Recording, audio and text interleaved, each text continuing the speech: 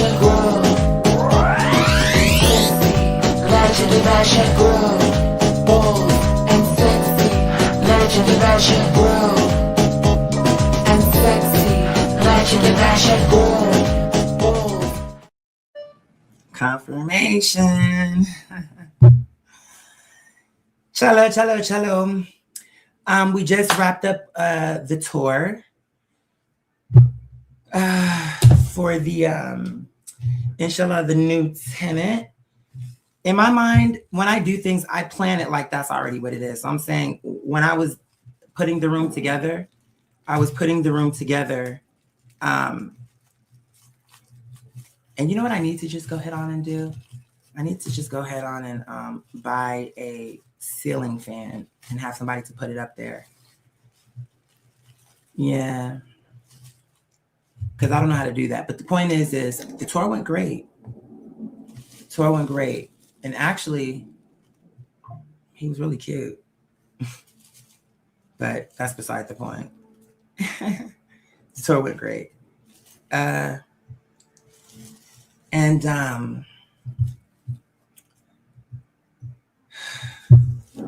hold on. Okay.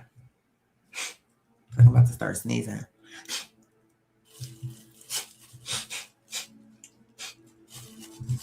Sorry.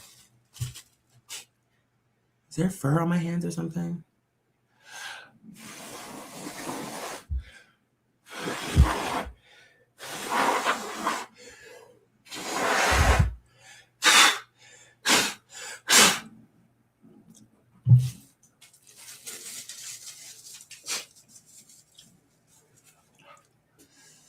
I feel like I'm about to be lightheaded. Okay. So I got some tea for y'all. So number one, we just clocked the business tea. The tour went great. The room looks great.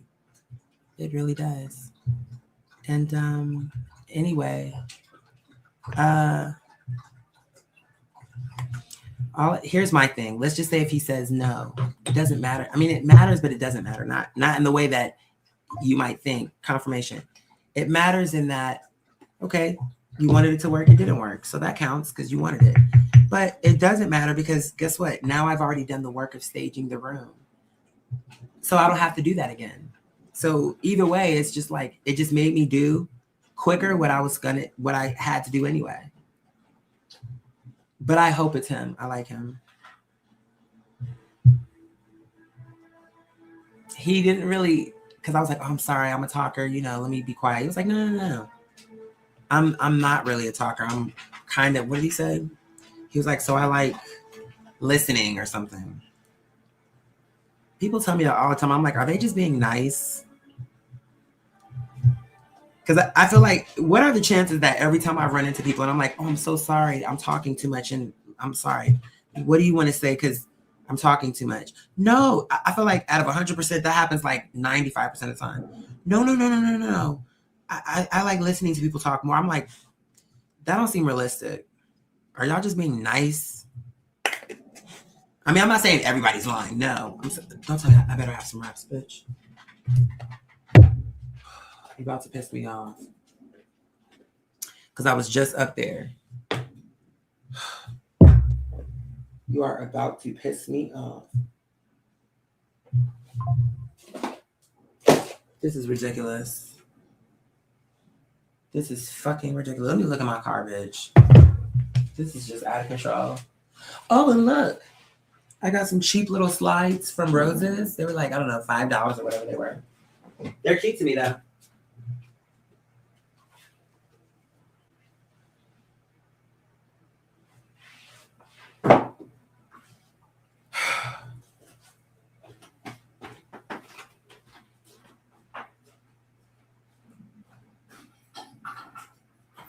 Front door.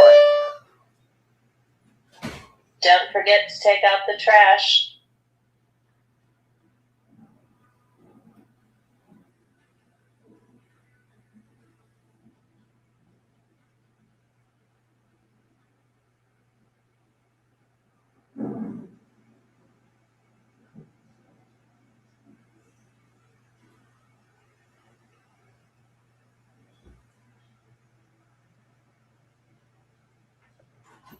Front door. Isn't that funny? Don't forget to take out the trash. You wanna know what's so funny? I just thought about the pastor, or I don't know who he was. Maybe it was Brother Aaron, because no name came up, but clearly it has to be somebody from the church. Text me this morning like, hold on, what did he say? Talking about some, hold on.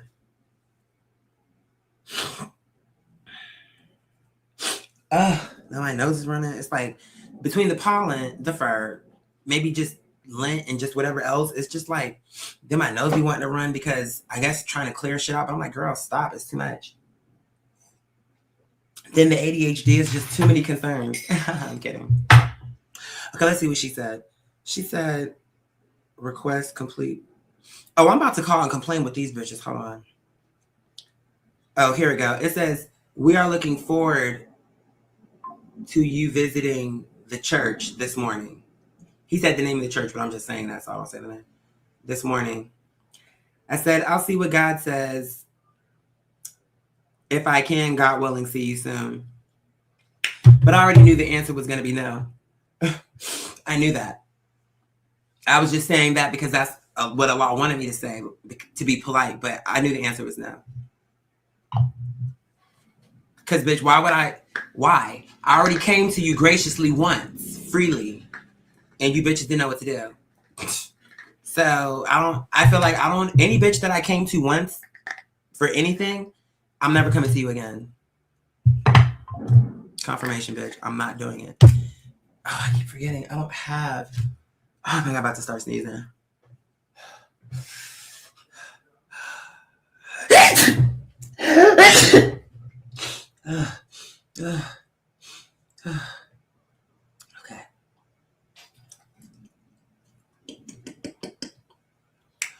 Okay. Girl, I feel like, oh my God. Okay, hold on. Excuse me. Okay. What was I saying? Oh, I got some tea for y'all. It's just funny. It's funny how law works. But this is going to show you, bitch. It's what I told you. I'm not concerned. You'll see. So remember last night when I was like, oh, I got to go meet that guy that I have a crush on? But remember how I was kind of like, I mean, I do have a crush on him, but you know me. It can go either way. Yeah, I like you, but I don't have to like you. It can go another way. I don't know why I'm like that, but I am like that. Like, I like you. Oh, you don't like me? That's fine. No. It's not a problem. Because you have that right. So, cool. But the point is, I was like, oh, I'm going to go see him. Y'all never going to guess this. This is so funny to me. So, okay, I pick him up. We spin the blocks back to my crib. And once we get to my crib, we're talking. And now, mind you, from the time we were talking on this day, like last night, was that last? No. It must have been like, when I think it happened last night. And I wanted to tell y'all, I wanted to come back on live and tell y'all, but I couldn't because I'm like, bitch, I have to work. So it's going to have to wait. All this is going to have to wait. But they're going to get a kick out of this. So we get back to the house and we're talking. No. Let me pause that. So let me just check my phone and see. So I can know exactly. This is so funny to me. Hold on. This is the type of shit that always happens. Let me see. In a good way. I'm saying God will always do this for me. It says, so when was the last time? So Thursday, yesterday. If today is Sunday, I'm so bad with shit like this. This is giving one of those math riddles. If Sally went back to the store on Tuesday but left the next day an hour before the same day, I'm like, can you just tell us what Sally did, bitch? You bitches, who's going to talk like that? Y'all telling a question in a way that people naturally talk. So why do we need to solve this equation to something we literally will never see in real life unless somehow we wake up in a movie with Jigsaw where it's like, solve the riddle. But in real life, who's going to say, oh, is this the end of your purchase? Well, it might be if the banana came before the cherry. When did the cherry hit the branch before the orange juice? Are you ready to check out or not? You asking too many questions. That's not a realistic response. So that's what this is giving. I'm like, okay, so Thursday we talked. And then, okay, boom, Thursday.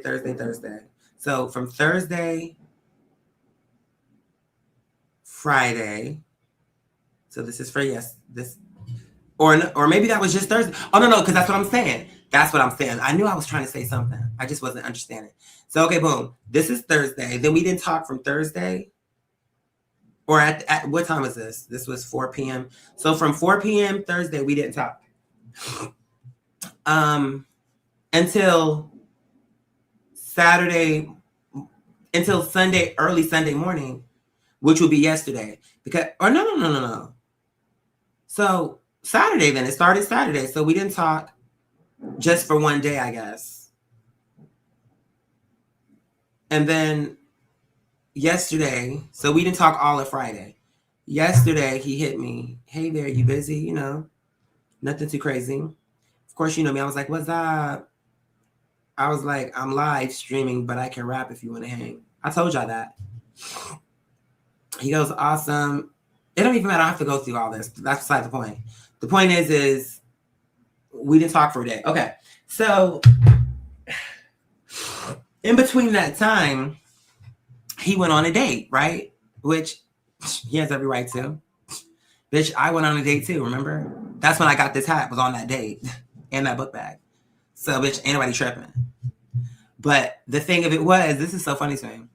So when we got back to my house, we're talking, and she's digging through her purse, and she pulls out this, what do you call those? Like a photo reel or a photo booth thing where you be in the photo booth and you be like, well, she was like, in her purse, she was like, oh my God, their picture came out so much better than mine. I really wasn't looking that good. And when I looked over, I could see it was like one of those photo booths. So I'm thinking, oh, you trying to make me jealous, but it's not going to work. Confirmation. 3, 2, 1. It's not going to work because I'm just not that person for you to do that to. I'm sorry. I don't know why. I don't know why people think that. Even that guy who I dumped, or he think he dumped me. It don't matter who you think dumped. The point is, I didn't want to be with you. Like, I was over it. Whether he would say he dumped me, that's fine. That's why I was okay to let it go, because I already dumped you on my head. But the point is, he was another one. I feel like he tried to triangulate me a few times. Because when we went to his job one time, there was like this kind of, what I perceived to be maybe a quote-unquote straight man who obviously is not straight because I know energy.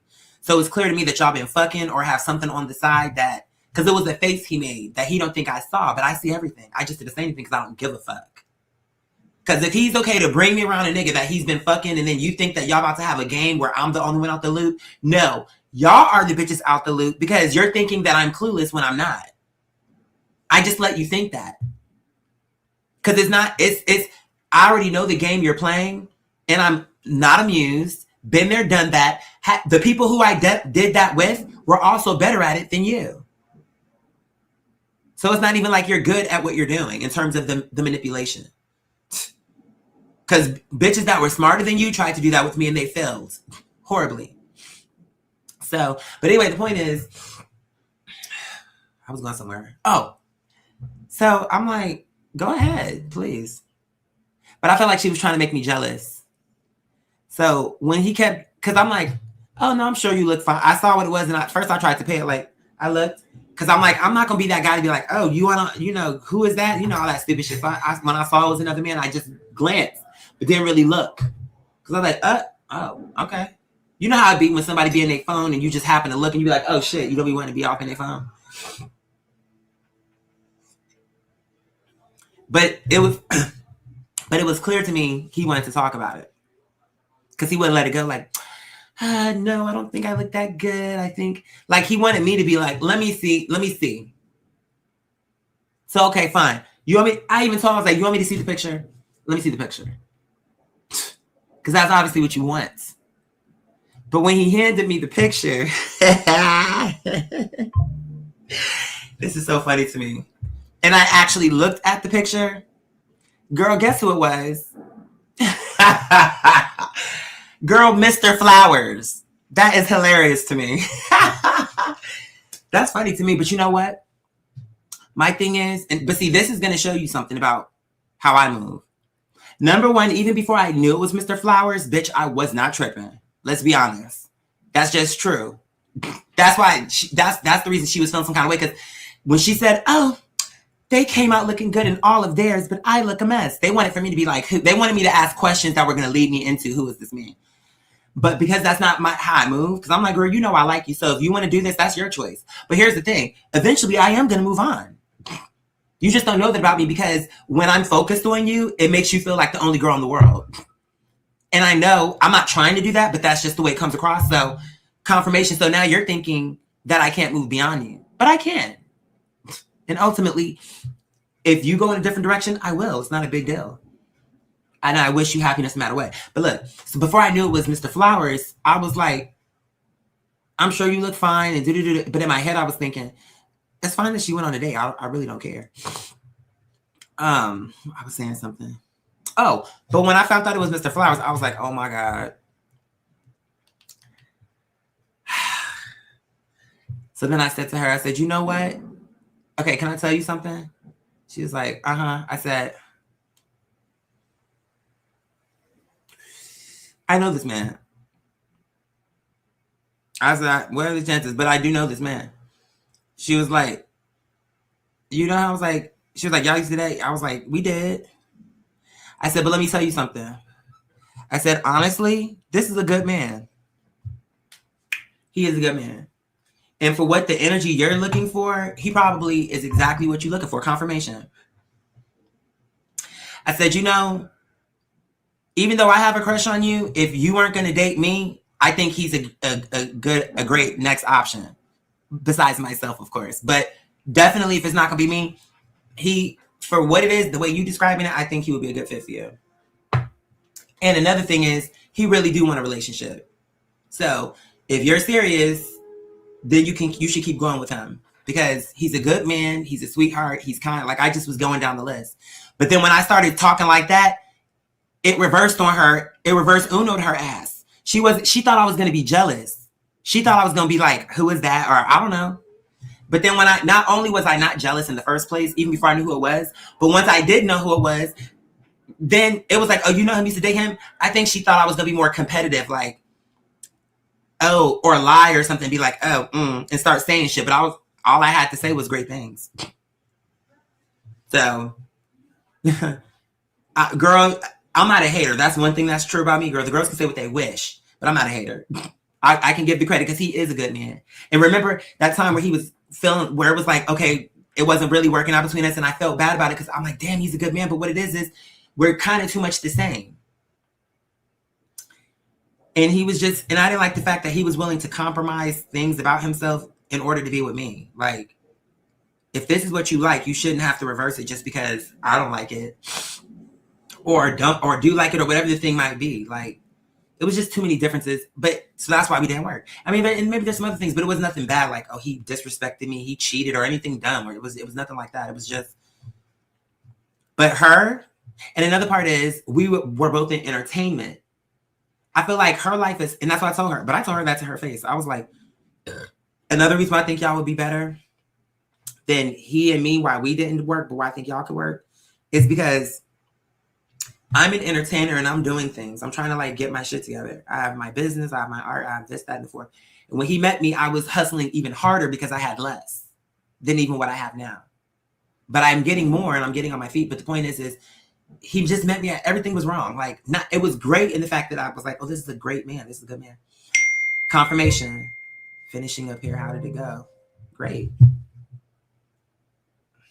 Look, I spoke him up. Perfect. Hope he says yes.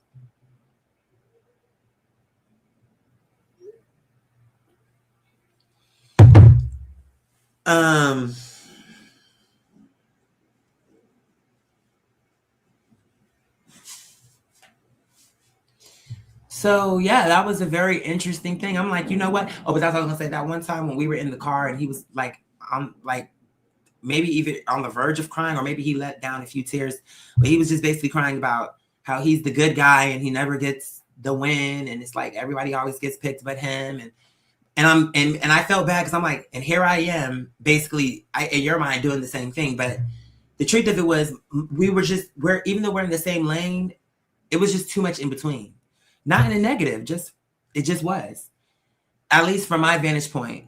Although he wanted to make it work, but in my mind, I'm like, you're too far away. We're both in entertainment.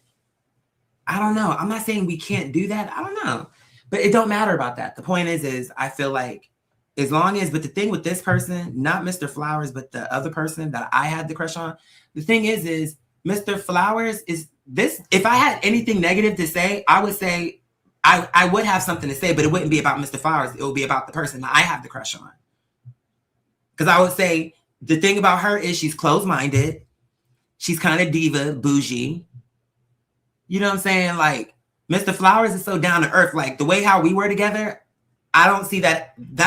I feel like the girl I have a crush on will get a benefit by dating Mr. Flowers. But I don't know what the benefit Mr. Flowers, other than a physical attribute, like, but mentally and spiritually, I don't see it. But physically, because the person is attractive, but I don't know. That's kind of the reason why I'm on the fence with this person I have a crush on. Because I'm like, he's kind of, I mean, I like him. He's cute, but he's a little stupid. And that does bother me. But at the same time, Mr. Flowers is not sitting here like, oh, he may not need as much depth as I need. So, I mean, no matter what the formation, there is no wrong answer. I think that Mr. Flowers is I know he's a great candidate. And I would just hope that they would be great candidates for each other, because that's what it's about. It's not a one-way street. But yeah, I can graciously concede that, because my thing is, but look, let me tell you what he started doing. He was like, I mean, we're not that serious. In the beginning, when he was trying to make me jealous, he was trying to make it seem like it was cute. Like, oh yeah, and the date went good. Like, before I actually, when he handed me the picture, let me say what happened.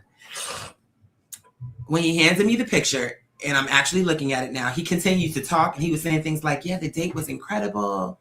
It was just so natural. And he was saying things in the background, and I'm just like shaking my head and be like, oh my God. But he not knowing why I'm saying that. He probably at that time was still thinking I was jealous. Like, oh my God, this who you want to date with? But it was really more like, oh my God, I know him and I like this guy.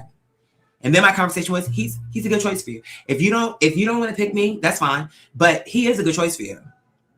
In terms of he's a good man. Now, I don't know if you're a good fit for him. That's what I should have said. I didn't say that part. But in my head, I was thinking it. But if I had it to say again, I would have said, I would have just told him the truth, but I just didn't think to say it. It's like I'm thinking it in my head now is what I meant, not at the time. Because if I would have been thinking it at the time, I would have said that. But the point is, I definitely said, confirmation, he is a good fit for you. Based on what I know about him on his own, even if I didn't know you, his character, how he moves, he follows through, he's a sweetheart. What was I gonna say? It's just I know the benefit with him. He's sweet, he's kind, he's ethical, he works hard, he has a vision. Good man. He's not a bully. I like him. But I don't know. I don't know. But we'll see. Oh, that's what I was gonna say. So then she started turning it from, oh yeah, we got along and all this other stuff. When I started saying what I said, then it turned into, well, it's still new and it's not that deep and all this other stuff. And then in my head, I'm thinking, I knew I was right. You just wanted to make me jealous. I knew. Because to me, why would you tell me that? Or even if you were, you would have said it different, like, oh yeah, I hope so. I hope it works out. But it's brand new. You wouldn't just, it was like he was saying, calm down. It's not that big a deal. We just had one date. Like, so, but first you wanted me to think that, oh my God, we hit it off. I hit it off with this other man. I'm like, girl, that's so pedestrian. For real. That's very pedestrian. But at the same time, because I have a minor crush. But now that my homie is dating him, I'm gonna fall back.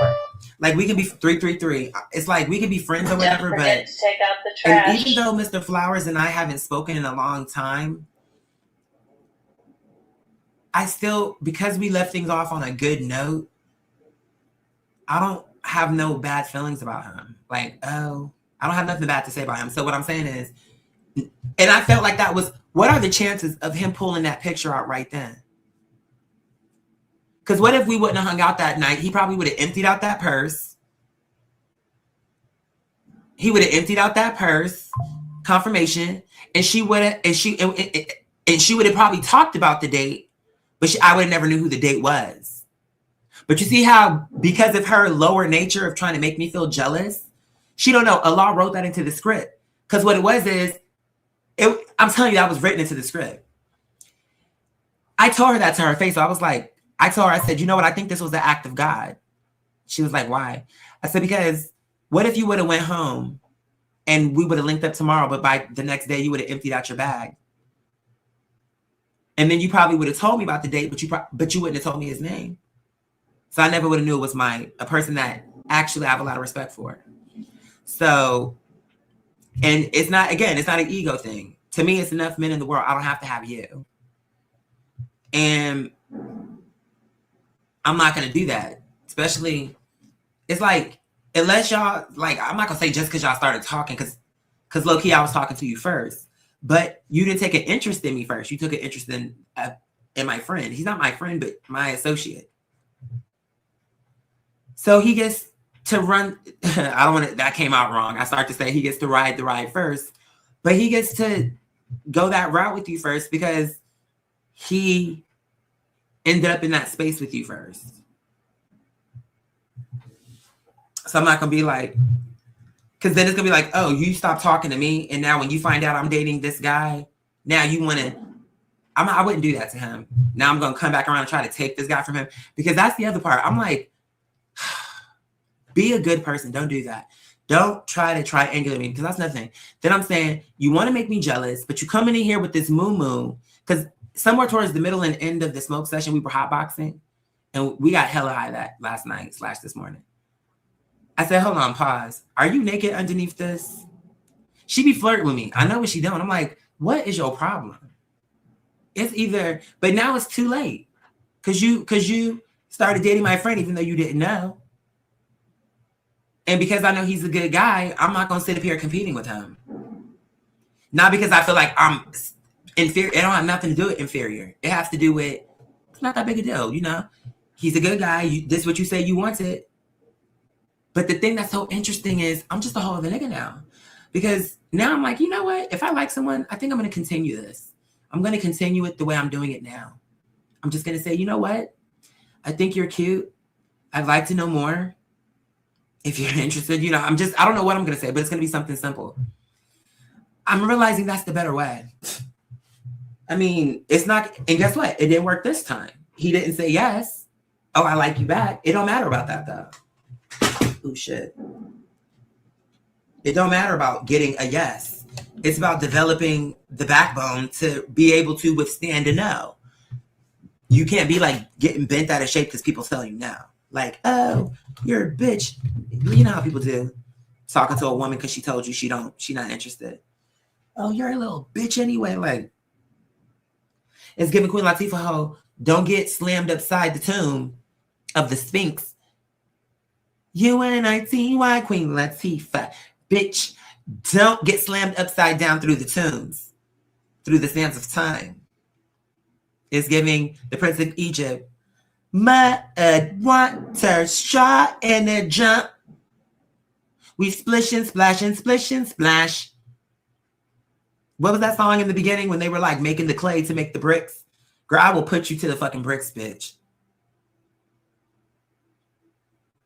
Mud squishing all through my toes. Why am I hearing another song though? That sounds like something else that I know, but I don't remember what it was. That song from the Prince of Egypt. I'm mixing two different things up, but it don't matter about that. You're getting the point. Bitch, I'll put you to a brick. And if you slow down, squishing, squashing all of that mud, the hammer goes down big time. It goes stud. Bitch, we're not playing anymore.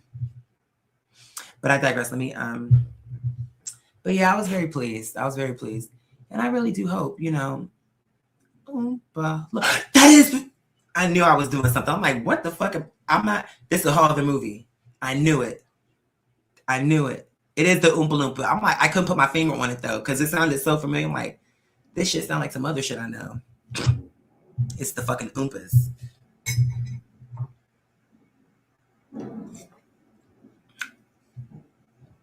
I just never understood the premise of that movie.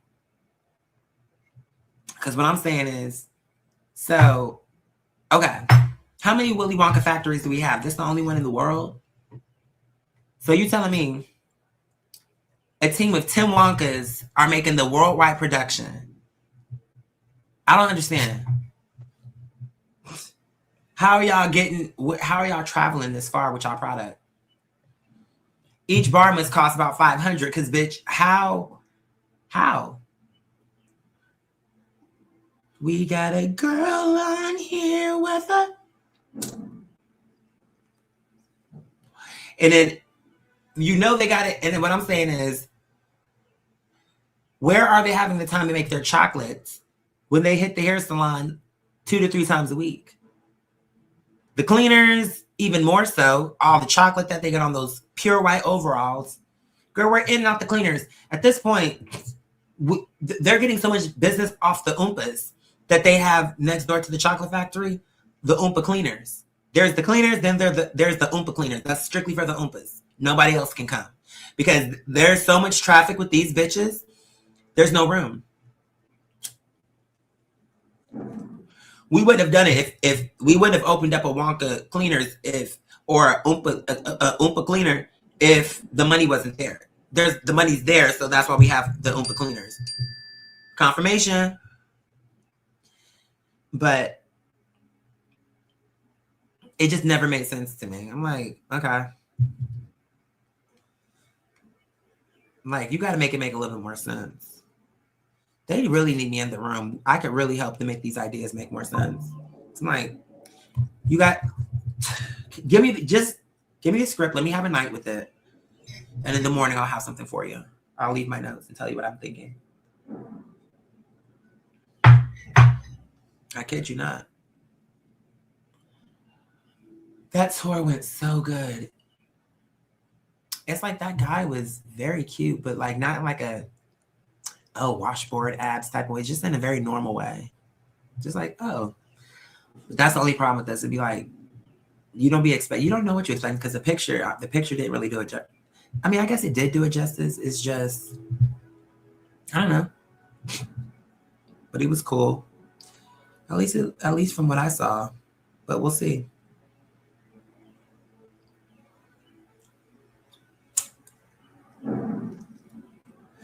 And then I'm like, are you gay? I don't know what he was. He one of them, but I don't ask those questions because it's not my business. If he was gay, it still wouldn't be my business. What they got to do with this? Now, if he decides later on to share something with me, then now I know. But I'm going to go digging for it.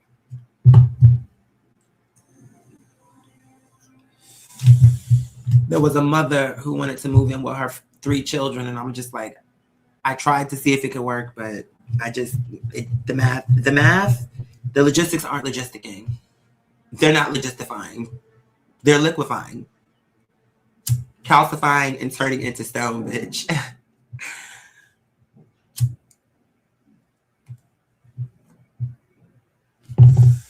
Let me call the Disney princess real quick while it's on my mind, because I will forget.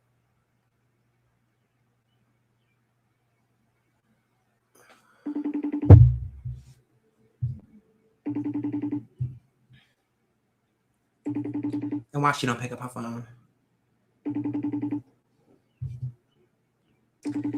She be trying though, because she'll normally call me back. Look, I was talking shit. I was like, and watch she don't pick up her phone. But then I said, no, she be trying, because sometimes it be the buttons, and then she'll call me right back. Yeah. That's true. I'm live, but I wanted to call you because it hit my mind. I said, let me call the Disney princess while it's on my mind. Okay. You looking good. Thank you. That's number one. Number two, I love you. I love you too. Number two. Number three, how are the babies? Oh, they're wonderful. Misha bit me this morning. A love bite or a real bite? Oh, no. What was that about? That's about, I got my nail stuck in your hand and I couldn't get it out, so I went, Oh. hey, that's part of the fun of living with cats. I know, but that looked like it hurt.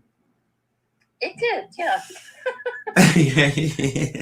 They don't care though. I know, but I care. I don't need you. We're recovering from one thing. We'll need a bunch of splinters along the way. Her phone died. She'll call me back, inshallah.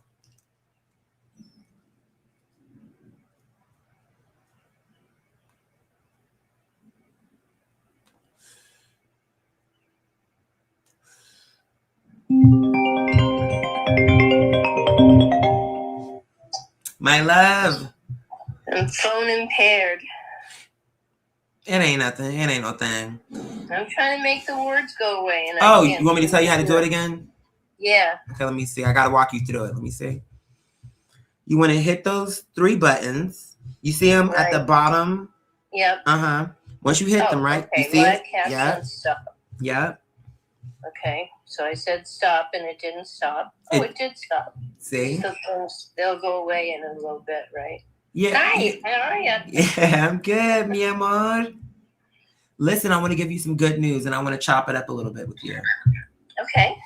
So the tour just ended with the God willing, the new tenant. Yeah. And it went really well. He does have another property to see. And here's the thing. Inshallah, like I told him, sleep on it, go look at the other property and make the decision that actually makes the most sense for you. Because I'm not going to be the right setup for everybody. And everybody's not going to be the right setup for me. I got a good vibe from him. So like I told him, on my end, it's a yes. I'd like for you to go back, sleep on it. You have another property to look at, see what they have to offer, and just see what makes the most sense. I got a good feeling about him. And then here's what's crazy. So there's this girl, she's a lesbian. Not that that matters, but just, I like to give details. Oh, is that important to the story? Not really. But, okay, she's a lesbian. And she's a DJ, but she also produces beats. And they're really good. But listen, when I first met her, I was getting wraps for my weed. And whatever it was that she said to me, we started talking. We exchanged information at that time. But when we kept trying to connect, you know what I'm saying? We're like ships in the night. We were, you know what I'm saying? And anyway, today, between yesterday and today, I was staging the room. I showed you the room, right? Or no? No, and that was one of the girl. Oh no, I got to show you this. Hold on, before you. Staging a room. Oh, staging a room just means like let's say if the room was empty, right? If I'm gonna stage it, okay, and I'm gonna show you the house, right? Staging it just means you make it look like somebody already lives there. So when you walk in, you can kind of visualize how it could be. It don't have to be that way. But just so you can see, instead of it just being an empty living room, staging it would mean now we're gonna put the coffee table in there. We're gonna put the whatever you would, a couch, we're gonna put whatever you would naturally put, a rug, an area rug, whatever you would naturally put there is what we're gonna put when we're staging a room. So now let me show you this room. I think you're gonna love it. Are you ready? I hope so too. It was a lot of work, but you know what? A lot was on our side. And here we go. Let me flip the camera.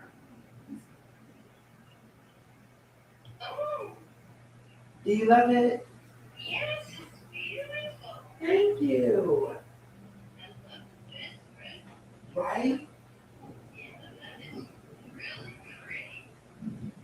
Like it.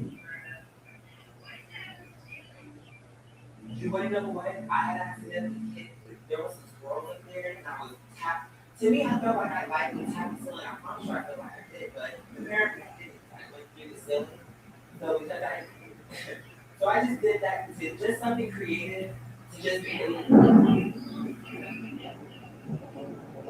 right. So I had to get creative. But you love it? This is the new inshallah, the guy who came here today. if he joins us, this will be his room. And this is actually my childhood bedroom when I was a kid. So oh, so remember when we, oh yeah, this is the top floor. So imagine this. When you came here, remember when we were watching the movies? Yeah. Above us is this room. Yeah, directly above us. Yeah, I didn't go upstairs too much. I mostly stayed Yeah, down. we were main level and downstairs when you came. Now, who's this guy that's looking at, are you selling your house? What are you talking about?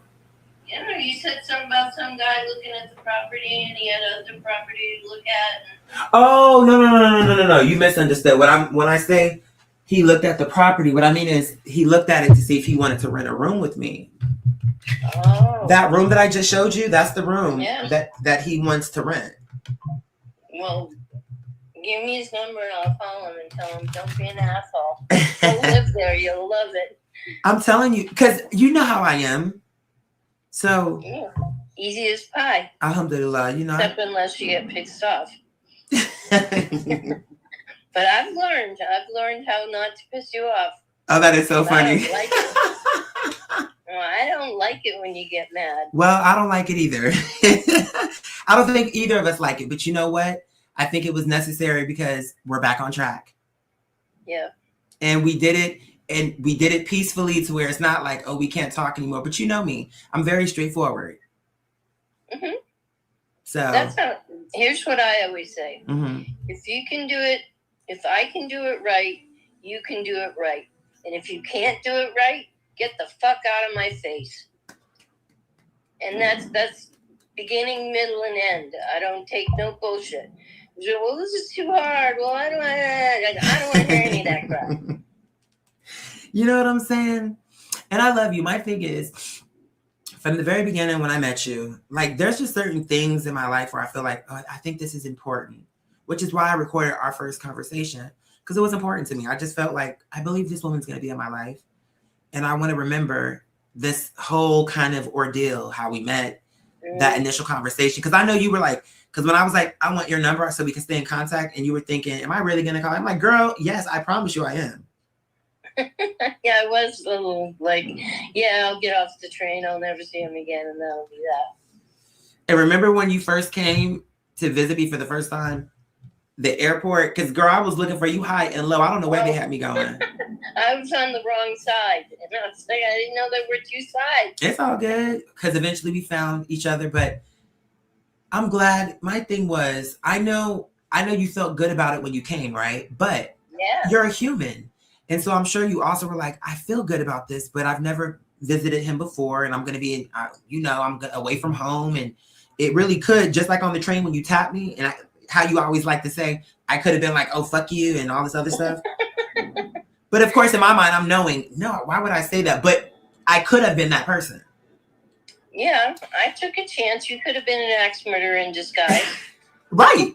No, but we laugh now because we know it's not true, but you are telling the truth.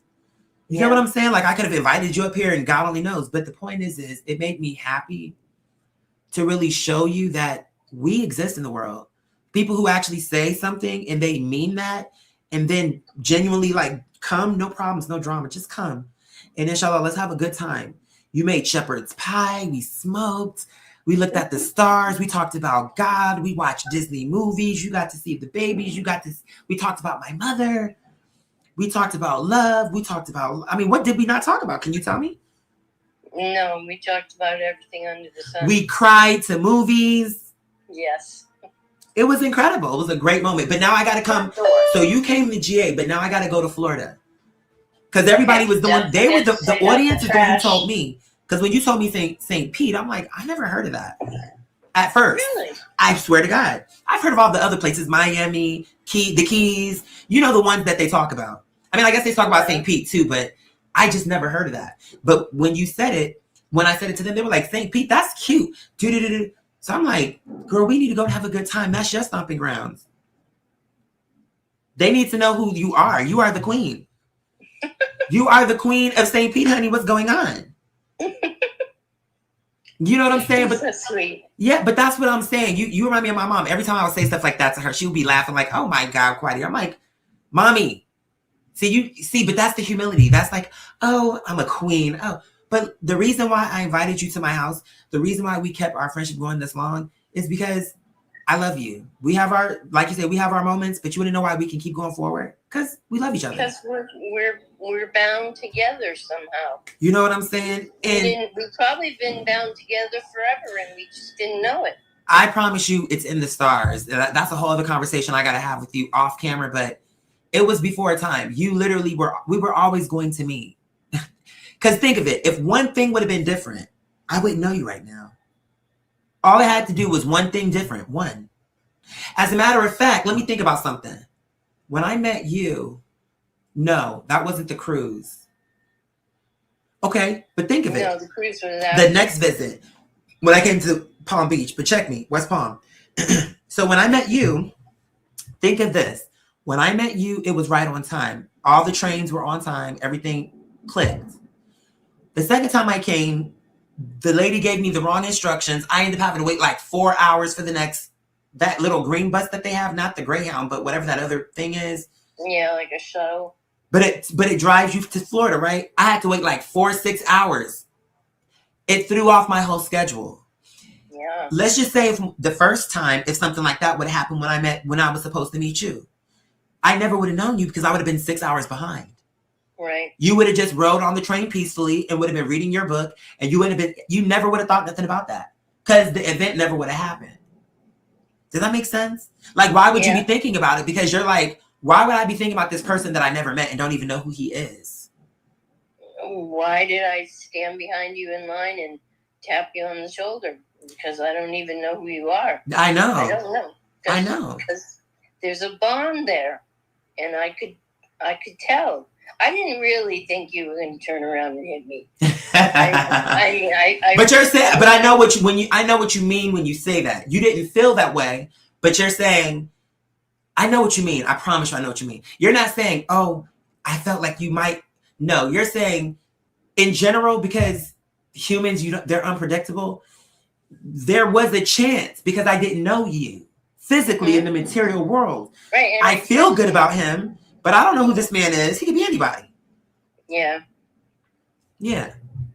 Yeah, but I knew you weren't going to do anything bad. Yeah, no. I just could tell. And then the tattoo, and it was just an and guess what? If I wouldn't have been dancing, or if I wouldn't have been authentic, I wouldn't have gotten your attention. I was just being myself, and boom. That's true. Yeah. Well, not everybody will do that. I do that. I was thinking about this the other day.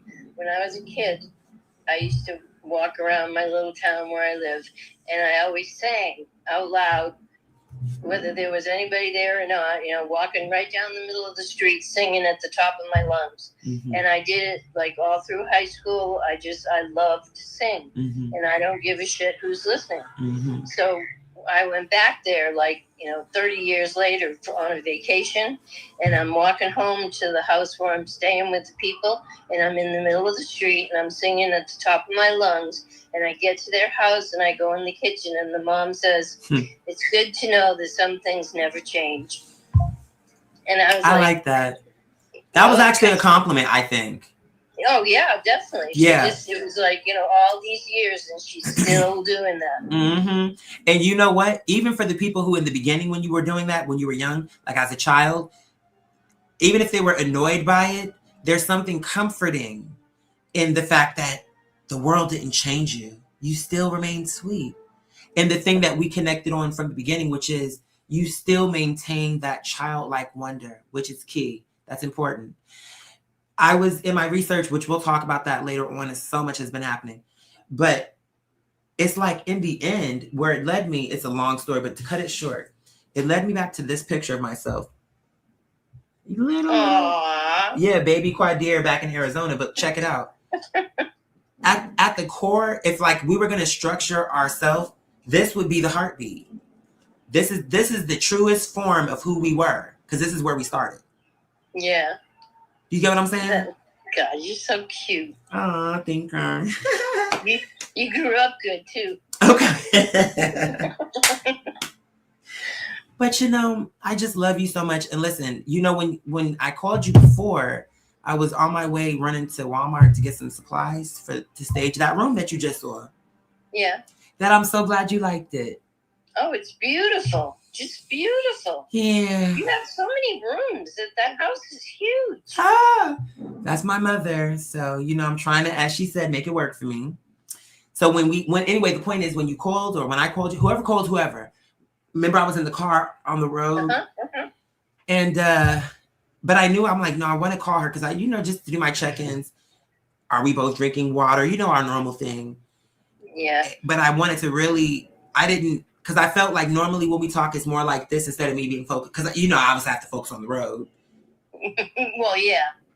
So there's that. But so I was like, let me call her back. But I didn't want it to get too far away because, I care about you. And then I was live on the air. But I'm like, you know what? Because here's what I started to say. Okay, call her when you get off the air. But then I know me. And between now and then, a million things will have crossed my mind. I know. You know what I'm saying? 5 minutes ago. If it's more than 5 minutes ago. You know what? You know me. Yeah, I know me too. And you get. So it's more like. Easily distracted. Yes. So I was like, let me call her now because she's on because it popped clear in my mind. You need to call the Disney princess. Call her. I said, okay, let me go. Let me just be obedient. Call her now. I love her. Call her now. And I was serious about that whole adoption thing, not because I'm trying to get away from my mother. It's more like I'm trying to get away from the rest of the family. Yeah. Did my phone beep? It went doo-doo. But anyway, because it's like, I don't know. Somehow I feel like, but my name would have to stay the same only because it's in the stars that way. But, in terms of just on paper, I don't know. I just need to be away.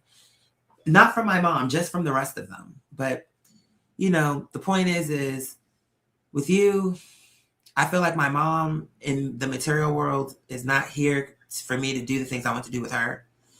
Because I had a vision for her. Let me tell you how my vision was going to go for my mom. My mother is so humble like you. So, but she would have allowed me because she would have known it was coming from the right place. Like, you've done so much for me, mommy. This is what you deserve. Okay, so we're definitely getting spa treatments at least once a week. That's important. Okay. So we're going to have your car come through, pick you up, take you to the spa. That includes facial, steam. We want the towel. We want the cucumbers. We want the works. You understand what I'm saying? I know. It's just funny when you say we want the cucumbers. Because why are we skimping? And they always have them on TV. And we've always seen them on TV. And we want the luxurious dynasty experience. Okay. And we can do it for a budget. Like, I'm not saying we're going to be stupid about it. I'm saying Allah is going to allow for me to be in a position to do these things for the people I care about. Do you see what I'm saying? Confirmation, my phone just beeped. Now listen, boom. So this is what I would have did for my mom. So I'm saying it's in the stars. I'm still supposed to do that. And my mom is allowing for me to do that. It's in the stars. But the point is, here's what I was going to do. So I'm saying I could do it for you, but that's the reason why we got to heal you up. So that way, when I'm taking you to the spa, you can enjoy it.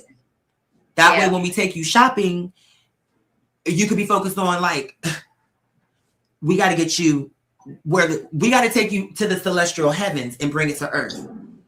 You see what I'm saying? So look, okay, boom. Then we're going to take you shopping. We can put all those clothes you already got. We're going to put them in storage. You want to know why? Because those clothes are important. We're going to archive those clothes because those are who you are and everything about it. But guess what? Now you're stepping into the royalty.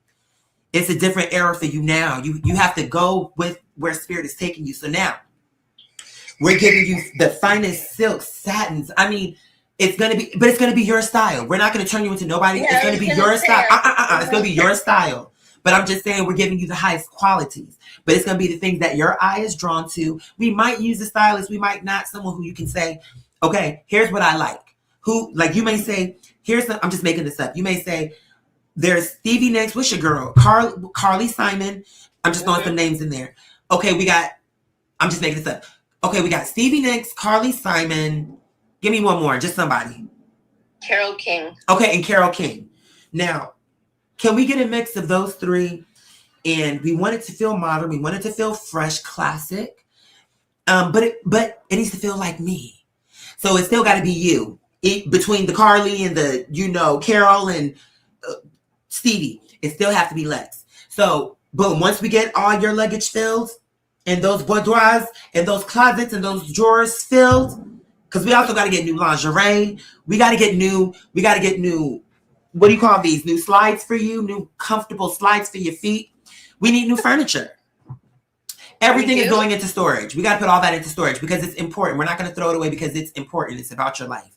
So we're going to put it into storage. But we got to clear all that so we got to bring in you new, and it needs to have the highest technology so that when you sit into the couch. I hate technology. No. When I say highest technology, I don't mean like literal like buttons. I mean like in the foam or the cotton or whatever, to where when you sit in it, it makes you feel like you're sitting on a cloud, just floating through the celestial heavens.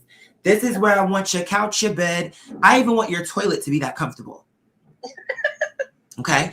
Now for the tub, for the bathroom. Let's since we're already in the bathroom. I want you to have a tub that is number one, comfortable, functional, but also it gotta have a good look to it. It can't be one of those, it does a good thing. Like, for example, I want one of those tubs where you can open the door. I want that for me. Oh, the personal walk-in tubs? Yeah, I want one of those because I want a clawfoot tub.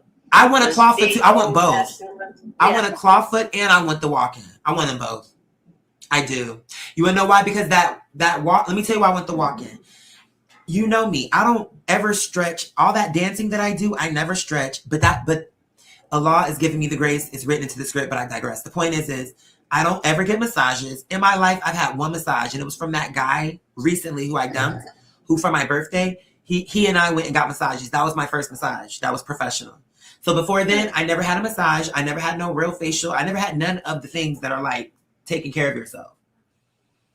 So I feel like now with that walk-in sit-in tub, not only it served a lot of purposes. That means I can come through and just sit in that tub, put some Epsom salt, let her fill up to like about here, however high she goes. I want to have a TV in front of me, like a little mini TV, so I can sit with my blunt, maybe a cup of juice, whatever I want, coffee. It don't even make a difference. Just sit there with my blunt, and I'm sitting there in the tub like this, and have all the jets zzz, helping me as I watch. You see what I'm saying? Whatever I'm doing, but I just want to sit and have the Epsom salt just jetting all across my body, from chest all the way down to my feet. To me, that's practical. That's an investment, and anyone can benefit from that, whether you be younger, older. They make it seem like, oh, this is for old people. Bitch, that's for anybody with common sense who has a human body, bitch. I'm sorry. Because if you're an athlete... Don't call me a bitch. Except I like it. You are so funny. But do you feel me? I just feel like... But anyway, okay, so boom. But that clawfoot tub is definitely coming. I agree. And we're going to put a clawfoot tub. I feel like... But I would want you to also move in. You got, like, we're going to keep your house in St. Pete because we got to have a vacation home. But I think you definitely got to come up here because that way I can definitely keep an eye on you and just make sure things are going the way they need to go. You know what I'm saying? Because if the doctor starts saying anything stupid, what can I do in Georgia? Or, what can I do here from there? No, I went to the surgeon the other day. What and happened? He took x-rays. Everything good? It looks exactly the same as it looked when he fixed it. Nothing slipped or moved or anything. Alhamdulillah, so that's good. Yeah, he said I was doing fine. Yes. It's just like I get some strength in my muscles because I've just been sitting around and I'm so wobbly and my balance is so bad and I'm afraid of falling. I know I fell the other day, landed on my face, gave myself a black eye. Oh, God. Yeah, it was fun. No. See, that's what I'm saying. See what I'm saying? See, I'm telling you, there's a way to do this. Like, there's a way to do this, and it's not going to be too cramped. Because what I'm saying is, in my vision, we will be living. Let's just say I would build another house, like on my property, and that would be your house. And I could just confirmation. My phone just beeped, and I could literally just walk to your house from my house. You see what I'm saying? Yep.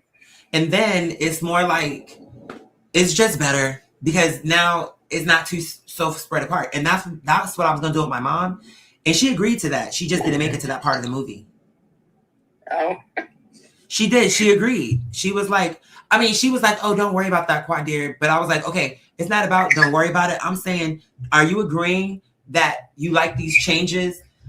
Okay, yes. If you did these things, that would be cool. But don't worry about that. But to me, that was her agreeing that when the time came, she would let me take care of her. And my phone just beat. My version of take care of her is not put her in a nursing home. You keep saying my phone's beeping. If your phone's beeping, how are you talking to me? You're not on your phone? No, what it is now. Did you hear that, doo-doo? Yeah. Okay, you heard that because it wasn't on my phone, but I guess you can't hear it on my phone because we're on the phone. But maybe they can hear it, and I can see it and hear it, but you can't hear it or see it because you're on the other end. But when that happens, I take that as like a confirmation. And as soon as you said that, you see how it beeped in the background? Mm-hmm. No, but for real, that one night, you probably don't remember this. When you were here that one night, there was a night we were outside after we ate Chinese. Remember? Mm-hmm. Mm-hmm. And remember you were like, oh, I don't know, because I don't like a lot of stuff in my Chinese. Like you didn't like a lot of ingredients. Like you wanted me to pick some of that shit up. Yeah, you didn't want to. Remember that? But remember after we had dinner, we had gone outside to smoke, and we were in the front, like in the porch area, and it was nighttime. And we were looking at the stars. Do you remember me saying? And you don't have to remember the exact words, but do you kind of remember me saying something like, "It's something about tonight"? You probably don't. Do you vaguely? Yeah. And if you don't, that's okay, because I know that's like a random thing for you to remember. I just remember it because I remember everything like that. I know why I would remember it, but that's such a random thing for you to be like, I was there for a week and this was one random night where we were outside and you said something interesting about tonight. But yeah, so do you really remember that for real? Yes.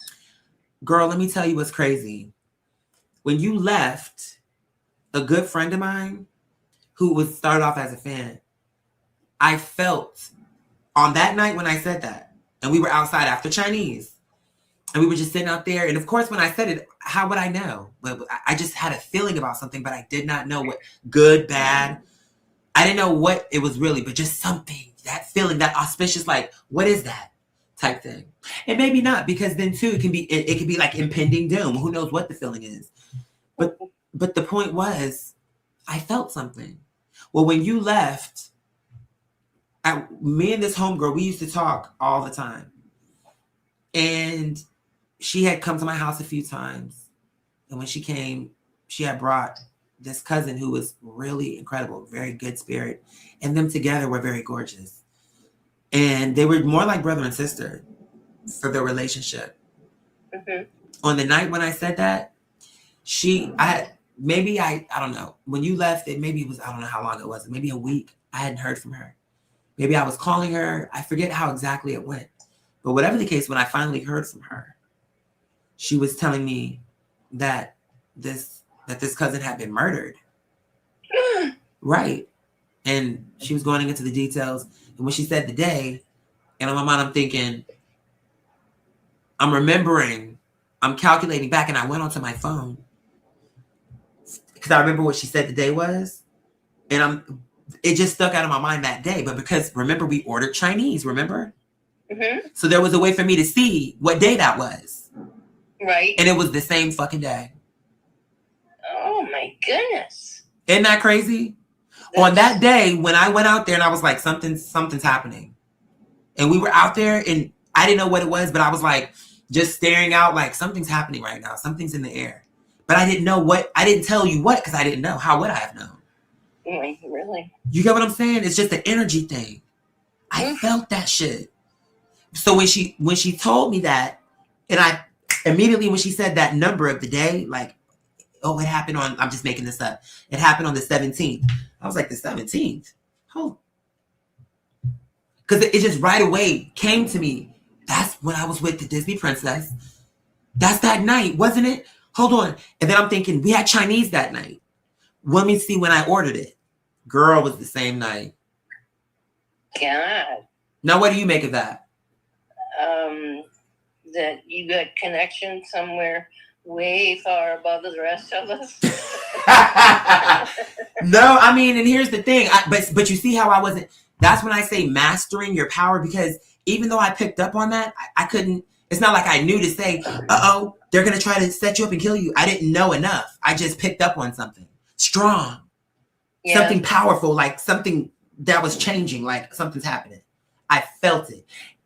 And when I couldn't get a hold of her, And finally I did. And she's telling me, do. I'm like, and I couldn't believe it because he was so kind. And when he would come, and the last time I saw him, it was the three of us in a picture together in my kitchen.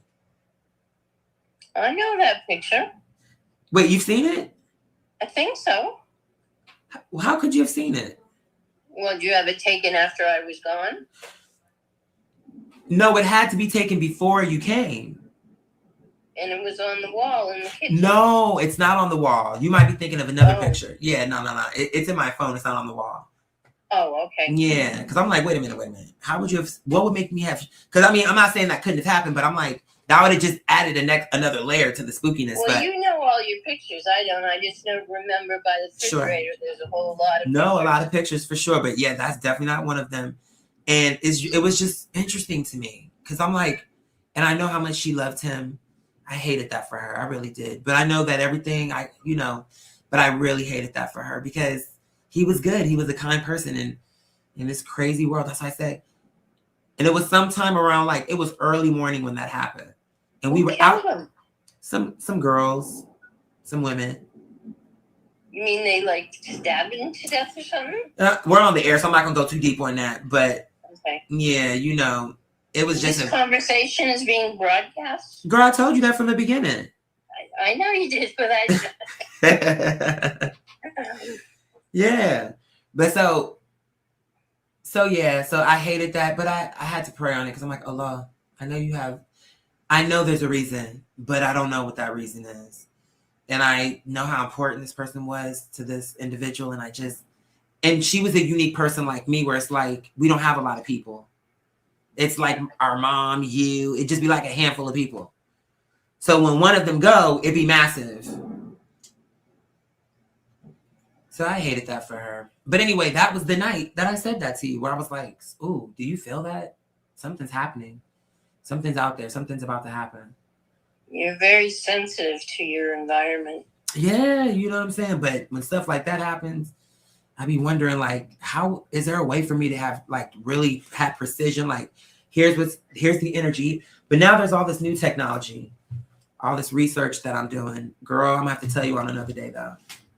Okay. Yeah, but here's what I want to say to you. Things are coming along. I'm doing my very best to maintain everything and to expand so that eventually, when I'm telling you these things, I'm coming down to St. Pete, I plan to, if it be God's will. But you know what? It won't happen if I don't hustle right now. I have to put in the work right now, so that way when I'm sitting with you having those cocktails at Red Lobster and those Butterbake biscuits,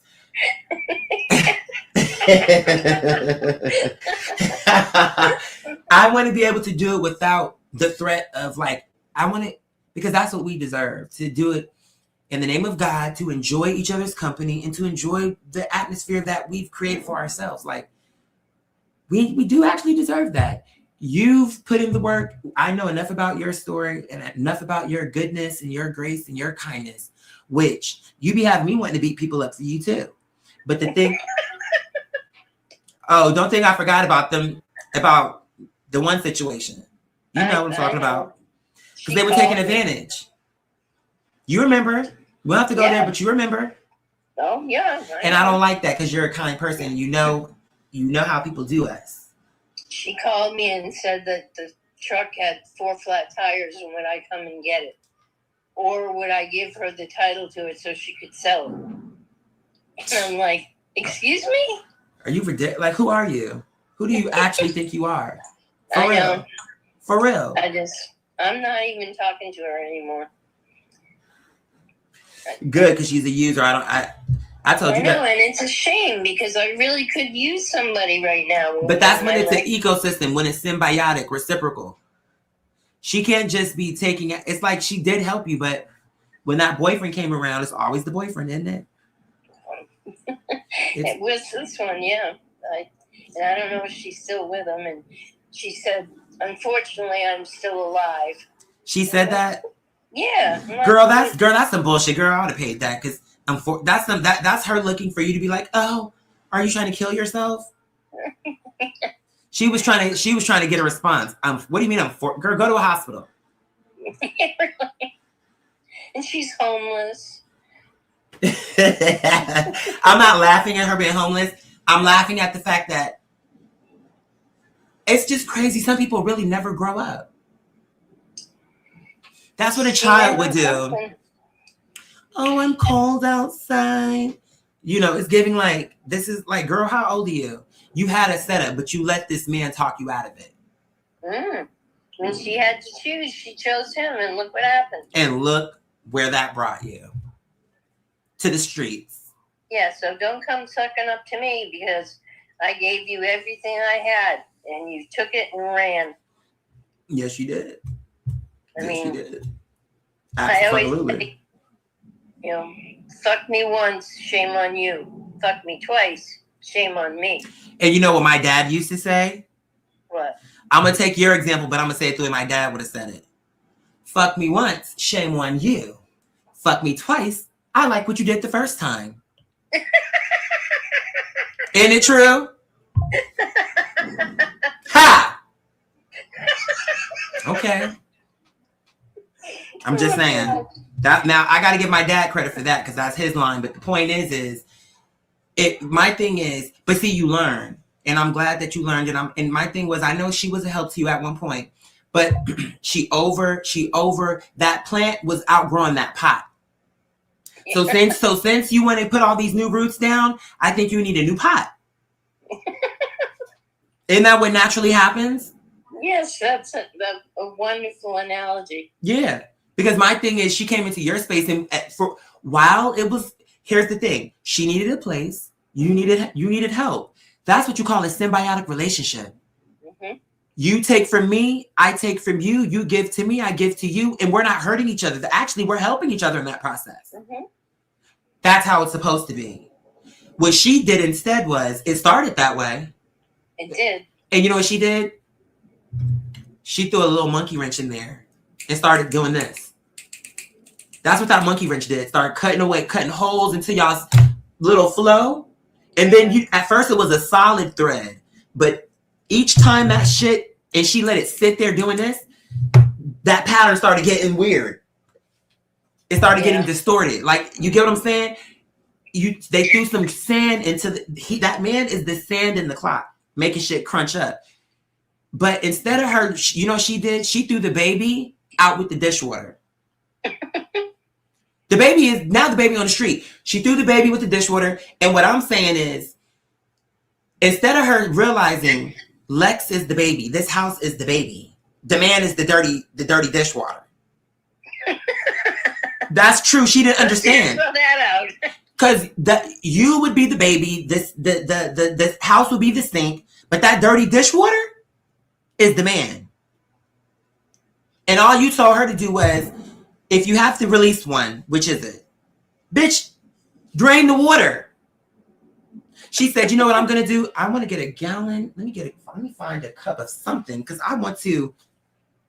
And she threw the baby down and scooped up the water. She need to go to the hospital. Yeah. And after that, we're gonna fingerprint her because she threw that baby out and she's going to jail right after that. Well, that's after she or I paid the fine for her shoplifting and getting caught. Oh, girl, bye. She didn't even deserve to live with you. That's what I'm saying. Allah gave her a chance by bringing you into her life because you were pure. That means if she can't make it work with you, she can't make it work nowhere. Let me fix that. It's not that she can't make it work nowhere. It just means that the next place she go is never going to be as open as you were. It's not going to be as soft, as kind, as willing to communicate, to compromise, to find an effective middle ground. That will never happen for her again. The next place she goes is going to be a tight ship. You need to be in here on time. It's going to be like a halfway house. They're going to run that shit real tight. And when you don't report back from that job straight away, I'm reporting to your parole officer, Miss Shoplifter. Miss, I stole a bra and panty set. I remember when I lived in Jersey, I was working at this place called Foreman Mills. And could you believe these young girls came in there stealing clearance bin, not even the cute stuff. We didn't even have nothing cute enough to steal, in my opinion. Nothing is cute enough to steal. But my point is definitely not no Foreman Mills clearance bin bra and panty set. They were cheap looking. I'm saying, if you can't afford these girls, come on. So anyway, they ended up getting found out, and it was a big old scene. And what happened? I think their mother showed up and cussed them clean out. The mother cussed them out so bad that, if my memory serves, I think the police released them. Because the mother got them together so good that everybody in the store was like, oh, yes. Like, they learned their lesson because they're humiliated. And they better be glad social media isn't what it is today. Because, honey, them cameras would have been out because she was like, y'all some dumbass bitches. I'm out there breaking my motherfucking back and you stupid bitch. And it felt like a dragon stomped into that store and did this. And everybody had to do this shit. That's what that lady did. Because she was like, they deserved it. Hell yeah, they deserved it. Because look, she came in there, she had on a long muumuu, and you could just tell she seemed like she was already stressed out, whatever she got going on. And she was just like, I'm the last motherfucking thing I need. Yeah, she was just like, the police were trying to calm her down. Like, it was so explosive. It's like the police was feeling bad for the girls that was shoplifting. They literally released the girls. Wow. On the strength of the mother, because she was so intense and her disappointment and her anger and her rage when she came up in there. And I think they were like, okay, this is reflects on her. I mean, who raised them up to be that But way? you know what? But not all the time, because what about those serial killers? Were they sitting up there saying, here's how you cut a trachea? We got to put the responsibility at some point on the child. Yes, we could say she was a hood rat. We don't know, because she did walk up in there in the muumuu. But guess what? We don't know the context behind that muumuu. That's true. See what I'm saying? What if she got a younger child that she was tending to when she got the phone call from the police, where now she didn't have something, and they said, you better get down here right now.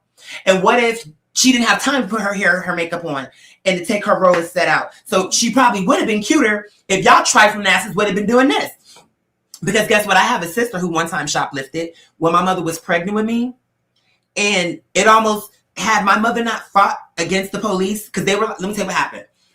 I have a sister, and we're going to keep it general, because, we're on the air, we're going to keep it general. She shoplifted while my mother was pregnant with me. She was, I don't know, maybe 7 months pregnant. She was along. And my sister, now, my mom liked to believe that she put the thing in her hair and forgot about it. That's how my mother tells it, but spirit tells me the truth. That's not what happened. The truth is, she was trying to make it look like that. Like, she tried to put it in her hair in a way that would make it appear that she came in here with the hair clip. And the police or the security peeped it. It was like, this little dumb bitch. Like, that's what they were thinking. Mm-hmm. So, but my mother didn't see her do that. So she wasn't looking at that. She was a kid who wanted something. She put her hands on it. She took it, right? So now we're walking out the store. Well, I guess because I was there, but I was just not there yet. You're just walking on someone else's legs. You know what I'm saying? Right, basically. But think of that. My mother was that's why we were just so close, because look at what happened. That never happened with none of her other kids. I was the only one who had that trauma like that before I was born, right? But look, So now she's walking with the kids, with the stroller, and now she's pregnant with me. She's a Muslim, so her clothes were loose. They would be loose anyway. But definitely, now she's pregnant, she's not going to have clothes all around her stomach. But the point is how loose they were made it seem like you really couldn't tell she was pregnant. Mm-hmm. You could maybe just think she was a bigger person, but maybe not pregnant per se. So now when they left about the store and the things started beeping, they're like trying to apprehend my family. Now, this is where everybody's story lines up, because my mom don't think my sister did it on purpose. And maybe she did it. She could be right. But this is where everybody's story converges. She says, this is where my mom says, when they were requesting us to return and to put our belongings down, I said, no, for what? I just paid. Why would I come back in and pay for it again? Or no, we're not going to, whatever you're saying, no, we're not going to do that. I have places to go. She's not thinking about maybe something is wrong. Like maybe your daughter did take something. She automatically thought none of us took nothing. But she was incorrect about that. None of y'all, except for your daughter, took something. So she counts because she's with y'all. Mm-hmm. But my mother was unaware. So now it turns into a physical fight. Because she's like, I'm not going nowhere. I'm not going back in. Like, she's resisting them and fighting like, no, I'm not going. So now they're like trying to like put her hands behind her back and have her under arrest. So they're like, get on the ground. And she's screaming out to them, I'm pregnant.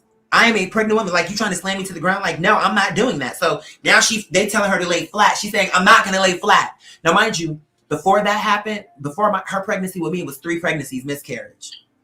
Oh, jeez. Before me. So I don't even know why she kept trying. I'm not going to say I don't know why she kept trying. I'm just saying. So now can you imagine this one is sticking and they're telling her, get on the ground and like put your legs flat. Like, but you know how when she went to the ground, it's hard for me to describe it, but she put her knees, she had her head on the ground, but her knees were up so that there was a space in between. Does that make sense? Mm-hmm. So that I wouldn't be flat. And then, everybody was telling her she needed to press charges and all this. And that's what she said. She said she started screaming out, police brutality, police brutality. And I'm like, did Rodney King even happen back then? I'm like, she was saying that shit back then. But here's my point. Don't you think the adrenaline from that moment did something to the baby? Yeah, I should say so. Because it's like literally life or death, life or death. The baby is under threat. I mean, I maybe didn't know what that was meaning. But if I'm inside of my mother, literally, and her heartbeat is keeping my heartbeat alive, if her heartbeat start doing like this, my heartbeat is doing like this. Yeah. Oh, you would know. You would know. Even if I didn't know the specifics. Yeah, even though you couldn't form any words or thoughts or anything, you knew in your being that something wasn't right. I'm telling you right now. So my point is, even from the beginning, I feel like it was just some kind of way. It was always an event trying to take me out throughout life. That's before I was born. Then when I fell off the 3-story bleacher, then when I got thrown out of this golf cart, and look, when I was sliding across the parking lot, Oh, I know, right? yeah. And it did hurt, but the point is I still didn't need no stitches. I didn't get no broken bones. And it wasn't like the golf. Road rash. We were rugrats, that is true. But you can't stitch that. No, that's true. That is true. That's very, let's pop it. Ah! It's one of my tenant's girlfriends. Don't Love forget this lady. to Hold on, take I'll be right out back. the trash. Okay. Oh, baby girl. How are you, gorgeous? I'm going to show you something. Okay, let's see. Let me show you. So we did the tour. I Oh, like the guy. Yeah. I like him. What's his vibe? Laid back, real chill. He does logistics, is what he says. I don't know exactly what that means, but it sounds simple enough. I listened to the show. I fucking love his voice. Him? For real, it was giving like, I'm like, this man is really going here. Yeah, no, like Like, I heard that like the inflection, it was on point. Oh, so you saw the room already, right? Yeah. Remember the ceiling? How you saw that? Uh-huh. Now let me show you. Okay. Now, of course, I needed to build it up, but I didn't have time because I had to kind of pull the shit together. You know. But here's the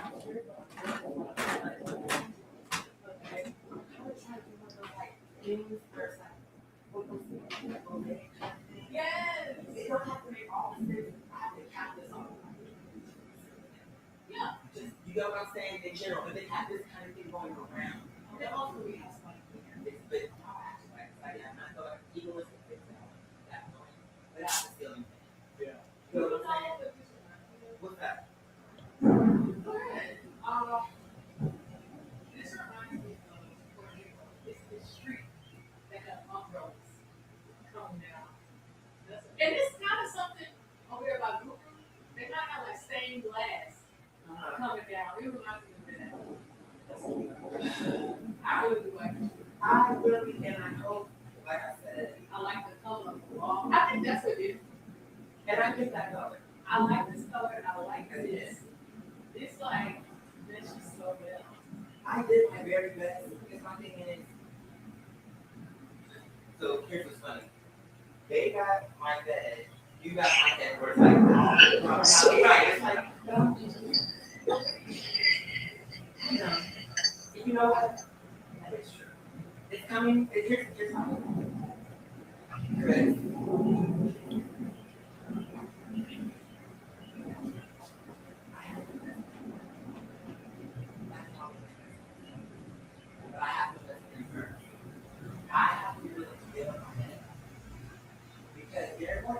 if to me, I have to be able to show that to myself. And if I can do that, it makes me want to do something like this. If I can make that stop.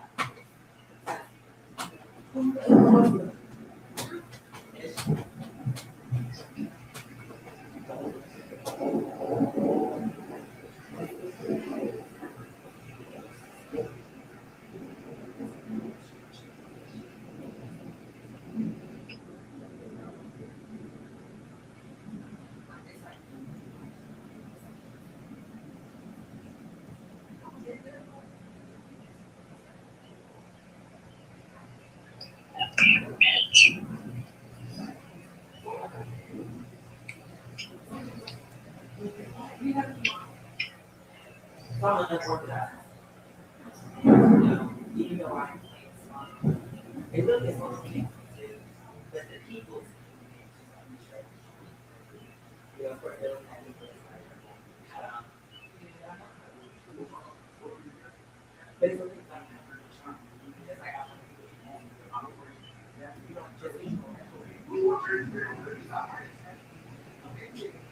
just like what's up? I feel like they don't know there's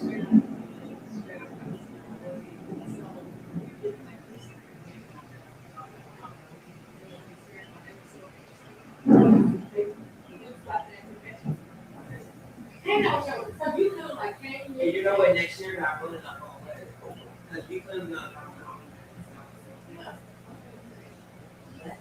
Let's look like I gotta get back my phone call, but I have shit to do. And like I'm not done with it. I went looking for food, but I ran out of time. Well, we'll see if we're about to look at it. So I'm playing with it, but he listens to do. So that's good. I don't know that. At least I don't have to do that. Just yes, up. But I hope. Yes. But actually, there's a girl who she, but I like.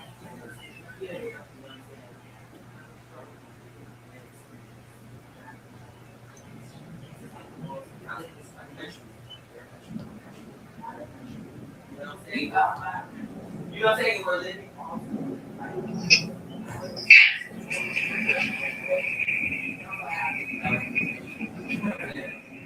well, listen, I'm not young here. I just wanted you to see that. And of course, you know, it's always a pleasure seeing you. yes. All right, my love. All right. Oh my God, I'm so sorry. Did she hit? You waited for? Oh my God, I love you. Of course I waited. I love you. You didn't hang up while you were gone. No, I love you. Thank you so much. Yeah. Hey, family. Zacy. Thank you so much. Because I'm like, damn, but I just had to. I just love where we are. I can't wait for you to come back and do another visit. But first, yes, you're going to come back for another visit. But first, I have to come and visit you. Okay. So we got a St. Pete visit, and then you got to come back up to Georgia. Okay. Okay. So, but Lex, I love you. You're just an incredible human being. What I love about you so much is your open mind. And you're dispelling so many untruths about humanity, saying that, first of all, you already know what I'm about to say. Number one, you're not old. You're just older. And by the way, I'm older. That's subjective. What does that even mean? No, yeah, 37 and 73. We're both, oh my God. Wait, are we reverse birthdays? No, just Oh, you're saying, hold on, you're saying in general, like, what's the difference? They're both older. I get what you're saying. Right. you're 37 and I'm 73. No. Are you really 73? Yes. I don't believe that. Well, I'm sorry. I was born in 1953. Wait a minute. That's 1 year before my mom. Our birthdays are reversed. Do you see that? Or our birth age is reversed. Yeah, because my birthdays, you had 11/3 and 2/9. But I wrote a letter to No, wait, I got to tell you something. Hold on. You just made me think about something. So anytime I see the date 3/11, I think about my mom and me, because on her death certificate, my phone just beeped. On her death certificate, that's the time she died, 3:11 a.m. but that's my birthday in reverse. Hmm. So now you, 1 year before my mother, are my birth age in reverse. Hmm. You don't see what I'm saying? It's like my birthday got reversed and my birth age got reversed. Yeah. So it's almost like I'm telling you, through the stars, you really are supposed to adopt me into your family. It's literally in the stars. You can't see what my mom did or what God did for us. Because think about that. I thought you were joking when you said that. I thought you were just saying, for example, like, yeah, 37 and 73 are both older. I thought you were saying that as an example. I sent you a card or wrote you a letter and said, when you get to be 37 on your birthday, our birthdays will be 37 and 73. I turned 73 this year. You turned 37 this year. Well, last year. Right. I was going to say right. Because now we would be going up the next step. Right. You don't think that's interesting? Yeah, I thought it was really strange. Because we can't plan that. No. Now, you're a Disney princess, so you of all people have to see what I'm saying. No, literally, because it's like, can't you see? It's like you've been watching these movies, and because you were so sincere, it's almost like God is doing it for you. It's written into your script that at this part of the movie, in your life, you would be able to see a real miracle happen. Like, this is a miracle. I know it may seem small right now, but it's not a small thing. Because I'm showing you something. I'm showing you that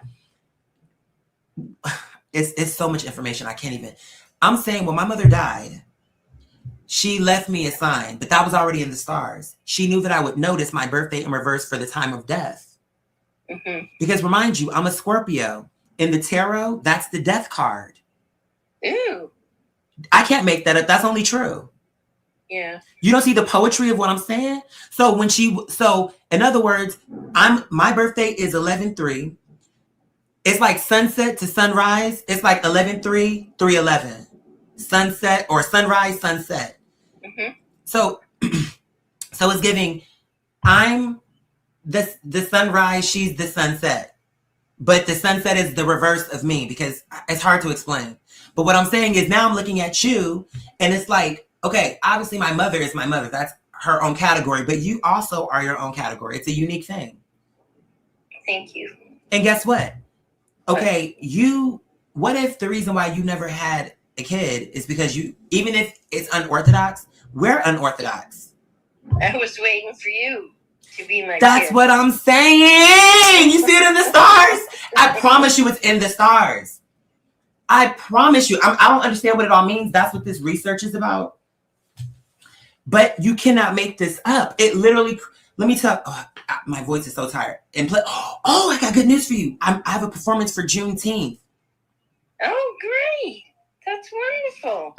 And girl, my throat and my tongue, because I've been talking for hours and hours, for days and days and days. But I know. I've seen that you've been on like morning, noon, and night. I know, because I just, you know me, I have to move with the spirit and you know me. So I do need to get some rest. And even my tenant, Chris, who does radio, and by the way, his radio show is great. I fell asleep to it. I put it on while I was getting ready for bed and I had it playing in the background. He has a very strong radio voice, like very good. Like, I don't even know how to explain it. It's very good. Very knowledgeable, and not only about one sport, about them all. And I asked him today, I was like, so it's not like you just do basketball. You literally do all the sports. They're like, I was like, so you have to know them all and keep track of them all? To me, that's like overwhelming, but he did a very good job of literally tracing all the sports. Okay, let's move on to this one. All right, let's move on to this one. Okay, let's move on to this one. I'm like, that's impressive. So I wanted him to know that I was impressed with that because I was. But I don't know. I'm just happy with where my life is going, honestly. And what's going on with the PCA thing? Girl, that thing, I think I'm letting that go. Really? That's Yeah. too bad. I know. You know how much I wanted to do it. I know it. But let me tell you what happened. So after all the time it took for them to finally call me back, and remember the paperwork was that issue? Yeah. Mm-hmm. So after we got past that and I finally went to that one training, remember, because I was on the phone with you. Yeah, early in the morning and there was no one there. There was nobody there. And I remember I was early in the beginning. Yeah. Okay. Yep. Girl, I ended up being late. And it was right next door, but it's hidden in the cut. I'm like, bitch, how am I supposed to see this shit? But she was nice about it. She was like, don't panic. It's okay. Because I was telling her on the phone, like, listen, I just wanted to be clear that I was not running late. I was literally here like an hour early. And you're my proof. Like, you know what I'm saying? Okay. The place was deserted. You get what I'm saying? So I'm like, where the hell is this building? Like, I'm driving around. I'm like, the hell? But anyway. So I go through the training, all this other stuff. And remember how I was telling you, I pray I don't have to come up here again.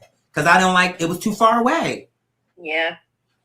So after all of that, at the end of training, cut a long story short, we end up finding out they have a location in Atlanta, way closer to me. So I'm thinking can we just transfer it over or whatever? And even if I got to fill out the application again, can it just be like a formality type of situation where it's like, clearly, even if these are different branches, y'all should have the same mission statement. Mm-hmm. In other words, if this is McDonald's, it's not like, oh, I own it for a McDonald's franchise, so today I want to bring collard greens on the menu. That's not how that works. You still have to follow the rules. Yeah. So what I'm saying is you probably are still looking for the same type of person, someone who's kind, so if they hired me, it's at least worth you looking at it to see what I'm like, because clearly y'all have the same values. Mm-hmm. But it's like, once again, they're dragging their feet with me. And I'm like, girl, what I don't have time to do is to sit up here and wait months and months and months again. I know that I could kill this job and I would bring love and joy and honor to this job. But if that's not what y'all looking for, you know what? I'm okay with that. Because guess what? I can be putting that energy into my music, my own home business, performances. I have other things that I could be doing. So if you don't want my help or my business or whatever, how you want to say it, I'm just at a point now where I'm okay with that. I wanted to do it. You know this. I feel like I would have been great. I feel like nobody would have did the job better than me. I really believe that. I feel like I would have brought so much love. I would have cooked. I would have cleaned. You know what I'm saying? And I would have did it with a good spirit. I wouldn't have been stomping around like, oh, here we go again, some more dirty sheets. I would have did it with love. But I never got a chance to show that because no one will give me that chance to finally get there. But Allah knows best. And so anyway, I moved on. You know, and that's okay. Because honestly, right now with the business where I'm at, I feel like, guess what? I can give myself a chance. See, with that thing with the PCA, it's like, ooh, I will be great at this, but it's not autonomous in the sense that I don't have the power to say you're going to give me the job and you're going to let me start working right now. That is exterior to me. That's someone else calling them shots. So I'm the boss. And that just means that I know that I want things to be handled fairly and justly, and people who deserve an opportunity, whether I be right or wrong. I feel like I want to be the person that I never got to experience. The one who maybe somebody else would be looking at you sideways, but I know what that's like, so I'm going to hear you out. You see what I'm saying? By me being in this position, I get that opportunity. But I think, that comes with hangups because, when you're the boss, literally the buck stops with you. Yeah. The rent, everything. Yeah. And guess what? That's a big ass responsibility because it's not just collecting rent. There's so many elements to this. That means, let me tell you what my whole total job description would be. It's giving landlord, but let's talk about that. That means that's an all-inclusive job of marketing, finance and accounting, interior decorating, management of the home, of the bills. Like that, we could tie that to accountant, but what I'm saying is the accountant not the one actually doing the bills. The accountant is just bringing me the numbers. Mm-hmm. So you see how those are different little jobs? Yep. That if I were different people, there would literally be one person to do this. The accountant not going to be the one to pay your bills. You have somebody else do that. And then they're all working together as a team. they're just letting you know, you're spending too much. What's happening here? Or when you want to do an investment, it's like they're letting you know things. Your taxes. Yeah. They're letting you know things. Okay. But what I'm saying is, I have to do that. Property taxes. I have to do everything. People that it's just, I make it look so easy. They're not understanding that part. You know what I'm saying? Like, oh, and then everybody got a personality. People have animals. People have this. And guess what? They're not all knowing what they're all telling me. I'm knowing everybody's concerns. So now I'm the one who have to figure out, how do I handle this fairly, make it work for everyone to where we can have peace. They get to leave a job. My job, my peace, my home, my art, my job is all one burrito. I never get to leave. Well, and you have so many people there now. And I remember that person that was there when I was there, the big, heavy, loud, dog barking, rude, obnoxious person. Sure. And you get like, 3 times as many people, and it's totally quiet. There's no barking and running and clomping on the stairs. See what I'm saying? In and out and in and out. Yeah, he was not any fun. I didn't like him. I know you didn't. You made me laugh with that. Yeah, you did. But guess what? You wouldn't know why? Because my thing is, everything is evolution. Even though you didn't like him, I needed him because he came at a time where if he didn't come, we would have had to close our doors. We were barely hanging on, robbing Peter to pay Paul, doing everything above board, which means we can't cheat. So that means if we don't have the money, we just don't have the money. And that in combination with my mother's money, in combination with the money I get from the audience, we just barely hung on. But because I really stuck in the game and didn't get discouraged, I kept making it to the next round where eventually my vision, actually now we're surpassing my vision. Because initially I just wanted 3 tenants. Now we're going to be to 5. 5? Mm-hmm. Wow. Once the couple moves out, you know what I'm saying? Because there's a couple here, but once they move out, it'll be. Why are they moving out? I thought they just moved in. We did it. Let's not go too deep about it. But I'll tell you about it. Okay. But that's some other things I want to talk to you that now is not the right time either. For sure. But so inshallah, when I get off of here, we can pick it back up. But all I know is just keep praying for me because it's working out. As I told you, God is really working it out. And I want you to sleep on this whole adoption thing because even though I'm an adult, I just feel like something is supposed that means something. And look, you see this thing on my back? Look, I feel like here's my clue. Look at my wall. When my mom died, my phone just beeped. When my mom died, I found this fan in her belongings. And maybe, I promise you I did. And I feel it came from the masjid, but she kept it. So maybe she didn't keep it thinking, oh, one day my son is going to find it and think something about it. But the point is look at the messaging, and I taped it on my wall. Oh, shit. Mm-hmm. So it clearly meant something to me, but I'm saying, what if I was thinking it was maybe I'm supposed to adopt the child, but what if it was I'm supposed to be adopted?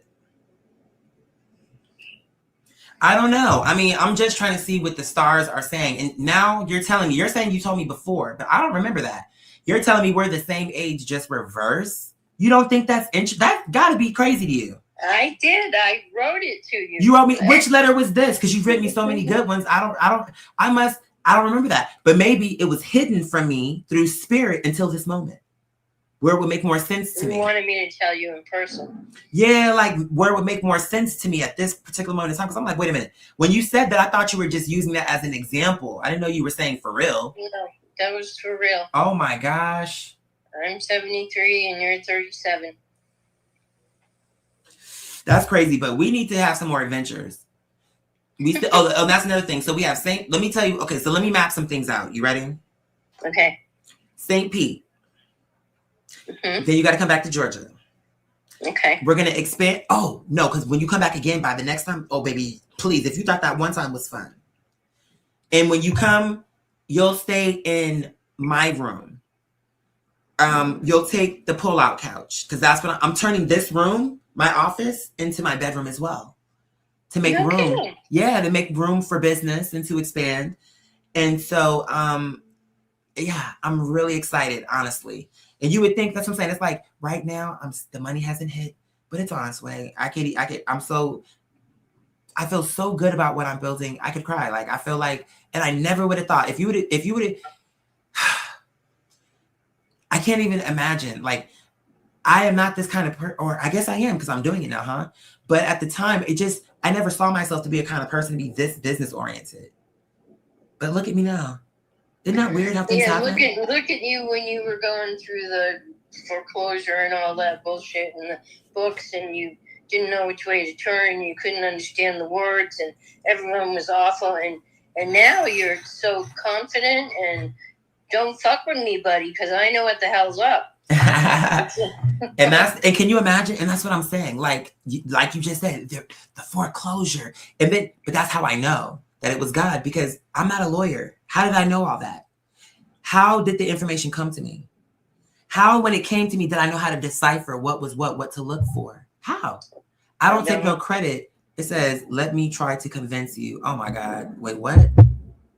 Let me tell you what this email says. And this is literally just an automated email. But see, I take this as a sign. It just beeped, but the title of it made me, it literally says, let me try to convince you.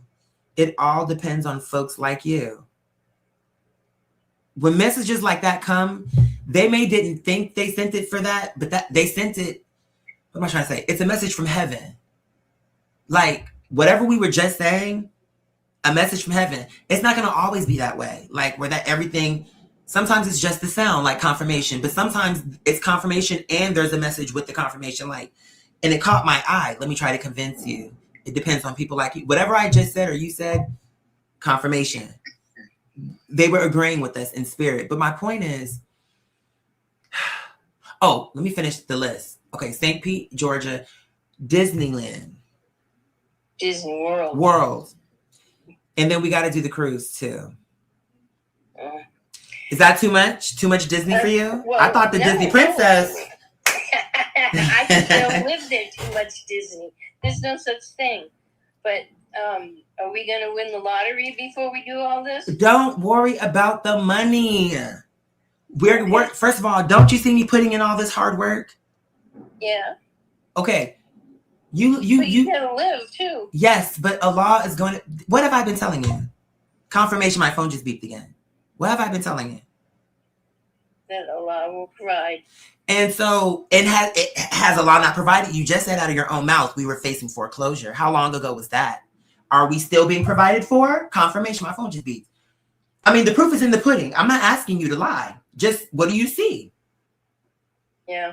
We're still here. And not only are we still here, we've grown. We've learned. Yeah, gotten better. So has Allah delivered on the promise or not? See, I'm just asking you to say what you see. When we met at a certain point in my life so that you could see. Number one, you met me on the train. So that was good. That was necessary because you met me where my guard was down because I was getting away from the war zone for a reprieve. But it was necessary for me to get that reprieve because if I would have been uptight, maybe you would have been like, oh, I don't want to say hey to him because, ooh, he looked like he could take somebody's head off. Yeah, but you didn't. You looked gentle and easy and flowing. And you see what I'm saying? Yeah. So it had to be that energy when you met me. But then remember when I came home and I had to get back on the battle zone? And like you said, we stepped on a few bombs throughout. That's why. Because it was like, I know, because you're a spirit, you're a sweetheart. But the thing is because Allah entrusted me to be in this position of leadership, sometimes you just got to make an executive decision. And sometimes, even though from the outside, it's like, oh, I don't want to see you angry. I don't like seeing you upset. And I get that because even my mother felt that way. There will be times, like, I'll tell you another time, but just for example, when she would see me get upset, with the exception of when she was sick, because she knew that my sister deserved that. So she even though she didn't want me upset, she wasn't trying to tell me to stop because she deserved it. But my point is, even though you didn't want to see me upset, the thing of it is this is what I have to do as a man, like in my journey in the stars. I have to, for myself, understand the type of man that I am. Even though you don't want to see me fight because you love me, I have to be the type of person that I can do that shit and bring it to the motherfucking hole. You know what I'm saying? Bring it to the hoop. Deliver it. I can lift. I can carry. I can do what need to be done. I'm not just an artsy fartsy whimsical. Back in the day, I had a story that I used to tell my audience where I went to this one job, and to cut it short, it was like one of those manual labor jobs. A lot of lifting tires and throwing them, whatever the fuck the job was. He gonna say for me, you sure you could do this? You sure you okay with breaking a nail? Now at that point, I didn't have no acrylic nails. I had never even done that. My nails were like this. So he was just being funny with me. Exactly. See what I'm saying? He was just being funny with me because of my femininity. But the thing of it is I'm giving you a perfect balance, boo. I'm a protector. I'm a nurturer. I'm a guardian. I'm a fighter. I'm an artist. I'm a demolisher. I'm karma. I'm grace. It's like I'm literally the whole thing because Allah is trying to show people something through me for whatever the reason is. Now someone's going to say, if God wanted to send a message, why would it be through you? Because I'm the most controversial, not trying to be, but just in the sense of he gay, he black, he Muslim, he feminine. Girl, he be cussing, he be smoking. Like, it had to be something like that. But it had to be innocent, though. It couldn't be criminal. Like, I couldn't really be a criminal. You get what I'm saying? Of course not. No, but it had to. No, but what I mean is, I had to be someone who was controversial. But oh, you are controversial. But you see what I'm saying? But with the pure heart, meaning like I'm not just saying shit to be ignorant to make people mad. You know how you got those shock jocks who they know what they doing. You know what I'm saying? Like a Howard Stern. Yeah, he's rude. Very rude on purpose because he knows he's gonna get a response from that. Yeah. I don't do that. I'm not. If I was quote unquote rude, I'm not doing that to get a response. Like, oh, I want people to come. No, I'm checking you, bitch, because you need to be checked. I'm talking about the trolls in my audience. But when it comes to you, let me get back to you. I love you. You're somebody that I love. Now, you're right. I know one thing about me.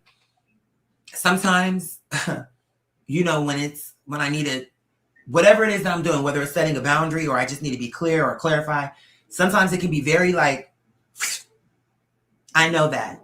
But what I can say about you is first of all, you've always been very graceful. And with our relationship, if I feel like I was sharp with you, I will apologize. You know what I'm saying? Like, not that I was wrong and necessarily what I was saying in terms of my point of view, but the swiftness of it. You know what I'm saying? Because it comes across more like a sword. My phone just beeped. You get what I'm saying? Mm-hmm. So I'm like, and for you, because I love you, you don't necessarily deserve a sword.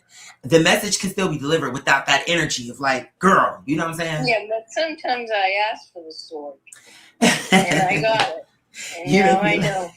Well, it's true. Like in the restaurant when I was whining and saying, you could have waited for me by the bathroom. I was scared. I'm all alone. And you're looking at me like, what the fuck is wrong with you, bitch? And I was like, okay, we don't go down that road. That's okay. Cross that one out. And one time when I said I was sorry because you were having a hard time, and you were like, I don't need no fucking sorry from you. And you just laid me out in lavender. And I was like, well, guess I won't be sorry for him anymore. No, because here's what I'm saying. I think I know what you're saying. I know what you mean. This is my cousin. And what does she want?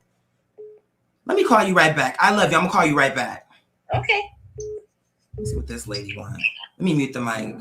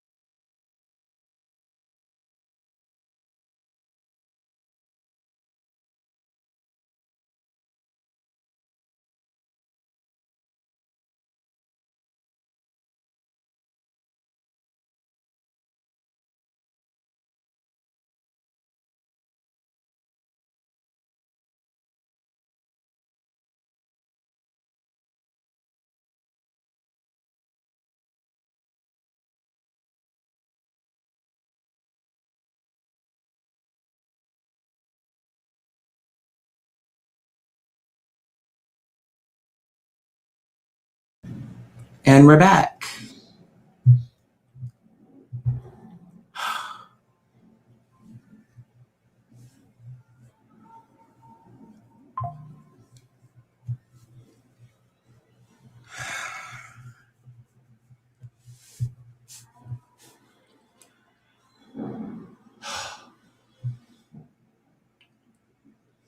Mm. I wouldn't say she tried to ruin my peace. She sounds like a peach. Yes, she is. Oh, shit. Cute. I am a pass holder at Disney in Orlando. So if you... Let me call her back.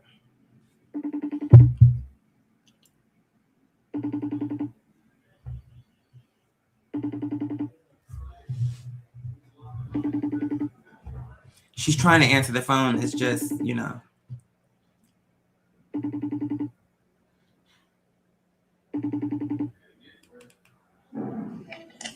Yay! Can you see me or are the words up there? Huh? Can you see me or are the words up there? The words are up there, but I know how to get rid of them. Yes. Ta-da! Gone. That was my older cousin. Oh. She'd be like my mom's baby cousin, but she's my older cousin. So you and my mom are closer in age. She'd be like, what's in between me and mommy? Like what? Maybe late 50s?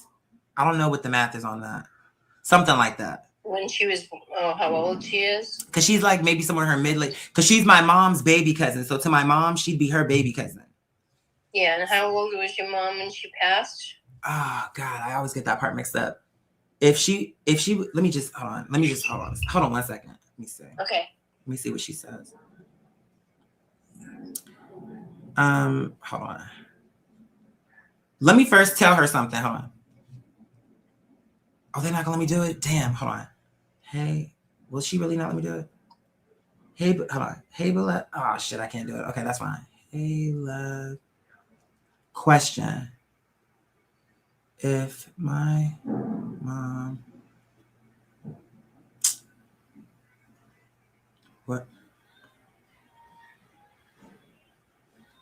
was born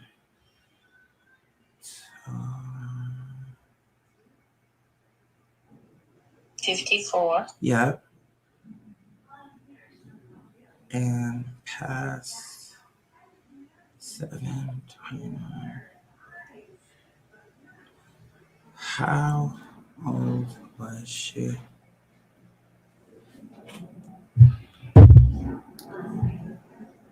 You wanna know what's crazy? What? I don't know why I knew the answer was 64, even though I never knew that. How did you know? I don't know. It's just in my mind when I was typing it to her or typing it to the AI, I started saying in my head she was 64. Oh, is that who you're talking to? Like you asked somebody yesterday and they said debate number 1, debate number 2. Right. Mm-hmm. That was AI? Mm-hmm. Is she your personal AI or just AI in general? I mean, I guess it's AI in general and personal. It's hard to explain the concept, but the point is, what did I just ask her? Oh, so if mommy was 64, next year, no. Wait, what? 64. Next year, will it have, if you're 73, that means mommy would be 72. Okay, so never mind. It's 2 more years before it's 10 years. I was trying to see how much was, I'm like, wait, what's the math on that? But 64, let me see, 7, 8, 9, 10. Oh my God. Did I do that right? Hold on. 7, 8, 9, 10. Girl. What? Completion. What? That's why I knew 64. Think of this. When I turned 30, okay, I need help. I need help explain.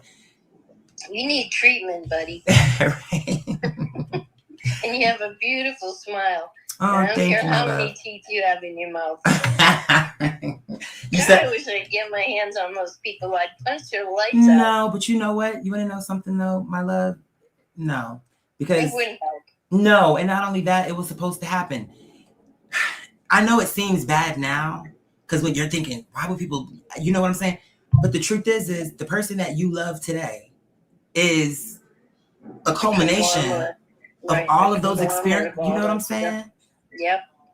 You're right. Perhaps that maybe that's what showed me between my mother and those experiences what real nurturing and love is. Compassion. Maybe I needed to see what the lack of that looked like, to know what. God. Do you see what I'm Even with- saying? Yeah, you're more compassionate than almost everyone I know. Empathetic and sympathetic, and you can project yourself into any given situation and get. Don't make me cry. We're alive on the air. Oh, 'Cause you okay. know I'll- Sorry. No, remember the last time? I remember one time we were outside smoking a blunt. No, we were FaceTiming, but maybe you went outside too with the plants. But do you remember that time I went outside and we were FaceTiming and we started talking about the movie It's a Wonderful Life Yeah, and how emotional I got? yeah. But that's because it's real to me. And that was like such a important film between my mother and I. No, it's between you and everyone in the whole world. You get what I'm I saying? mean, that is a really classic, amazing film. They just did it. So I don't even, I'll get emotional talking about it, but they just did so wonderful on that film. Literally. Yeah, the lessons that you learned, and Ugh. it ran the gamut of all the emotions. And it's so rarely done that good. You know what I'm saying? Where it I know just it. hits all the right points so effectively, so simply too. Because it's not an overdone film. It's not like it's all these special effects and crazy things going on. Without all that, to be making Yeah. such profound points, like you think you're small, but let's take you out of the picture and see let's see if those things that you did were how small they really were. He's out the picture and everything is upside down. And sometimes I think we don't think about our role in people's lives that way. I mean, for example, even people in my audience may have that thought. But there are people in my audience who at different times have literally put $150 in my pocket and they may didn't know, but I needed that money for my lights.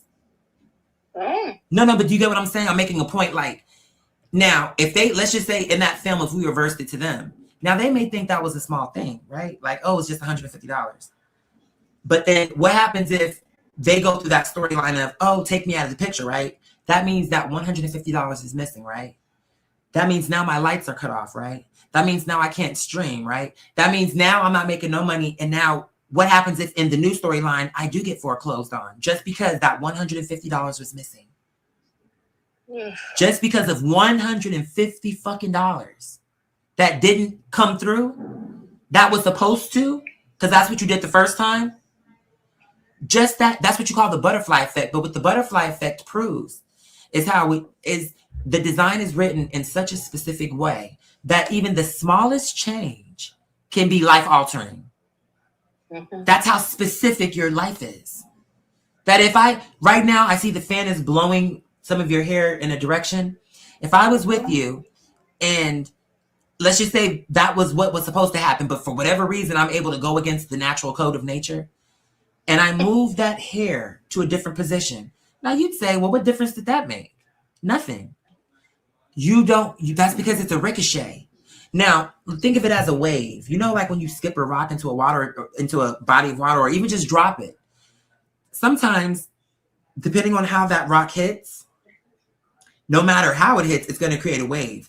But there's a natural current already happening before you made your alteration. Do you see what I'm saying? Mm-hmm. So because now you're dropping your pattern on top of an ongoing pattern that was already in order. Now you have, whereas maybe it was flowing in different directions, but there was an order. You have broken that order, and now that whatever that symphony was before, the entire song has changed. Because now maybe the waves were doing this. You drop that rocket and now it's, what is that? Yeah, That's a really. totally different pattern.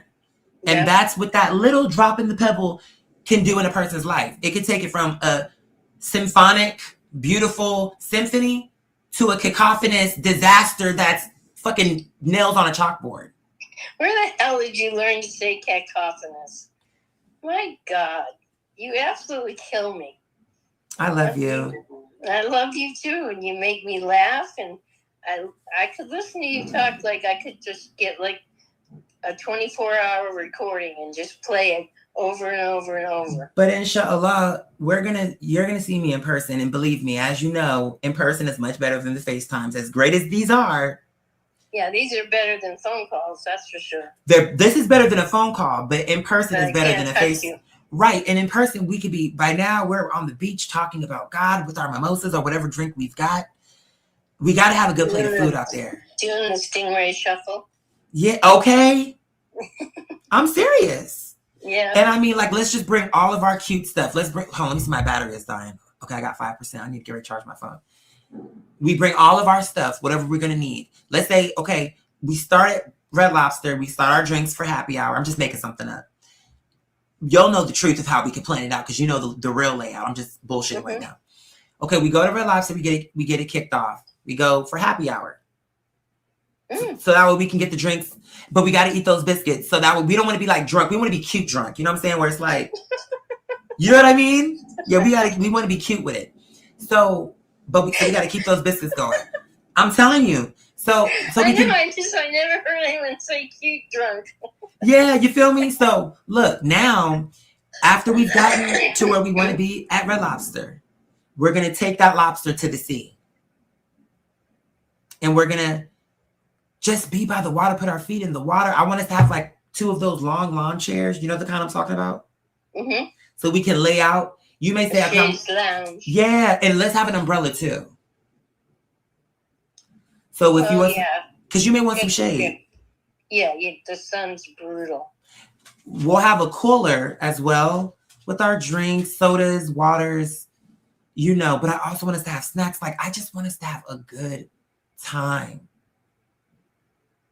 Well, for your information, being with you, no matter what we were doing, would be a good time.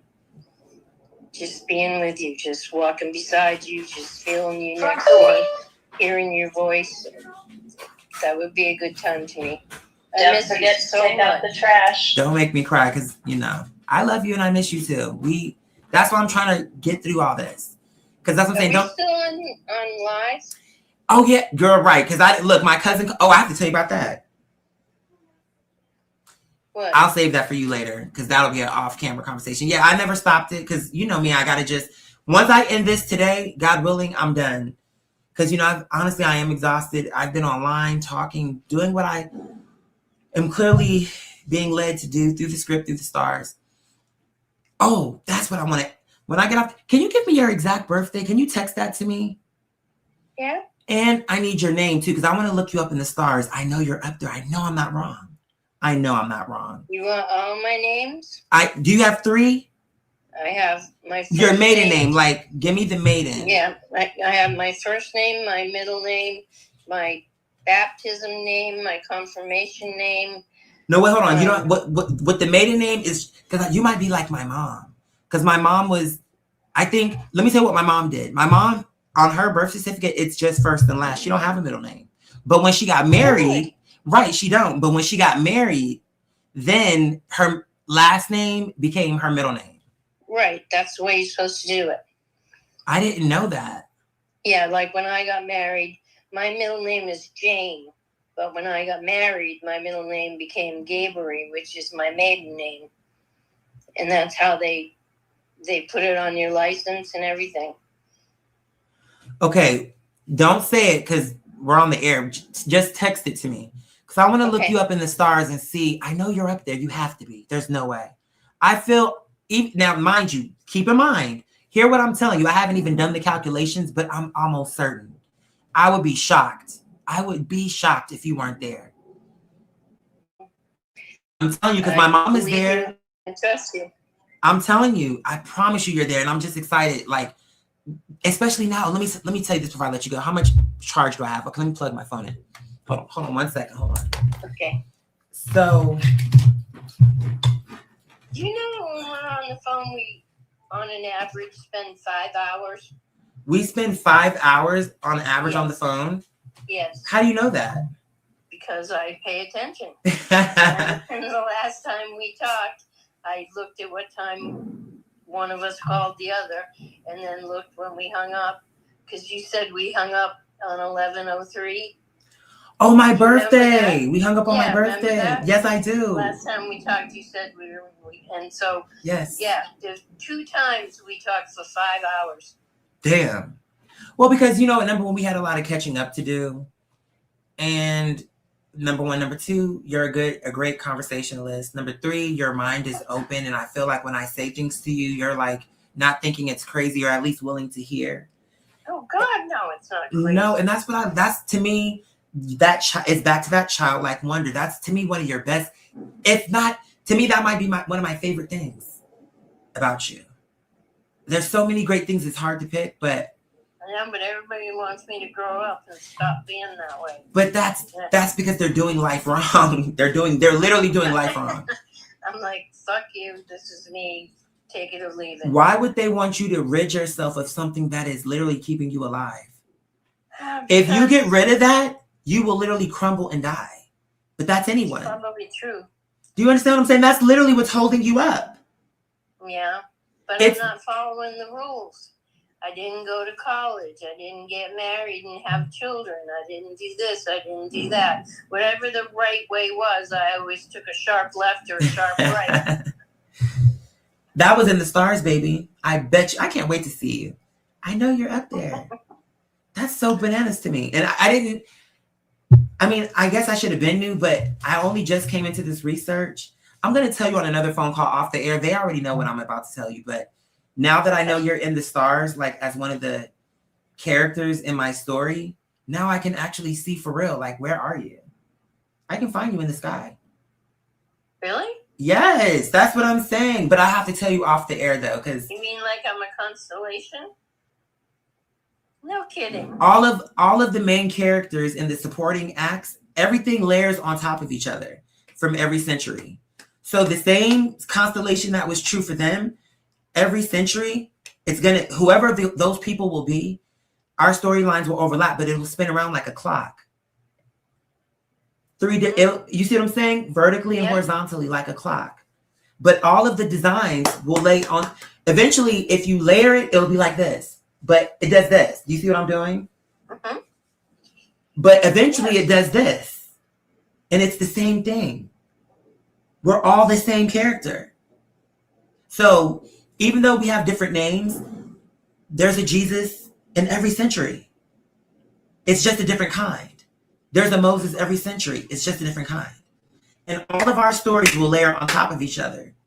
But it'll just be different because the time is different. See how the hands of the clock? Yeah. Get it? Front door.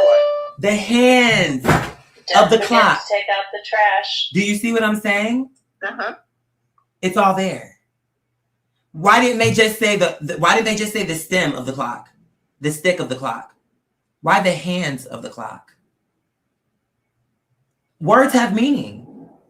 Oh, well, obviously. You get what I'm saying?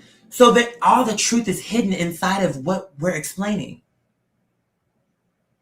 Oh my God, I can't believe I didn't see that before. And a clock is a circle. You said what? I said I'm surprised your brains don't explode. But that's the gift of me having ADHD. Or you can handle it. Because my mind is like this heavy duty processor that's always on. Sure is. And you go like 100,000 miles an hour and you go from one subject to another subject like they were just the same, just a smooth transition. And I could listen to you talk all day long. You're funny, you're bright, your vocabulary makes me crazy. You have a lot of really interesting things to say. And you make me laugh so much, which is a wonderful thing. You're so damn handsome. Now you're making me blush. Well, blush all you want. I'm serious. You are handsome as hell. You have beautiful long fingers, a beautiful smile, beautiful eyes. You're a sight. Just an absolute sight for I just stop the phone right now and just keep it right there. So every time I pick it up, I see you. You I love you. You make me. That's what I'm saying. But do you see how we give to each other? It's not a one-way thing. It's not like I know. we give to each other. We check in on each Yes. other. We look You make after me each feel other. Like I'm beautiful and like I'm. You are beautiful. Like we say, I'm not old. And you I am aren't old. That's true. Yeah. We're literally the same fucking thing in reverse. It's Yeah, like, I know. do you get what I'm saying? That's why it's crazy. It's like so much is being explained to me, but I have to get off the phone so I can like continue my research. But I promise you, you are in the stars. Just know that I haven't lied to you yet. And you know that I can't lie to you. That's our relationship. You already know. I know. I can't lie to you either. I tried and it didn't work. And right, because I knew, didn't I? Yes, you did right away. You looked at me like, yeah, right, bitch. You think you're kidding. Right. Because we know each other. It's a spirit thing. So if I'm telling you that you are literally in the stars, when we get off this phone, I want you to really think about what that means. How important, like that means that your existence was literally planned down to the detail. That train event that we both thought was so serendipitous, baby, it's deeper than that. Serendipitous? No. How did you learn to say serendipitous? God. I'm just saying, like, what happened with us was divine. That was a divine encounter. I know I'm not something. wrong. I know I could cry. I know I'm so right about this because I know I'm right. You are Well, that I important. You're in the cosmos. And think of it. My mother's black, you're white. It's yin and yang. We've talked about how similar you and my mother are. Yeah, I would. You can't see? Y'all would have loved each other. Y'all are so similar. Yeah. It's almost You would've like, been our kid. you get what I'm saying? Mhm. And it's like, you made a decision on that wobbly train to get up and come all the way back there to that cafeteria. Because isn't that where I was ordering some food? Because I had danced my way to the, I was dancing my way to the food truck or whatever, the cafeteria. And that's where you came. So that means you got up and you were wobbling to get to me. That, to me, Evidently. the stars led you to that, is what I'm saying. Like, And then on the way back, when you walked me to my seat and the train lurched, and I said, it's so amazing because you had your hands on my arms when we were walking to steady me, and it was very gentle and very light. And then when the train lurched, you clutched me to keep me from falling or hurting myself. And I thought to myself, such dichotomy. How can he be so gentle and so strong at the same time? That really, really impressed me. And I felt like if the world fell out from under my feet, you would catch me and hold me and it would be okay. girl. I'm sorry. Hold on, I'll be back. Hold on. Okay.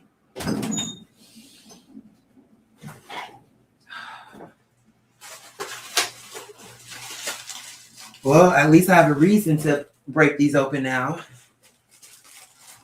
I'm supposed to put these in my bathroom. It's important to me.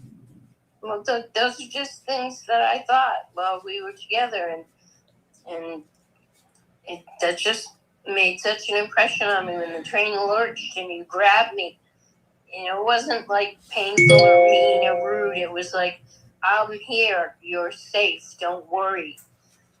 And it just came right through, right? God. Can you get some of those over here? Oh my goodness. It was just, you're a special person, and that you were not afraid of me and you were just so joyful. And I don't know. And then the tattoo, it was just everything I saw. That was really, I mean, if you could have seen the look on your face, I thought you were going to faint dead away on the floor. Because I believe in the signs. And that song I used to sing to myself all the time. When I was, feeling down, I would sing it to myself. You know what I'm saying? Remember we used to sing to each other on the phone? Yeah. Yes, I do. I don't know. That's why I'm saying we both have to take care of ourselves. We both have to drink more water. You know what I'm saying? We got to get you. We can start with some simple exercises, but we do actually have to start working that hip out. And I know. I know. You get what I'm saying? We do, because No. we talking about going down to the beach and all this. I want you feeling good, looking gorgeous. I want you feeling great. You get what I'm saying? Being gorgeous. Yeah. So I want you feeling great, and a part of that is we have to be drinking. And look, what I'm telling you. Remember we made an agreement. So by the way, I'm not jumping on you because guess what? I dropped the ball too. So I dropped the ball too because I was getting staging, trying to get everything ready. But what I'm saying is, where we can do that for each other. When we check in, because remember last time we did good. Okay, 1 bottle of water. I'm gonna do 1 thing of water. You do 1 bottle, and we both did. I mean, you did, right? Okay, I'm not even gonna. We're gonna leave that one. So, okay, right. I was lying. See what I'm saying? And I didn't want to call you out. That's all. I Like, know. The minute I came out of my mouth, you were like, "Yeah, right. She's lying again." I I don't want to disappoint you. No, and listen. And I always think you won't know because you're not here, but that's wrong.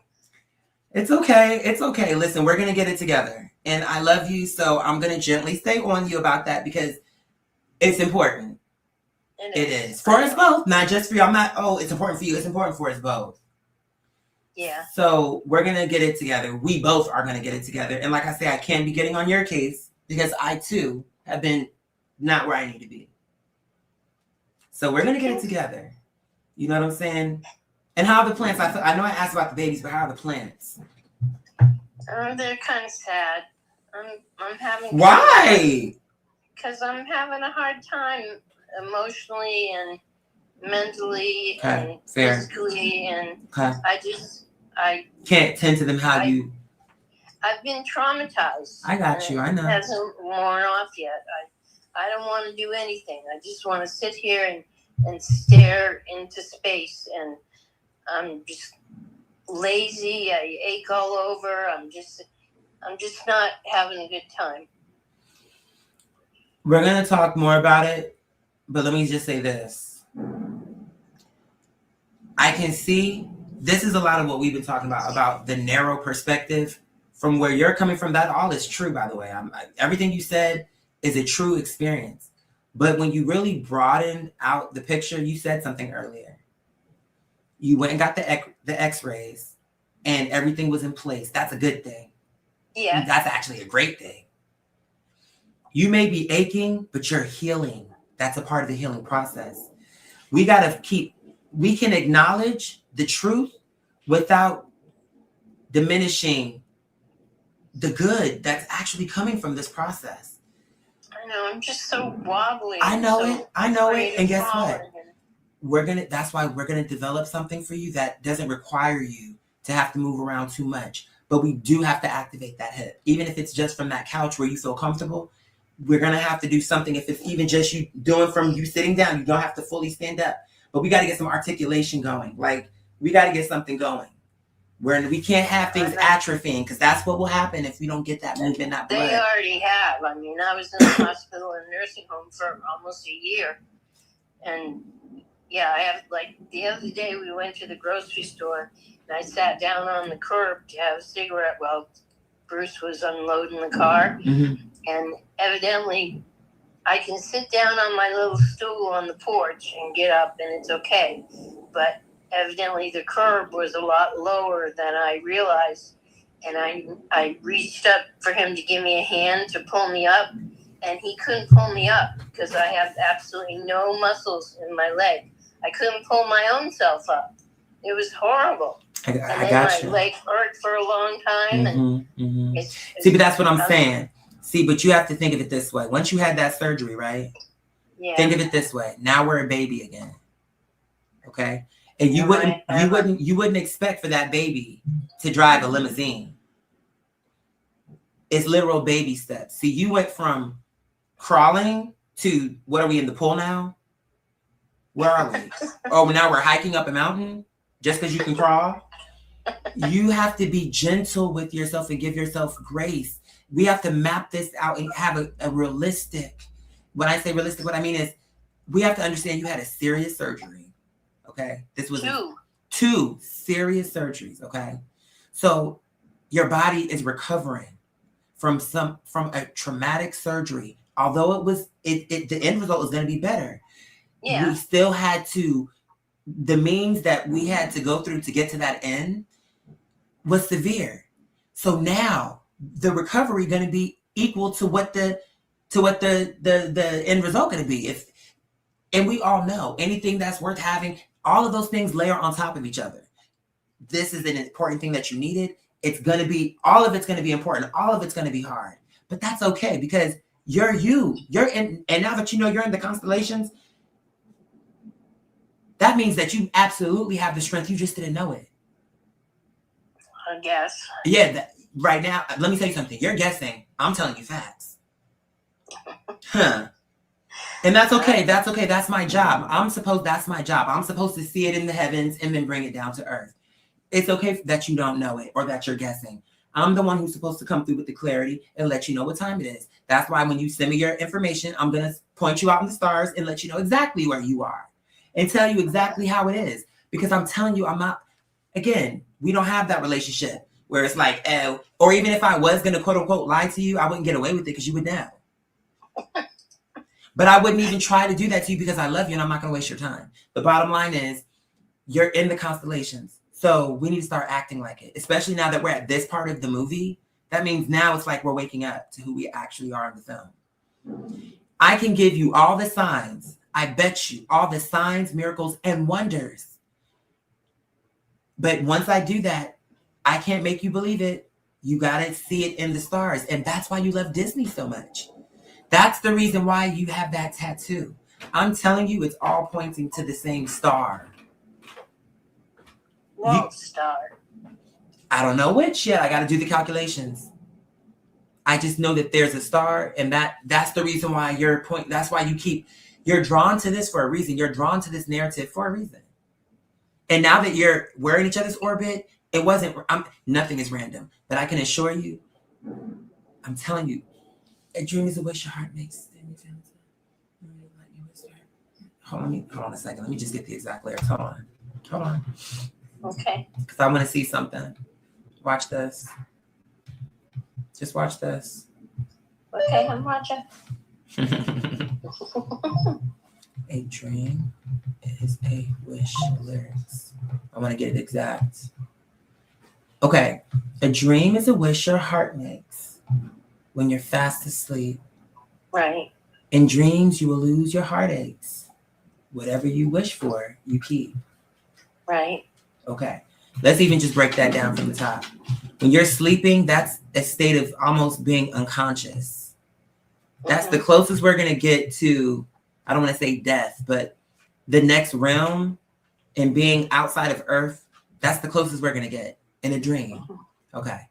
Have faith in your dreams. You heading out? No, I was just coming to get a bottle of water. Oh, okay. Yeah, we still ripping and running, chit-chatting. What's up? Oh, no, I was seeing what you were doing. Yeah, just talking shop and just talking to one of my great friends. And she's really more like family. I'm really trying to see if she's supposed to adopt me. I mean, I know it's over. Like, I'm an adult, but I feel like somehow that's a part of the prophecy. I don't know how. Yeah. But I don't know why. I just feel that. And that's why I'm like, she need to give me her name and her birthday and all that so I can see where she is in the stars. It's something to this science. I wouldn't be wasting my time with this shit if I really didn't believe it. Yeah. And it's what you said the other day where you were like, do you talk to your AI the way I talk to mine? Where you be like, keep it fair, keep it balanced. Yeah. I do that all the time. Like, I know I'm not wrong. And if let's just say the AI was lying to me. And let's just say I really was a crazy person, right? Wouldn't that mean that the math wouldn't make sense? Because even if I'm believing my own lies, it shouldn't make sense. It shouldn't. Right. It shouldn't line up. It should still be wrong in the end. Look, for example, I'm 37, she's 73. It's my birthday in reverse. But the reason why I'm feeling like she's supposed to adopt me, I've been thought this stuff. I mean, I've been like a year ago, but like it just started coming on to me because I'm like, maybe that's how I break the family curse. Because in a way, it's like I'm getting out of the family. Mm-hmm. The only good one was my mom. Yeah. But crazily enough, my cousin called me today while I'm live on the air. It's like all this shit is happening. I know something's happening in the energy. Yeah. She calls me, which I gave her the time. At first, I had to kind of light her up a little bit. You know how I am. Mhm. I had to straighten her a little bit. Mm-hmm. Because I'm like, she was like, oh, Quadira, that calling the family goes both ways. I'm like, no. You don't get to say that to me. Because number one, you know what I dealt with this fucking family, number one. Number two, I'm gay, black, chocolate, Muslim, feminine. I have all the issues. They know outside of this family what it's been like for me. Mm-hmm. You taught this cousin. You lived in this house. When you were struggling, my mother, my best friend, okay, she took you in. And when you didn't have your rent, she didn't throw you out. She was nicer than I definitely would have been. I can tell you that. Yeah. And when you saw that was my best friend. So when she dies, I don't need to call you and say, because she was like, if you need something, you need to reach out and say that. I'm like, when my mother died, who you knew was my best friend, who helped you and was benevolent with you and kind with you and let you live here 4 years, paying like however much it was, $200 for your rent. Okay. And you couldn't come up with $200, you were taking advantage. That's how I saw it. That's what it was. Because it's advantage. Yeah. Nobody on earth would say that she overcharged you to live up in here, and she was so graceful with you. And because my mother, anyone can live with my mother now. I always say, if you can, just like people like her, it's certain key people where you be like, if you can't get along with this person, it's something with you. I don't even have to know what the fuck happened. You know, it's crazy because my fairy godmother, she says that about me. If people can't get along with you, she don't even need to know what's up. She know it was them. Yeah. Because she know your spirit. See, when people know the real you and they know how you really get down because they have real experience with you, it's just what it is. Like, nah, if you're telling me that something happened where she got into a fight, guaranteed, tell me what happened. Tell me the whole story. Because you're not going to tell me she just went off. I don't believe that. Because when you know a person's character, you can't lie on them. At least not to the people who know the best and care about them. And that's, you know what I'm saying? With my mom, I'm like, I love you, cousin, but you did take advantage. Okay? And so when my mother died, and y'all are expecting for me to people who gossip about me and talk shit about me and want to see me fail, you think I'm supposed to be reaching out to them saying I need help when they know what I'm going through because they're watching me online? Got literally talking about me like, oh, he's crazy. Look at him online. Oh, that's not okay. And but she's waiting for me to call these people. Why? So anyway, but it ended on a good note. You know, it did end on a good note. Because, you know, my thing is, this is about God. If it's true that somehow I'm supposed to reunify with my family, it's going to have to be an act of God. Because I'm telling you right now, in my human heart, where I stand today, I don't see that. But if it's true that that's in the cards, I'm not the person to be like, no, because that's now it's ego, now it's arrogance. If Joseph can do it after his brothers threw him down a plot or down it, let's motherfucking talk about it. Yeah. Isn't it true? It is. So then that would make me a hypocrite if Allah set it up to where it's like, because that's what I'm saying, I'm a prayer, and my sister, she invited me to a barbecue. But girl, you live all the way across town, and I don't like driving like that. And if I went and you want me to drink, I don't know if I feel safe around all you to spend the night. Yeah. Where's she staying? Girl, she lived in your neck of the woods. Oh, okay, period.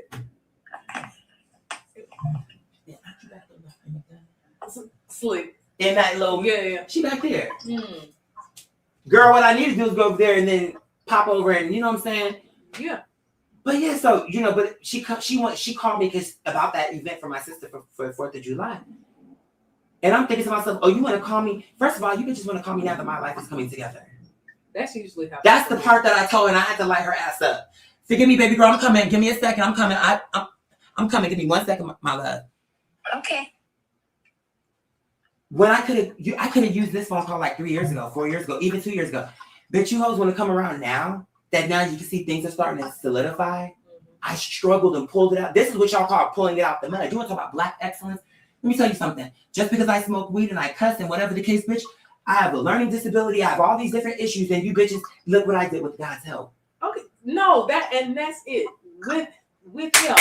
With help. You see what I'm saying? I feel that because I'm honestly not supposed to be where I'm supposed to be. Like, here I am, an educator, getting my STEM endorsement, have my STEM endorsement, getting my gifted endorsement. And I was getting pulled for services because my reading was not there. I actually failed the standardized test in 5th grade. And now here I am. Crazy. It had to be God. Teaching gifted children. Girl, bye. Yeah. Girl, See, you're a believer. That's why this shit is flowing like this. Yeah. Because And you believe. It's never, and when I tell you, even when I took the teacher test, Mm, that test is not easy. mm. It's not easy and it's expensive. Oh, And you gotta pay for it. it's $200. Ooh, It's $200. And it's Oh, a part one gosh. and a part two. $100 a piece. No, it's like $193 a piece. A this- piece. This is to be a certified teacher in Georgia. You Oh, have to take wow. this exam. Get out! I didn't know that. And when I tell you, I've never been great at tests. Tests have not been my thing. Same. And I went in there Passed it. on the first try. Ooh. And I always tell people that I want y'all to know that was That not was me. God. That was not me at all. That was him.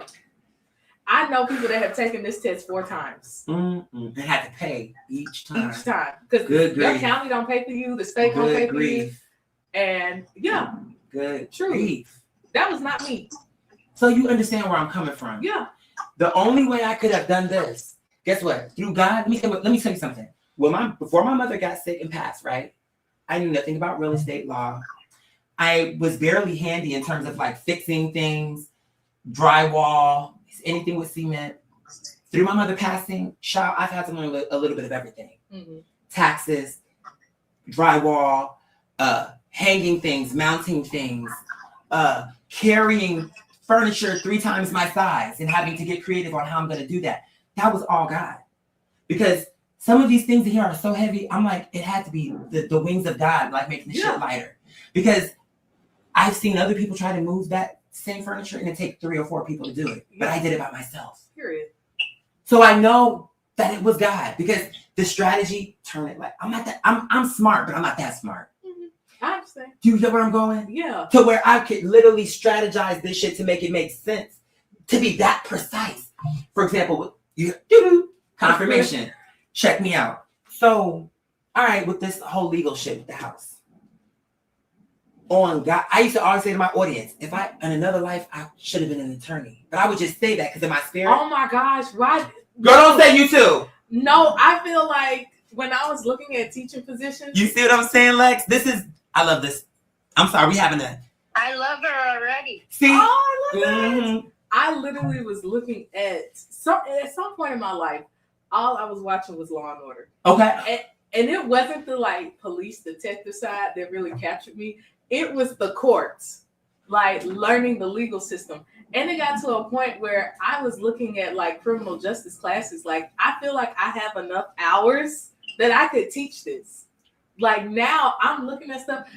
This was my first time in 4th grade. I'm teaching them about the Constitution. I'm telling my 9 and 10-year-olds their rights. I have a lot of immigrant I love that. students who are not from here. And at that point, there's a lot of ICE. Sure. Stuff going on. And I'm involved. like, I need y'all to know this is the law. Nobody can touch you. Nobody can search you. They don't have warrants. Like, Sure. I was getting all of that, like, in their faces. Sure. So it's crazy that you said something about the attorney. I promise feel you. The hell yeah. But here's where I gotta give the credit to God.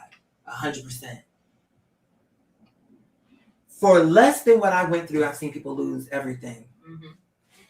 I had a record before my mother got sick. I had a little record deal, international in Sweden. Okay, period. It was looking good, right? But then my mother got sick, and it happened very quickly. And when she got sick, it was just out of nowhere. It was like she was healthy. Maybe a few months before, 3 months before, she had gotten a physical blood work. There was nothing. Then there was something. And then when it was something, it wasn't just something. It was like as extreme as it can be and as rare as it can be. Yeah. So there was no fix. But the point is, she told me a few years before she got sick that if she ever got that type of cancer, she was not going to do the treatments. She told me that. She didn't tell my siblings, but she told me. Because my grandmother, as well as her mother, had that same exact cancer. Mm-hmm. And went through all these treatments and then all these surgeries. And then in the end, Yeah. and her thing was my quality of life. So boom, when she finally did get that cancer, but no matter what, she was going to go because she wasn't going to do the treatments. Now, my family didn't know this, so that was hard for them to understand why she was refusing that. She didn't want to take the pain medication. Mm-hmm. She was so much about, for my last time here, I want to be present. So I don't want to take the medication. The nurse, they were like, he and her are the closest. So if you want her to take the medication, have him convince her to take the medication. But my mother was the queen, boo. Okay, period. So you can never turn me against my mother. I don't give a fuck what y'all talk about. If she says she don't want to take medication, she's not taking medication.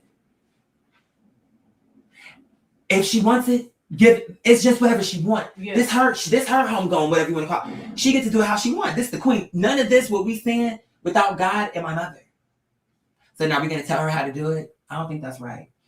So cut a long story short, you know what I'm saying?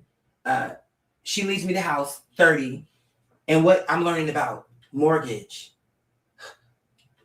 real estate law, all these things are happening. COVID is happening.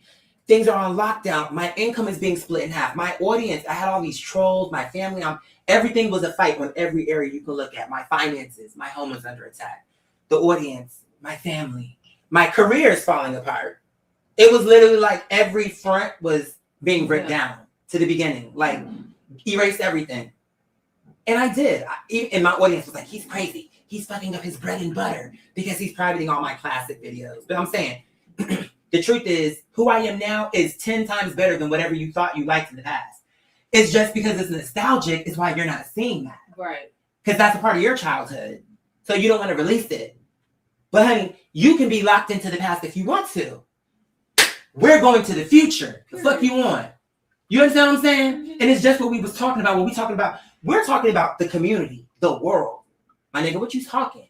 We're talking about planting, like doing grocery stores and charities and doing things for the animals, the kids, the seniors, the women. Like, we got plans for the world. And you're over here thinking like a peanut, like inside of a shell, very limited, very like this. And I'm like, open up. Turn into something. Plant the seed. No, I'm being dead ass. Like, Yeah. what are we doing? You're wasting everybody's fucking time. And a nigga like me with my mindset, I take offense to that. Confirmation. Mm-hmm. I take high offense to that. Because I know that when I come to you, I don't plan to waste your time ever. If I'm saying I have an idea and I see you in the idea, I mean that. And then I have an idea and I have a plan and a blueprint for you. I'm not just bringing you some bullshit. Because I see you in that. Girl, you better know it. You hear it, don't you? You better know it. That's all I'm saying. Yeah. That's all I'm saying. So anyway, listen, I don't want to hold you, and I got my Oh yeah, Disney your princess. friend. I'm sorry. But listen, we are we still doing Saturday? Yes. Tentatively, how about that? Because I know you have a lot going on. Yes, I just gotta solidify like one Okay, thing. But okay. that is my plan. Okay, That is okay. my plan. That is my goal. Okay, And I will God know willing. sooner than later. Okay, well listen, no pressure at all because we're gonna do it no matter what, we gonna make it happen. Yeah, and then you gotta. Tell her do nice those, to hear her voice. She said, "Nice to hear your voice." You too. She said, "You too." You gotta give me your what I need. Your Juneteenth. Yes, situation. yes, Yeah, you absolutely. gotta do You already know. Oh, I love her. She's incredible. Every time she comes, it's a joy. That's one of my tenants' girlfriend. Front She's door. a sweetheart. She's an educator like my mother. Yeah. And I don't know. I Don't forget I to take out the appreciate trash. her spirit. You know what that is. So let me come back to you. You know how that is. Okay. You know what I'm saying? But you, like I say, I love you so much. You're just a very That unique. was really nice, by the way, when you went and talked to her. You stayed on my screen so I could see you before you went away. But this way you kind of stayed halfway in. So I Yeah, could you know, watch because you. yeah, How do because you have so many muscles if you don't do anything? you said, how do I have so many muscles? Yeah, do you go to the gym or do you work out? No, I need to actually start working out. So I'm glad you mentioned No, that. I mean your biceps and your shoulders. Oh, you always flatter me so much. Thank you so much. Thank you. I'm not flattering you. I'm telling you the fucking truth. It's flattery. No, I know. What I am I know. gonna get if I flatter you? No, I know. I know you would tell me the truth. I know. You know what it is? Like when my mom used to tell me stuff like that, I'll be like, duh, you're going to say that. That's my mom. Oh, you're ugly. Some moms would say that though, I guess, if they're toxic. Oh dear, that's terrible. Hey, What's those up? bracelets you're wearing, are those all silver? These two are silver. This one is silver, and this one is gold, silver, and something else. Why? They're really, because they're pretty and I like silver. You have a lot of gorgeous pieces too, by the way. Your pieces are like, and your pieces are also sentimental like mine. Not some of my pieces are just because I like them, but a lot of my pieces are sentimental, and I feel like you have a lot of. You know, I still have all your. Hold on.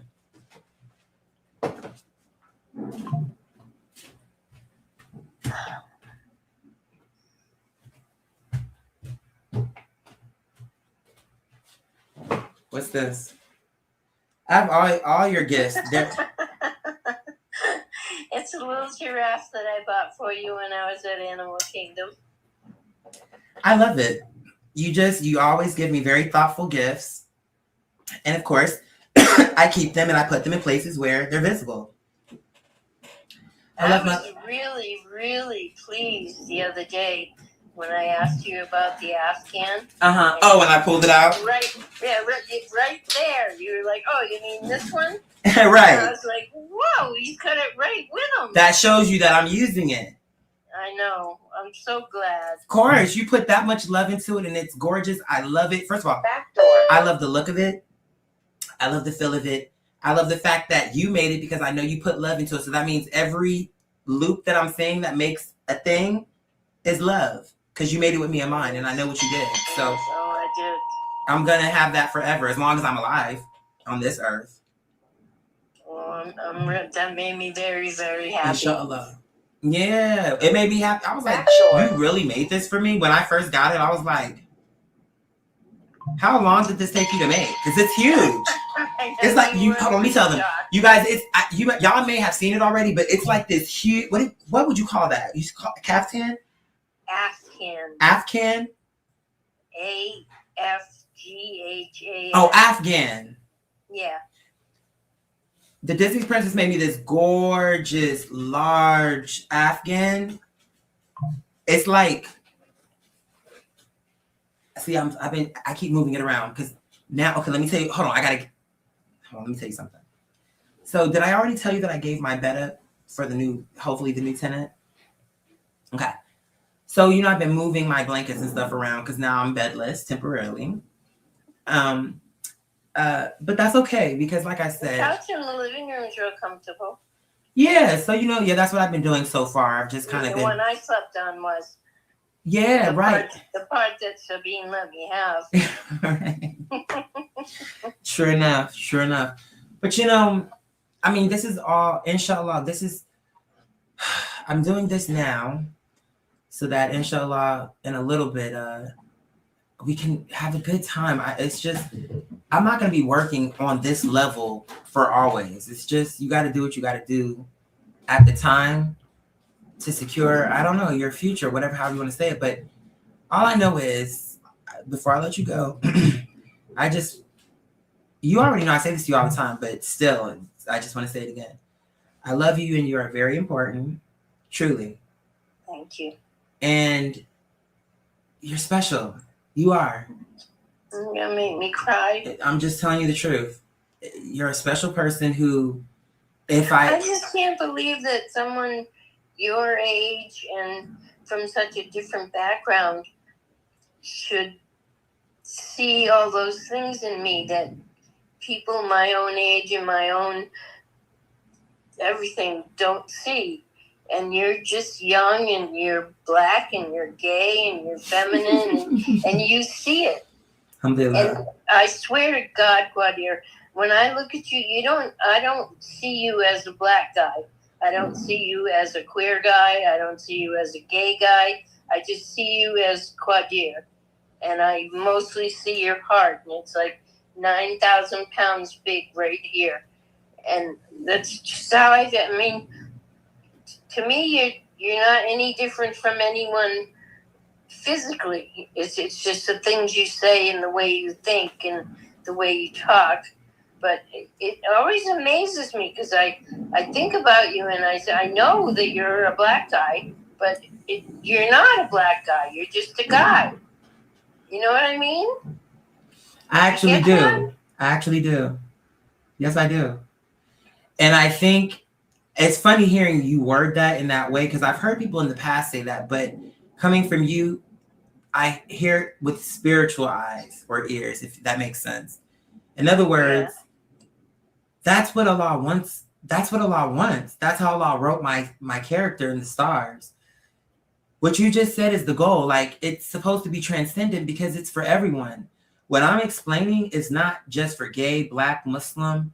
It's for Christian, Jew, Hindu. It's for atheists. It's for everybody. Well, I know you seem to have absolutely no prejudice against anyone. You know, unless they like knock your socks off or something. Or unless they're disingenuous and take advantage of good people. You know me. Well, yeah, I know, but I mean, in general, you're open to everything. Mm. Whoever is, how they ever are, it doesn't matter. You always give them a chance to be whoever they want to be, and make it be okay. You never denigrate people. You never say bad things that aren't true. You just spread joy and happiness and positiveness and. You know, we could do this all day because we're just ping pong. So it's gonna bounce for me, and then I'll go back into my third act for my third speech for the third time. But no, but it's only the reason why I'm gonna tell you why. It's because it's real. When it's real, it's easy to do that. You keep trying to close the door, and it's like, oh, one more thing. I used to do that with my mom all the time. Confirmation, my phone just beeped again. It's like we used to. Okay, mommy. Okay, I love you. Okay, I'll talk to you tomorrow, inshallah. Oh, wait. That's another 10 minutes. And before you know it, we've racked up another 40 minutes in closing conversation arguments. Like you know what I I'm saying? said, 5 hours. Yeah, I know. I know. And that's how, because we always have so much to say, and that's good. That's a good thing. And it also proves there is no difference between generations. What are we at war about? From this angle to here, from this angle to here, like from the beginning to the end to the middle, there is no war. That's all of the enemy. Like, that's to keep people at odds. That's another mechanism. Oh, you're a different generation. You're older. You're younger. It's bullshit. What is coming down? Yeah, but the difference is a good thing. It is. You No. can There learn isn't. from it. Let's be clear. When I say difference, what I mean is this: there is no difference in terms of understanding. Let me clarify. You have difference because you have more lived experience. So there's a different wisdom to that, right? But what I mean is you have some people on the younger end thinking that they can't learn anything from older people because they're older. When I'm saying there is no difference, you can learn from anyone. You can learn if it's making sense. You can. That's my point. But I'm saying I'm trying to knock those barriers down and saying, but guess what? An older person can also learn from a younger person. So I'm saying the river flows both ways. And in between, there is no difference. The information can go this way, the information can come back this way, and it can flow through every channel in between. Why are we saying that this information needs to stay here? This information can't benefit this. All of it can benefit all of it. We need it all to make it make sense. It can't just be the young people. It can't just be the old people. It can't just be the people in the middle. We all have to participate. And I'm saying that that's a beautiful thing when we can come together and honor every aspect of our humanity, from young, middle to elder. You know what I'm saying? That elder is just the elder wise of the tribe. That's not, I'm elder, but like, what is this? I don't like that. We need to rebrand. We need to rebrand I don't even know we need to rebrand even the word senior citizen. Everything needs rebranding. Because I don't like the way they do it right now. Right now, they make it to where, oh, senior citizen, old. I don't like the tone. This needs to be honor. This needs to be, there's God, there's the elders. Because they're the ones, let's say everybody believed. In terms of the material world, they've been the believer the longest. So they're the closest because they're the children and the elders. Because the children just came in, that means they just left, and you're closer to the end, which means you're almost there. You're the closest to God on both ends, the children and the elders. So there needs to be a respect. There needs to be a rebrand. It just needs to be different. And I need to I don't know how I'm going to make that message clear and what my role in doing that and making that message clear, but I know that it's true. And I think that if we did that, people wouldn't be scared of getting older. That would be gone because it would be the honor. The honor you'd be looking for. Like, what type of elder wise are you going to be? You'd be looking forward to see what type of because it'd be more of a thing to it. We'd be looking forward to it more. We have to rebrand it. It's all in our minds, though. Do you understand what I'm saying? Mhm. It's hard for me to explain. I know where I'm going with it, but I just want you to know, again, when we got this phone, text me the information. I want to see where you are I on the will. stars, because I'm gonna tell you some things that are gonna blow your mind. You'll see. That's what I need. No, but this is the good type of blow your mind, where you'll sit No, I back mean, and it's just you blow my mind like 24/7. well, this is gonna be something where I imagine you'll be able to sit back in your chair and really look up and think, wow, it's true. I was literally always, from the beginning of time, I existed. As soon as the scripting of humanity was done, I was in that script. The book of life. You see how it's all in our face? But we're just calling it human words because we don't have that language to call it whatever they call it in heaven. We're just calling it a book. Yeah. But it could be something else. But that's just what we're calling it, confirmation. That's just what we're calling it. But all I want you to know is you're there. You are there in this. I haven't even done your calculations, but I know it's true. Well, you were saying about Muslims, about how there's so many different kinds. Because I said, Like Sunni and stuff. well, like Nation of Islam. a gay guy would be killed, Sure. and I don't get how come no one wants to kill you. Well, I do get that, obviously, but it's just, from the shit that I hear from non-secular people, let's say this. you should be vile and Sure. Haram. Sure. Yeah. Well, yeah. listen, this is what I would say to that. Let's start from the top. The killing. These are what you would call extremists, just like every faith has. So Islam is no different. We have that as well. Number one. Number two, just like any extremist group, they do bad things in the name of God, under the guise of faith and religion. And it's a manipulation. And in the end, they will see that was the true haram, is manipulating God's words to do harm to God's people. The true what? I'm sorry?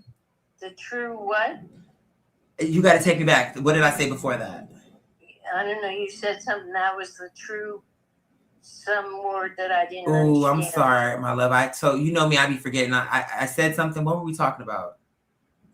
Because now I'm forgetting the whole time. What it is I'm tired because honestly, That's all right. yeah, and these last few days, me going to the storage. Girl, did I tell you when I went to the store? Here I go. I'm doing it again, see? Because now this is a whole new story. Okay, this will be the last one for real. But It's all right. I need to call them because when I went up there yesterday, it's clear somebody's trying to break into my storage unit because the lock is all chewed up and it's all weird, and I cut my finger on it because it's sharp and jagged. So I'm gonna file a formal complaint. I'm like, bitch, you have me paying for insurance and all this other shit. There's cameras in here, bitch. Clearly somebody tried to, because when you look at the other locks, they're smooth. Mine looks like someone took a tool to it. And it's What do you have in there? all my mother's things. But nothing that anybody would want.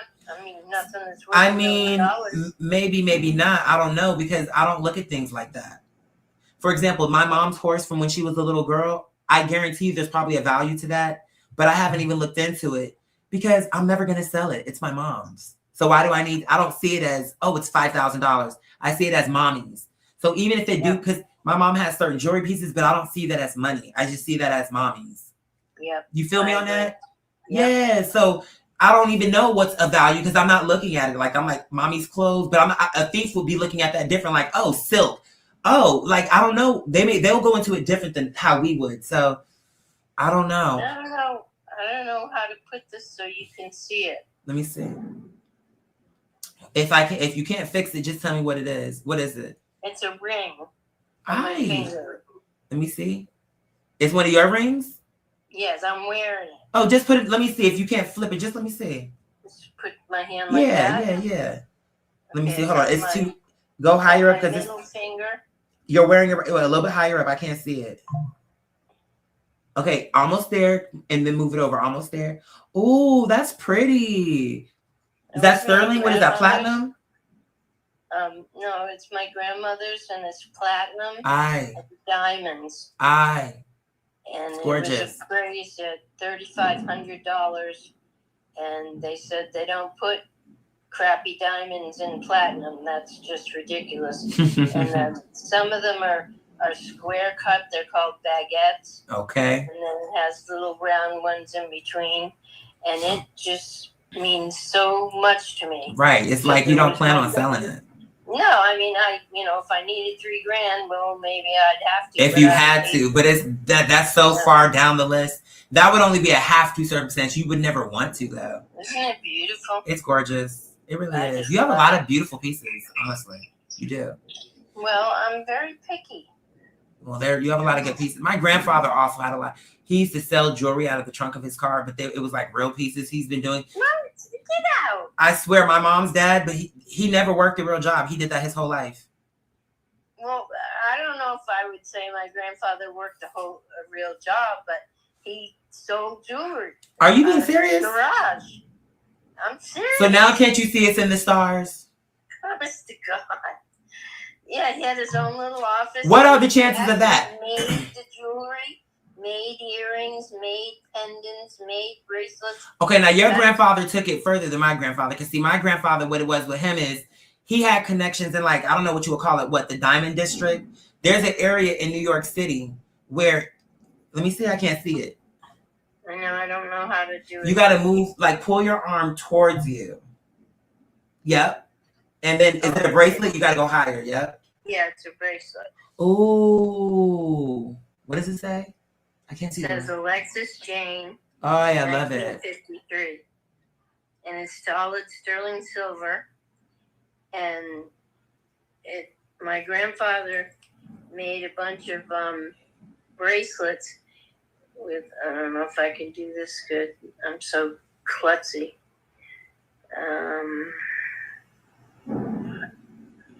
Well, I don't know how to do it, but there's little kittens on it, sitting down, cuddled up. And I brought the kittens and the heart to my jeweler and said, can you make this into a bracelet? And these little kittens are probably at least 75 years old. That was what my grandfather did for a living. He made jewelry. Wait, where are the kittens? You're saying hold on. You have those kittens from when your grandfather made them? Yeah, I mean, they're not live kittens. No, I know, but I'm saying for the jewelry. Yeah. Let me see. I'm trying. Hold on. I'm klutzy. Oh my God. All right. I don't know how to do this. And they Is had, that my arm? No, that's your arm. Shit, I don't. don't worry. It's okay. Because the part that I saw, I loved. I need to eat something too. That's another part. I've been doing all this work and have not eaten today. You know, Tell me what to do to move this so you can see the kitten. Hold on, let me see. You tap the screen and then tap your screen where you see you. You see that little camera there? Okay. Tap it. The one up at the top? Okay, hold on. Let's start over, right? So right now, you see me. I'm the big video. You're the small video, right? No, right now I'm the big video. Okay, you're the big video. So let me do it. Okay. Flip. Hold on, just stay there. Okay, hit the flip button. Yep, there you go. Okay. But now your finger is blocking the camera. Oh. Okay, there we go. I see. Okay, there we go. Yeah, I'm totally, but where's my arm? That is a good question. What are you doing? Are you putting them to the side? Here's what you got to do. You see, okay, don't move the camera no more, right? Okay. Take your, hold on, let me see something. Take your arm, hold on, and do this. Like, so where you see the camera, you want your arm to kind of be crossing kind of like over the camera. Because what you're trying to do is show me the bracelet.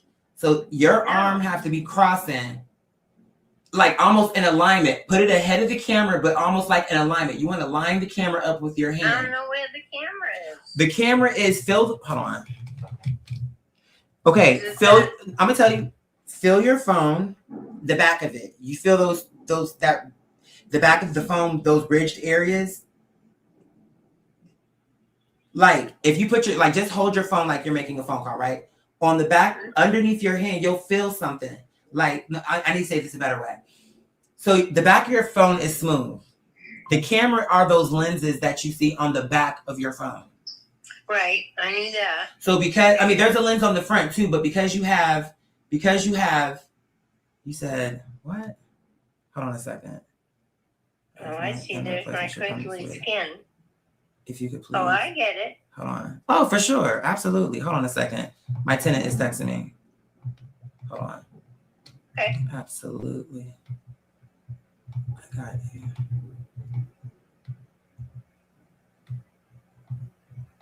Hold on.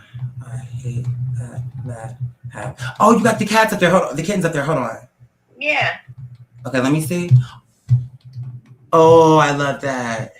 Now, it was silver plated Oh, I love in the that. olden days, and the silver plate's worn off. But I kept like 4 of the kittens, and that's It's vintage. That's like legit vintage. Oh yeah, he had little kittens. He had little dogs, little oriental things. He made pendants, like that were like thin at the top and then widened out at the bottom. He made earrings.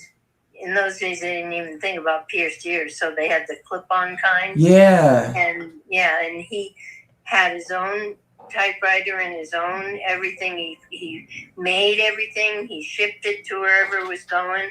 He had a box full of stamps, and in those days, stamps were beautiful. Like 1 cent was bright red, and 2 cents was bright blue, and 3 cents was bright green. It was beautiful. And he typed up his own invoices, and I was just very, very impressed with my grandfather. He sounds impressive. Now, he took it further than my grandfather did because my grandfather was not making the jewelry and he was selling it out of his trunk. But it's still entrepreneurship. Yeah. And the point is he provided he provided himself his whole life by selling that jewelry out of his trunk. And over all them decades, he had relationships with all of the diamond people, the gold people, the silver people who sold the jewelry, but he would get it before they would get it to the stores like the Jared's or whatever. But he had unique pieces. Yeah, he had some diamond rings. He had some stuff like that. But he had the pieces. I honestly would wear all my grandfather's jewelry. I would probably wear everything he got. Maybe not everything, but 98% of it. Because it was like, I couldn't afford it though because it was not cheap jewelry. It was real jewelry. Oh, yeah. It would have like opal in it. He would have like Indian, Aztec kind of looking stuff. Then he had some modern stuff. I mean, it was just all kinds. And he had lapis lazuli. He had all that shit. And then look, he had the trunk where the jewelry was.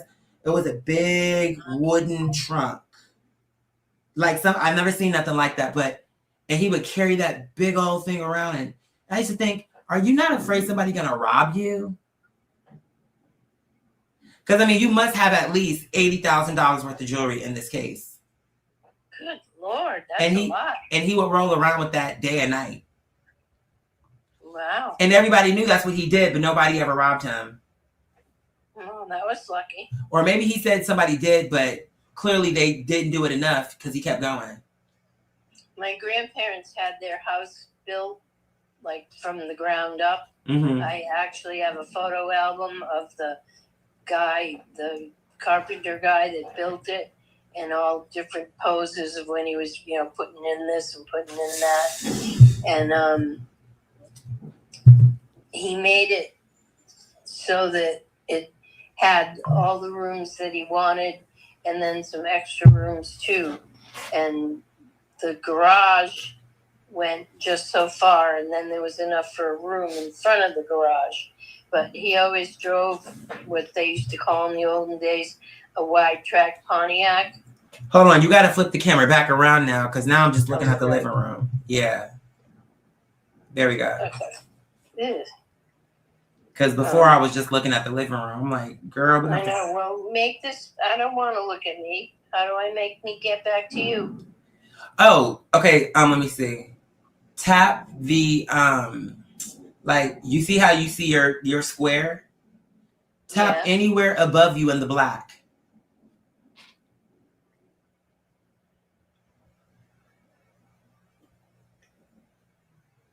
like, yeah, like just like hit in the above the perimeter of where you can see yourself, hit the black.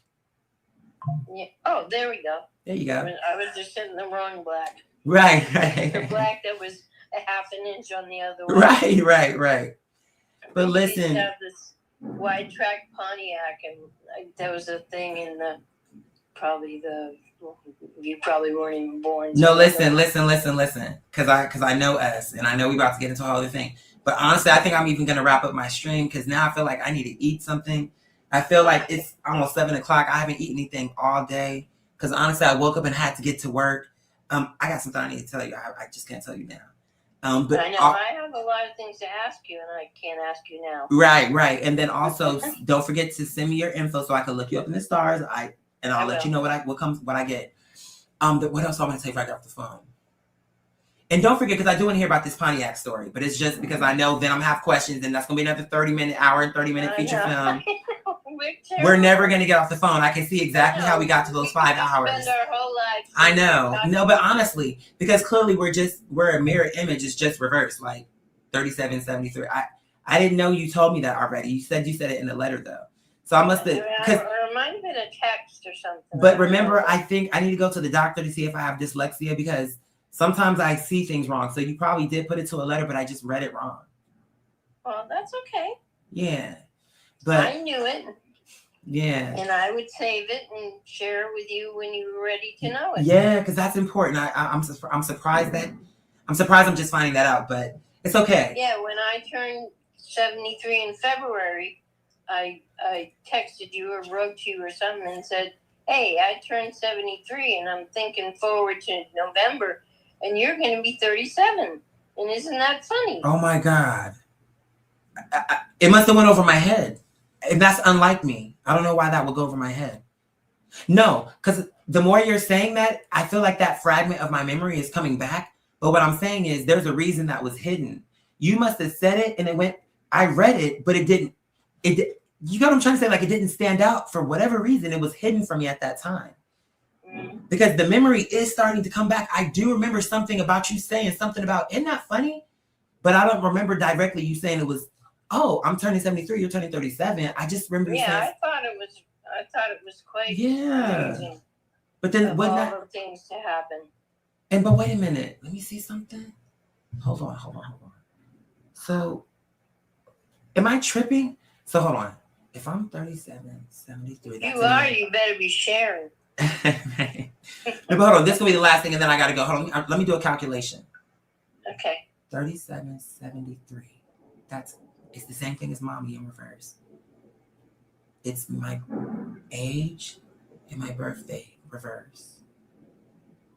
Okay. What am I trying to figure out? I'm trying to get to something. Let me figure something out. Okay. So, 30. What about 36? See how it doesn't, hold on. 36. See, it doesn't work that way though. It only works this way. Do you see what I'm saying? Am I tripping?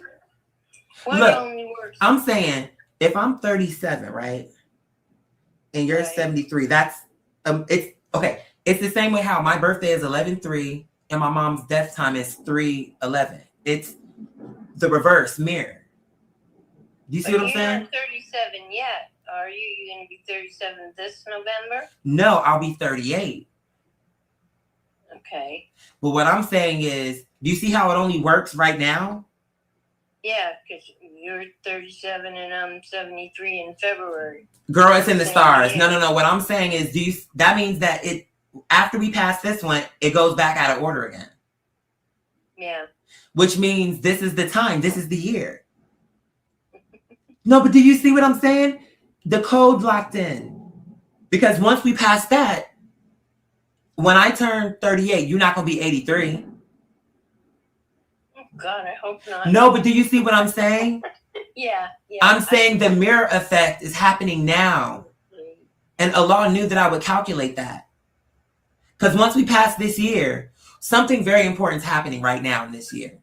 And what Allah is telling me through you in this moment, because everything is a key to another key to another key, it just never ends. It's like an infinity mirror. But I'm saying the way we locked in on this, we can only do it in this thread of my 30s. This is like the combination, the year. Do you see what I'm saying? Because once I turn 38, you're not going to flip and turn 83. No, that's, yeah. My dad used to use Or that when I all the turn time. 39, you're not going to flip and turn 93. No. My dad used to always say, like, if he was 65, he would change it and say 56. But it gets to a certain age where if you switch it, it's worse than it was when you started. Right. I can't do that anymore. Right. Because now it's like, okay, I'm 59. So I'm now 95. it's like I'm But you know what? 95. In a way, it might work. You wanna know why? Because here's what I think. What if you lied? Instead of saying you were younger, it's better to say you're older. In my opinion.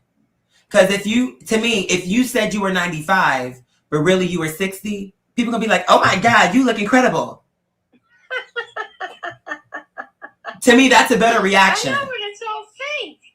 It's all fake, but I'm saying you would get a better fake reaction. Instead of being like, oh, okay, I'm 60, but I'm saying I'm 30. They're gonna be like, bitch, okay, even if you are 30, you look crazy.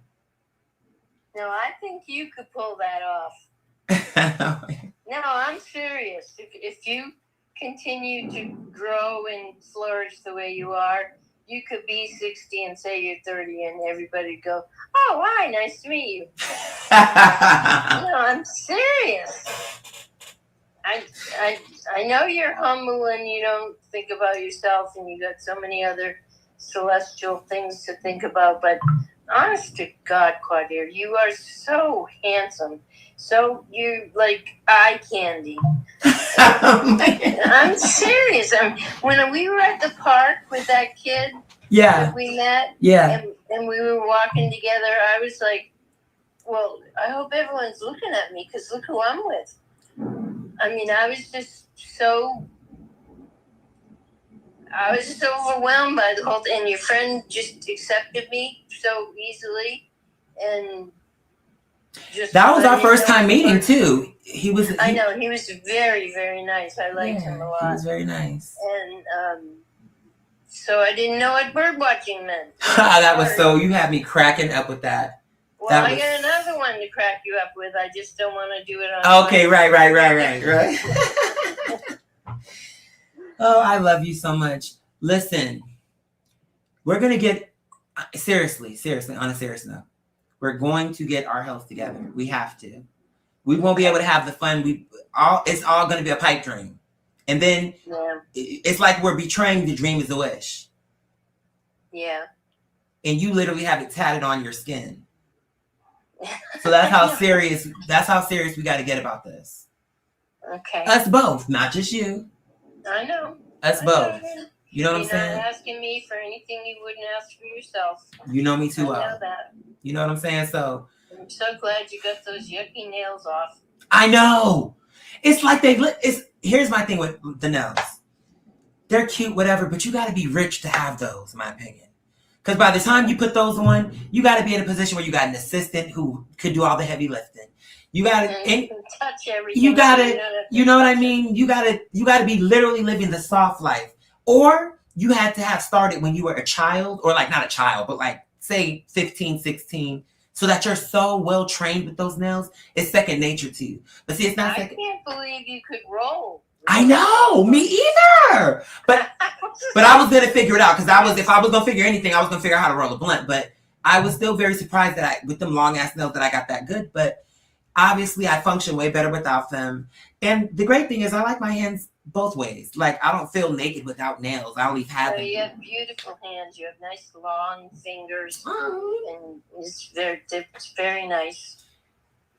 Thank But you. my most favorite memory of all the memories, well, I don't know if I have the most favorite. I have millions of memories, but when we danced to Beauty and the Beast, that was like so sweet. Don't make me You cry. picked the song and you picked the time, and I'll never ever forget that. That was just It's in my heart forever, and it's got a big, big part of my heart. I'm gonna start crying. Girl, we are too emotional.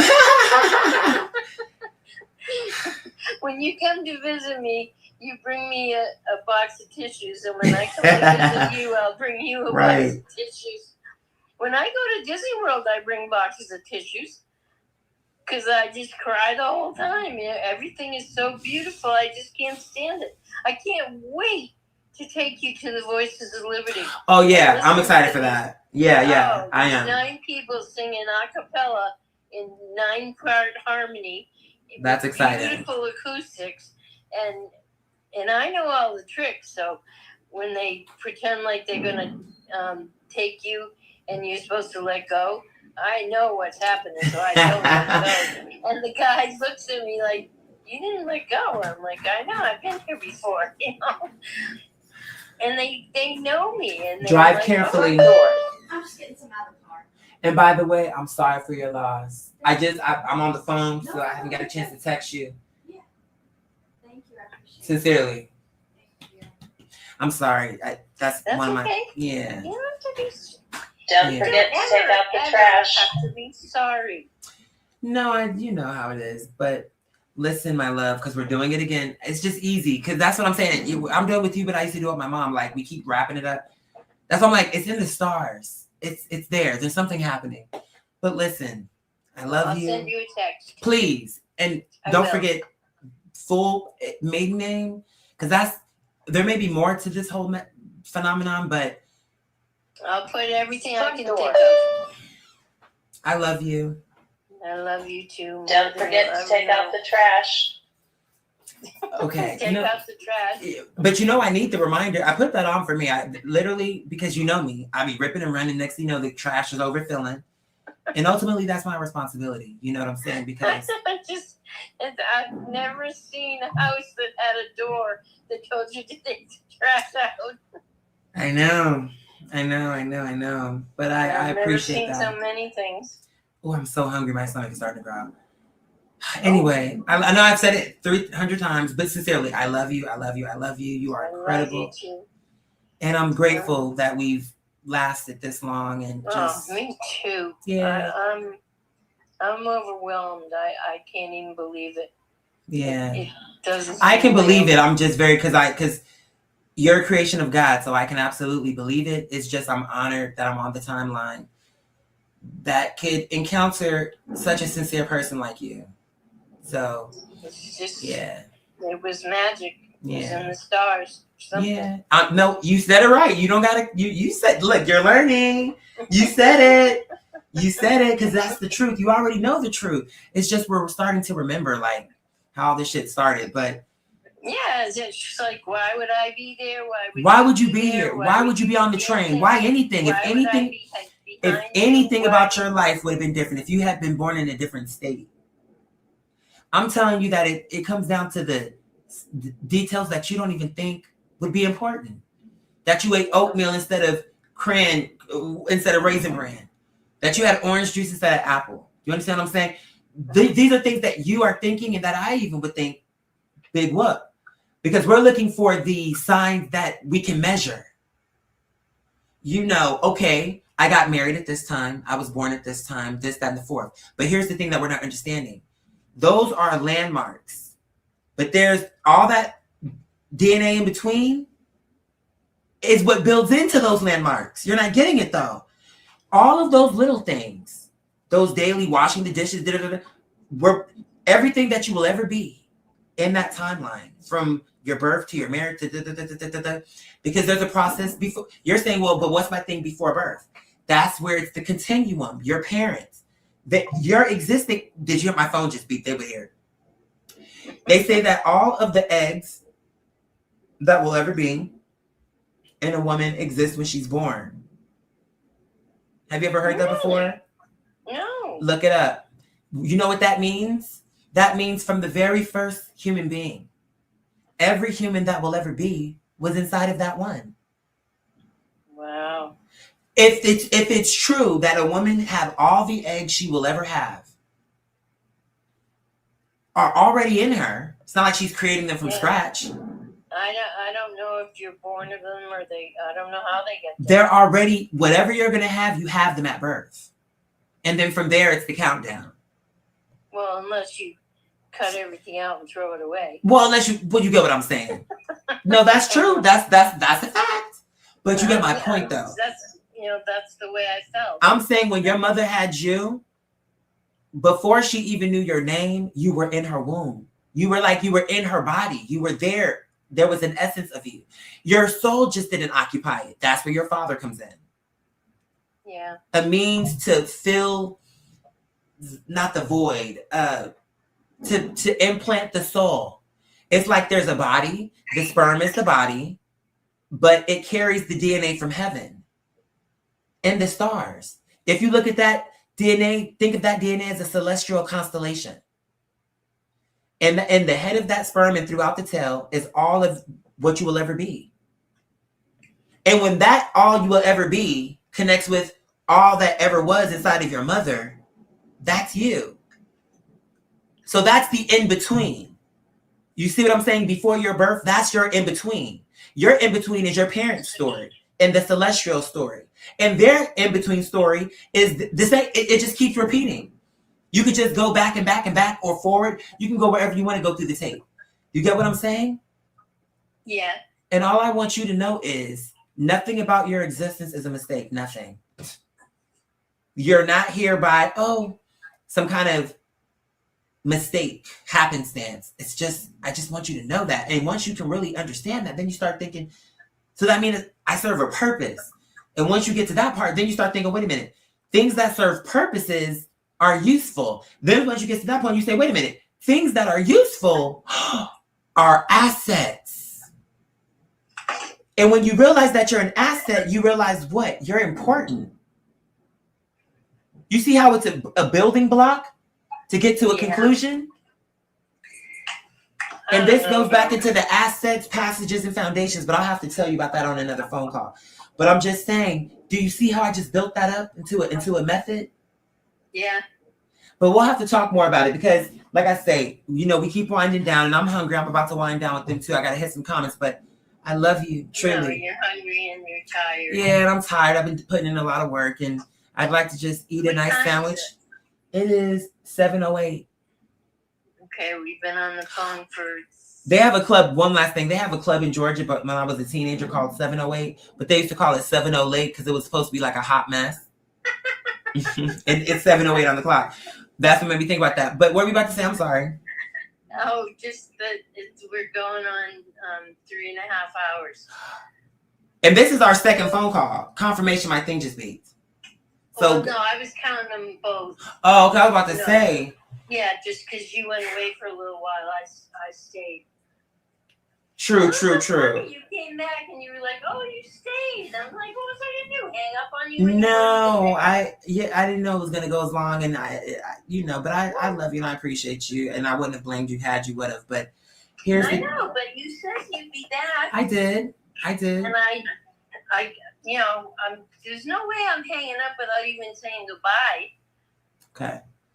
Well, listen, I love you. Let me get off this phone so I can get me something to eat. I'm going to make a sandwich with some Cool Ranch Doritos, some Amish potato salad, and a Coca-Cola. Well, I'm going to make a sandwich with some homemade meatballs and tomato sauce. And you be throwing down in the kitchen. I'm upset that I'm not there for that. You're not having nothing on the side? What about your sides? No sides? Like chips or nothing? Oh yeah, if you want for a sandwich, but mostly I have the sauce and the meatballs and macaroni. And cheese? This time I made baked ziti. It's yummy. Ziti, yeah, with ricotta and mozzarella. Yum. Grated cheese. Yum. I love it. So far, so good. And bacon. Yeah, I know you would. Yeah, because that shepherd's pie, I was upset when that was gone. I know. Every time I make it, I think of you. I think of you like before you even put it in the toaster oven, you're like digging into it with a spoon. It was so good. I couldn't believe I never had that before. Well, you can thank Walt for that too, because I learned to make that from Disney World. For real? For real. That was Ah. one of the dishes that they served at the British pub in Great Britain in that part of Epcot. Oh my gosh. All those restaurants you go So to. that all they recipe have you to do- use is the Disney World recipe? Yes, Get out of here. I'm serious. Oh wow, All you have okay. to do when you go somewhere is say, "Ooh, this was delicious. Can I have the recipe?" And they give it They'll to give you. it to you. Yeah, I have the recipe. When you go to Japan, they have one of those ones where you sit at the table and the table is like a big fire thing, and they put rice and onions and meat and shrimp and chicken and all that Oh, stuff. see, they getting Tell fancy, you to child. be- oh, I love that kind. It's called. I don't know what it's called. And what do they do with the? Hold on, is it? You said they put it in a rice bowl. What? Say that again. What do they do with all those ingredients? Oh, they have a big grill in front of everybody. We're Cook all it up. around the table, and they have onions and I don't eat onions except You meat. don't. I'm surprised you ate them. Oh God, they're so good. And noodles. You ate onions? And you can have chicken or shrimp or steak, and they always give you a bowl of plain white rice. Okay, that's my question. I'm like, but what do you do with all that? Are we eating it with rice? Or okay, so you asked my Oh question. yeah, Okay. they have plain white rice. Do they have and, sweet and sour sauce? No. Oh, they have all kinds of sauces. Oh, They because have, that's I'm like I want three- some sweet and sour dipping sauce and some yum yum sauce. Have you ever had that before? Yum yum. It's like this like I yellowish don't or know. The crumb- one that I orange. like at Disney World is ginger sauce. Ginger sauce, Yeah, it's dark brown. and it tastes like ginger. Oh, I don't know what ginger tastes like. Cause I don't really like ginger flavor. I mean, I Well, do they kind of. got I three kind of do different because I like ones. ginger ale, but Oh, they got 3 different ones, and you put the ginger sauce on the plain white rice, and it's just divine. But Yeah. anyways, I asked for the recipe for the ginger sauce, so they gave it to me. And you made it. Except, yeah, I did. Except it was the recipe for 400 because it was a restaurant recipe. Oh, I thought you were gonna say something got- else. I got done and I had a pot like a foot tall, and it was all full of ginger sauce. And you couldn't get through that in a How am I gonna lifetime. do this now? Child, you couldn't get through that in a lifetime. Did it taste good at least? Well, I had to try, Was it good? and it did come out good. It came out just like it was supposed to. But you made too much is what it was. Well, yeah, I didn't think about they would be making restaurant portions. They need that a lot. right. So they would need a lot. Restaurant. That is so Right. funny. Exactly. Yeah, that's the kind of pot I had, a big one like that. Oh my god. But yeah, I have lots of recipes. That I never got to cook for you though. Did I? I don't You think know so. how to cook? Yeah. It's just what it was is I was broke. So we remember, but you were like, oh, you were like, don't worry about the money. But I didn't want you to spend all your money is what it was. I know, but that's why I brought it. I know that's why you brought it, but you know me. I know, but So I it was, $100 bills whenever I could. I was, didn't want to be a burden. but the thing of it, no. But see, now here goes another conversation. Girl, please, how could you be a burden if I'm literally saying, come, I want to host you. I want you to enjoy. And I literally, how that, if I took it as you were a burden, then that means I'm delusional because I'm the one who wanted you to come. But what it was is once you came, you brought all that money. I'm like, girl, you was like, no, so we can do whatever we want. I'm like, yes, but because my thing was, I just wanted us to spend more like quality time. We didn't have to do like all this, like, you know what I'm saying? You know how people could be like, No, okay. we didn't do that much. I mean, Right. That's what I'm saying. At the crib, we watched. Yeah. Like Yeah, we went out, we did go out. Yeah. I mean, But- we had groceries sent in and Yeah. vodka sent in. Yeah. And Right. I just, I didn't. So we could have fun at at the house.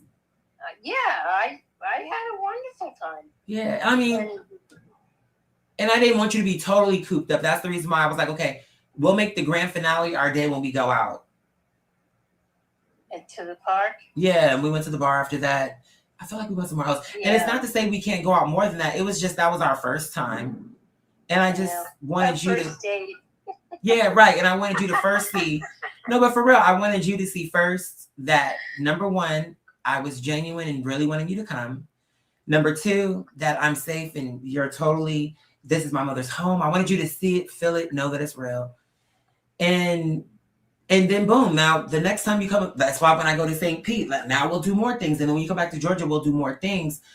But number one, quality time is the key. And then number two, if we can have fun doing simple things, now when we evolve it into more fun, we can have more fun doing other shit. You know what I'm saying? It's just, I wanted you to see first that I already knew you knew that, but you had to see it first. Because you know how it is when people talk on the phone, but then it's like now in person, it's a different energy. Flabbergasted at your house. It's absolutely beautiful. It's so big and so spacious and so filled with animals, and it's wonderful. Yeah, alhamdulillah. I'm very happy with everything. I'm very happy with where we are, with the people who are in my life. It's just do you have to pay What's up? Property taxes? Mm-hmm. How much are they? Ooh, you know what? I have to look at it's on my notes. I've been so engulfed in all this shit right here that honestly, the notepad that I use, I don't even know where it is because I've been moving shit around. I'm doing it's like 4,000, 5,000. Somewhere in that area. Mm-hmm. Yeah, because mine's 3,400. Okay. And my house seems big to me. No, but you know what? I Actually, go to your house, and then I'm like, holy shit! He's got an upstairs, a middle stairs, a bottom stairs, 5 bedrooms. I mean, the place is huge. Well, okay. Oh my god. Well, I'll say this. I feel if it was just big, that would be pointless. Like my mother said, make it work for you. Make it do something. Don't just have a house for no reason. And I feel, I believe you. I feel like sometimes you be speaking like what my mom would say if she was living. Like when I say things like, Thank you. Yeah, for sure. Like, for sure. Like when my mom, like I feel like if my mother were living today, or even if she could come from heaven, like break out of the timeline to come down and save me, would she think about what I got going on? I know 100, no doubt in my mind, she would be like, I am blown away. Even though I know she believed in me 100%, she would still be like, and she used to say to me, necessity is the mother of invention. She would be so proud that through all the confusion and chaos that I was able to ground with God and really come together. And I'm saying come together, but really it's all God. Like the only thing I'm doing is acting it out. But I can't even take credit because I'm a witness to the fact that I'm not a stupid person, but I'm also not that smart to be figuring all this shit out. I know that, and I know You're pretty smart to me. Well, I know you would say I'm smart, but I'm telling you, and I'm not saying this to be like shitting on myself. I'm smart, but I'm not as smart as you think I am. It's like the things I'm saying that you think are so smart are coming from God. I have thoughts that are interesting, but not that interesting. Now that I know the truth, it's like I'm okay to say that. I don't have an ego to be like, I don't have to be the genius. I'm okay to say the genius is coming from God. That's not an attack on me. You understand what I'm saying? But you're certainly smart. Your brain works in an amazing way. And it works Whatever I am, 653,000 miles an hour. All I'm saying is whatever I am and may ever turn into being, 100% is God. So whether you think I'm smart, I'm something else, I'm a genius, I'm stupid, whatever it is, it's God. Because I know for a fact that, because I know me, I'm in my head, I know the thoughts I'm having. And I know that I knew nothing about real estate law. And yet somehow I was able to fight these people off my property. I know, that was amazing. It was horrible, but it was amazing. Do you get what I'm saying? And I'm not gonna sit up here and be like, it's like I know I have some level of intelligence, but I know for a fact people who went through way less have lost their home and lost everything. Here it is, I'm fighting attorneys and I'm getting phone calls, my family, the audience, everything. I know, your family's giving you a hard time too. I mean, it's like you didn't have a chance. Do you get what I'm saying? So it had to be God.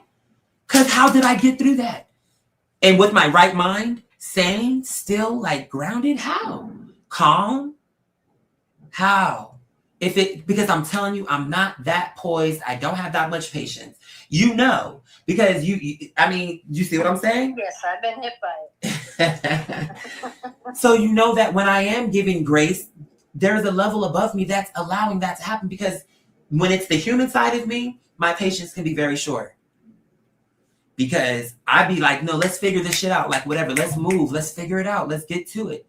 But then something will come over me that says, slow down, be patient, apologize, because you love her. And even though, yeah, you said what you needed to say, but the point is, you know that she didn't mean you any harm, and that she was coming from a place of concern, or whatever the case is. When I was saying, I don't need you to be worried about me or whatever, that wasn't, I appreciate the worry, but not in the sense of, I forget how you said it, but it was coming across like, I don't remember how you said it, but I remember the way I felt. It was more like, I don't need you to feel sorry for me. Because I felt sorry that you were going through. Right, that's what it was. And my thing was, pissed you off. Right, because I was like, I don't want to get emotional, because I remember now it's starting to come back to me. Because I knew you meant it, and I knew how you meant it. But it was just things. But you still cut me to the quick. And that's why I had to apologize, because it's not that I came out and said anything like, oh, you bitch, you stupid. No. It's just, no. You know what I'm saying? But it was just like, I'm like, listen, I love you.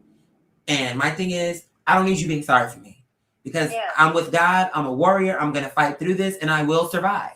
So I don't need you feeling sorry for me, because I'm going to make it. And so don't be one of those people who's like looking down on me like, I'm sorry for you, because no, I knew you weren't. That was my sensitivity coming out. So that's the reason why I apologize, because I'm like, no, I knew how you meant it. But it was just the way, it's just at the time you said that to me was coming across like, no, I don't want, because I'm not a person for you to feel sorry for. Not like that. But I knew you didn't mean it that way. It's just, that's how I heard it. You know what I'm saying? You were in the middle of a bunch of shit. Yeah, but that still didn't give me a right to be, you know what I'm saying, snippy. Because I knew. That's a very good word. Snippy. Yeah, you know what I'm saying? That still didn't, somebody would, or is it not persnickety? Somebody said something to me, or was using that word to someone else, and I thought that was an interesting word and when they described it. But regardless of the word, you know, but now things are lifting, and it was always, and I always knew that it would. And I didn't want the people who I love to be losing faith. I don't care if bitches that don't know me are feeling, they can feel whatever they want, but you know me. Now we have a history now. And we've had a history through the stars. I just got to crunch the numbers. But the point is, you know me. So you of all people know I'm going to get through this, because you know that I'm a believer.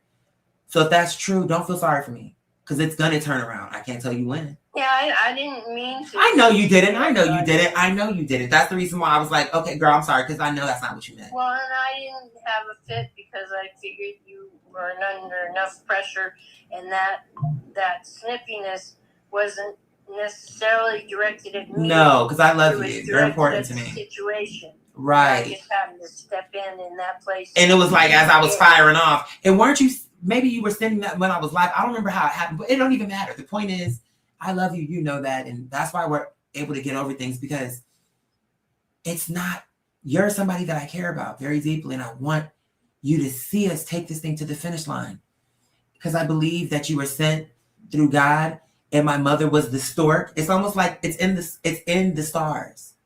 I can layer it over anything I want and see it. It's there as clear as day. But the point is my mother. So you're a gift from God, but the person delivering it is my mom. That's why y'all so much the same. Confirmation, my phone just beat. I feel that way. You know what I'm saying? And it's like, here we are in each other's lives. So, and when my mom and I would have spirited debates, I would always apologize to her too. Because I'm like, that's my mother and I love her. And I know for a fact, she wants me to be okay. She not saying nothing to me to make me upset. That's not why she did that. Even if I got upset, she didn't say it to make me upset. I know that about her. I know she loved. So I always apologize. I'm like, and she would always, I don't get emotional. Why? I am. Why can you be? Just because this is like our 30th time wrapping up. Just because it's the grace of, that's what I'm saying. It's like, so I can show grace too. It's like, so it was like, in that moment, I was like seeing my mom, because I'm like, when we would have those moments and she would say, because we would have like little arguments where she was like, Quadir, you can't be okay. Her thing was, I need to be getting paid for my art. And I'm like, Mommy, but I'm an artist, and you have to pay your dues, and it's different than being a teacher. She's like, but Quadir, you have value and you have a talent. And she just believed in me. Sometimes, I guess, maybe in a way that I didn't see myself, because I I'm, remember that one interview on the porch that you did. you know what I'm saying? Yep. But the thing of it was is she, and the thing is, but I would always apologize to her because in my heart I knew she was right. It's just I love it so much that I was willing to do it for free, and just put love into it. But her thing is, you can love it, but you deserve to be paid for it, and for that reason, because you love it, and because you'll put that type of dedication. But we were saying the same thing a different way. But I knew in the end, she's the queen for a reason. And I knew, and then ultimately, when I came to the point where I knew she was right, of course I came to her and I would always remind her, and I would even apologize multiple times, like just throughout life, whenever that memory would come to, I'm like, she was like, Quadir, because I had been apologized to her before, but I would say, I just want to apologize again. Because there was one argument in particular where it was like all she was trying to do was protect me. And it was just like, I'm like, you don't understand, mommy. I'm an artist. But what it was is I was just willing to devalue my talent so that I could have a chance to do it.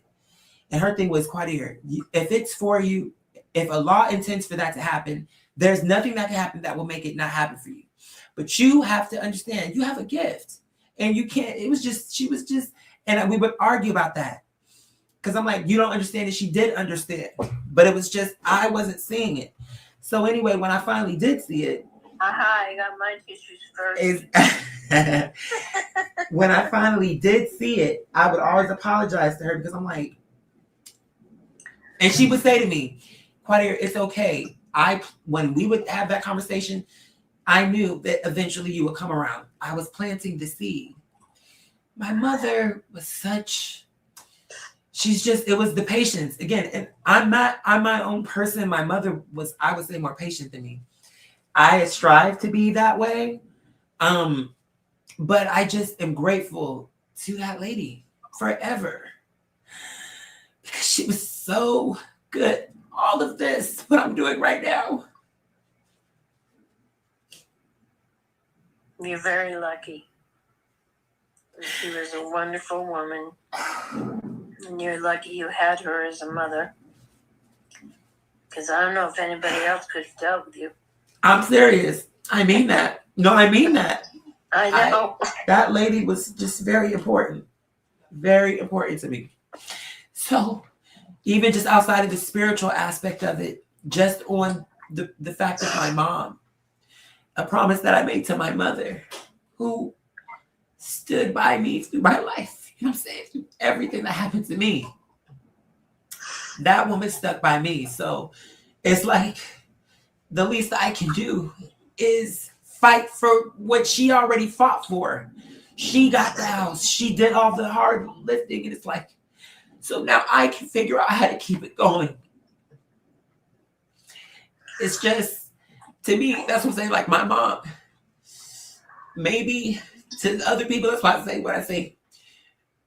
You are important. Don't get into this thing about, because if you're having an impact on me, and if there's anything I'm going to do in the world, you're a part of that then.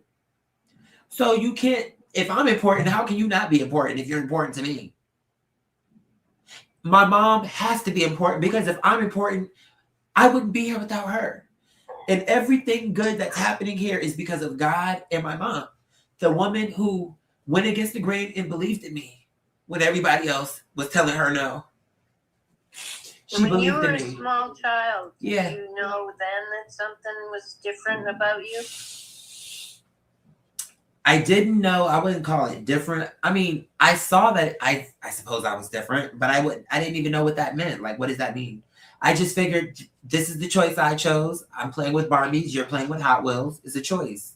Like in terms of how we're expressing ourselves. Like, I like this. You like that. I didn't know it was wrong or right. I didn't know that part. In those days, they didn't. No, because it was my father who bought me the Barbie doll. The first Barbie I had was from my dad. But what was crazy is, you know why he got me the doll? No. Why? For Ramadan, my first Barbie came for Ramadan. And how he got the doll was because he bought me a G.I. Joe. But he bought the Barbie for the girlfriend. But so I had them both so I could have I would be the G.I. Joe and I would be his girlfriend. I don't know. But when I started, when the box was opened, I got bored with that G.I. Joe because he wasn't giving me the hair that I could comb through and curl, shoes that I could put on her and stockings. It was boring. And nobody told me that. I just knew in my mind, like, I don't like this one. So then I think my dad was like, oh shit, I didn't know he was going to just put the G.I. Joe down and just go to this Barbie doll. But after that, see, the thing is though, my dad, according to everybody that existed before I was born, they say he was homophobic and he was not nice. But I don't know my dad that way because when I was born, He was homophobic and you, whoa. But when I was born, my father changed. I never knew my father homophobic. Those are stories that I heard from other people. He was never that way to me one time in my life. He never called me a nasty name. In fact, my father, that's why when we became estranged, it was so weird because I'm like, in my entire life, we never even had an argument until just now when my mom was sick. Are you the only child of the two of them? No. They have more, but I don't want to get into the specifics, Okay. but you know, the point is I'm the one who's actually the closest to both my mother and my father. I was way closer to my mother, but in terms of who was the closest, they were both the closest to me.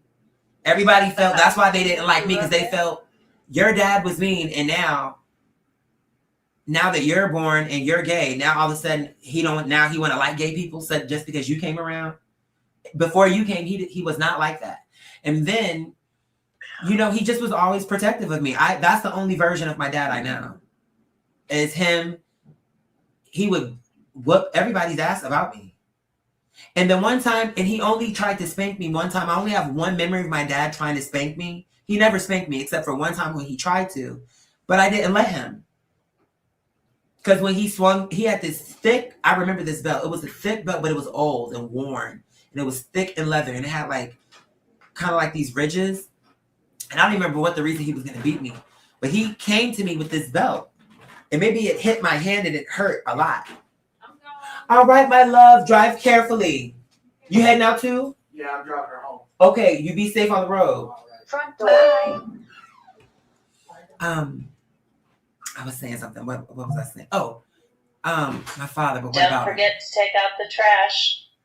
I was That he saying. was gonna beat you, but Oh yeah. So never did. it's like it hit my hand, and and first of all, he never beat me before, so the whole thing was just like scary to me because I'm like, why are you doing this? He beat the other people, but that's because How old were you? very young. I don't know, maybe like 4 or something, 5, young.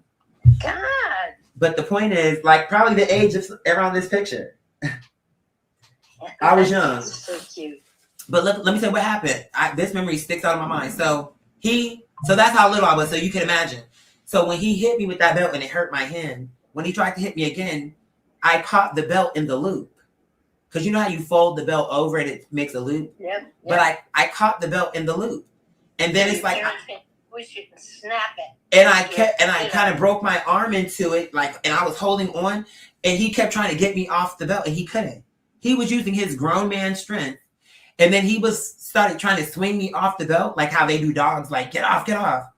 He started trying to do me like that, and he was flinging me across the room because I was so little like this, and to the point that, and I was not going to let go of that belt. So Allah, this is my belief. Because I probably would have got injured if he would have just kept slamming me into the walls. The belt snapped. It snapped in half. It broke? It broke. And look, when it broke, right? Because it was this thick, strong belt, right? When it snapped, but check me out. He looked at it, right? And then he looked at me. And now looking back on it, he started laughing, right? And then he didn't beat me no more. He just left it alone. I believe in my heart, in a weird way, he respected me from that. I know that sounds weird, but No, it doesn't. I understand. do you get what I'm saying? I think he thought Yes. he really didn't want, like, I hit him, and when it hurt him, he made a choice to fight me back. Well, not to fight him back, but just to not let him beat me no more. Because I wasn't trying to hit him back. I just was not letting him, I wasn't going to let him take that belt to me again like that. I wasn't hitting him. Like, no, I wasn't hitting him. But once I got, How old? I had to be however old, because I was small enough that he could lift. Because see, if I was this age, I was too big at this point. It was before this. Oh, let me see that better. Yeah, see this, I was too big. Oh, look how cute you are. My goodness. You make me blush. And then this You're was, lucky I didn't know you when you were a baby. I probably would have stolen you. oh I no. adopted you years ago. No, but then I would have threw off the timeline because then my mother would have been devastated. Well, that's true, yeah. See what I'm Things had to saying? go the way they went, yeah. So it had to, because then we would have, it just would have threw off the whole prophecy. Listen, we met exactly at the right time, but I see what you're saying. But look, it had to be around this time when he was beating me or trying to. He hit me one time, and maybe I did do something that was worth the beating, but the truth is, I was such a good kid. Like, I wasn't a kid that you had to worry about doing bad things. If I did something bad, it would be something like, oh, he went outside, got the water hose, because I have done this. This is why I'm using this as an example. It would be something like, okay, he has an ant farm. Because remember, I had birds, I had an ant farm, and sometimes I would have storylines like, a flood is coming through. Oh no. Like, and then I would let the water hose run through. But then I had plans of building new downtown. So I had to like encourage them to move to new locations through flooding them away. So, but what happened is, but then I would turn it into an epic. So now I'm mixing with the ants in the mud and I get this big boulder. This happened in real life. I'm telling you a real story. I know. And I get the rock. And I'm like, oh no. Like now there's nations battling. Because they're like, we want this. Mommy, how young am I? But I literally am telling the story in my own head with the ants. And I'm like, okay, they want this land. It's rich in soil or whatever I was saying. I'm like, okay, they want it because it's just a good location. They want this area. So now the rain is giving them the opportunity to attack. So I take this boulder and I drop it on top of the ant farm. And it splashes all over my mother's clean laundry. Because she had this thing outside, this clothesline. But I didn't know that if I dropped the rock, I was too young to know that if you did that, it would splash. I never did that in my life. That was my first time seeing something splash like that. I didn't realize splashing was a learned skill. Right, but what I'm saying is if I would have known what that would have done, I wouldn't have done that because I wouldn't have wanted to get my mom's clothes dirty. I just didn't know that would happen. When I say splash, I'm talking about like, I knew probably what a splash is, like maybe in water, but I mean like, I didn't know if I dropped the rock that it was going to literally make all this rain or this water and mud just go up like that and go everywhere. I mean, it was all over the clothes. Oh my God. And the fresh sheets that were blowing in the wind. It was just. Oh, fuck. Did your mother want to kill you? She probably did, but she probably knew like. Because the thing that she always liked about me was just that my shit was more innocent. Maybe it was like, oh my God, here goes Quadir again. But it was like genuine childlike curiosity or what I was doing. Although there was an evil side too. You weren't doing it with malice and forethought. You were doing it. No, there was kind of like a little bit of evil to it that I think God, but that was a part of the lesson. See, now I'm understanding why my family was calling me evil, but it's not what they think. It's more like the human, like for example, when I was young, little things would happen that thinking back on it now, I'm like, what made me do that? It was a human thing that I had to get out and be, that God had to be like, that's not the way. That's not, you're a protector of animals. So let me give you an example. There was this bird that it was already dead. It was dying. And I was looking at it and I didn't know enough to save it. It had fallen. I don't know where it came from, but it was there. And I remember this memory. And when I poked it with a stick, it was like, okay, it's dead. So then I created a storyline with that. And I was like, oh, I made it into like a princess or something. And she died, she was killed before her time. And I put her inside of a plastic container and filled it with dry leaves. And was like, and I lit it on fire to cremate her. I didn't know that was the word, but that's what I was trying to do. How did you know such a thing? I don't know, but I did that. And as the fire would die down, I would keep putting stuff in till the container melted. But then I kept putting things around the container so that it would just basically stay into that circle to keep the fire going because I didn't know it would melt. So it melted, and then I had like bricks around that, so it was already in the circle. And until everything was totally black, and then I got like a rock and started smushing it down flat to like a paste or something, or to like a black ash. Then it was like I took the black ash and started like doing shit. I don't know what, I just was feeling led to do that. Then I took some mud or some water and mixed, my phone just beeped. Then I took, what did I do? I took some water and mixed that into the dirt and the ash, and that turned into some like something else, like a black dark paste. And maybe I smudged that on my feet or something. I don't know what I did. I did a lot of things. I wouldn't call that evil. Now that I'm saying it out loud, I don't know that, but I think that could be perceived as evil to humans. Like, why did you do that? But I was led to do that. Why is that evil? Well, because at first, before I said it out loud, it seemed like, why would, but see, the difference is when people talk about serial killers, they talk about people who are hurting living animals, not people who are cremating dead animals. See, my thing was, I had a storyline when I saw that it was dead. I was like, oh, this was the princess. And she, to me, for it to be sitting dead next to my mother's Toyota was not dignified. Like, ew.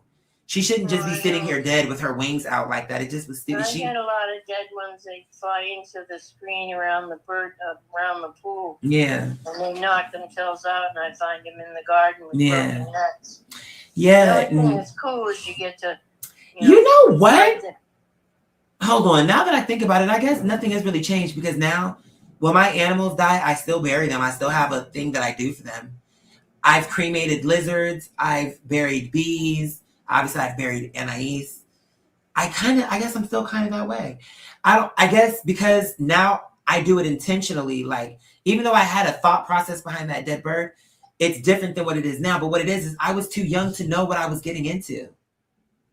I was a kid. How could I have known that? How could I have known I was doing like a rites of passage or like a praying for this? I don't know what I was doing. I was doing something that was beyond my knowledge, but I was just being led to take the baby bird, put it in plastic, put all these leaves on top of it, burn it until you don't see anything, till there's nothing there.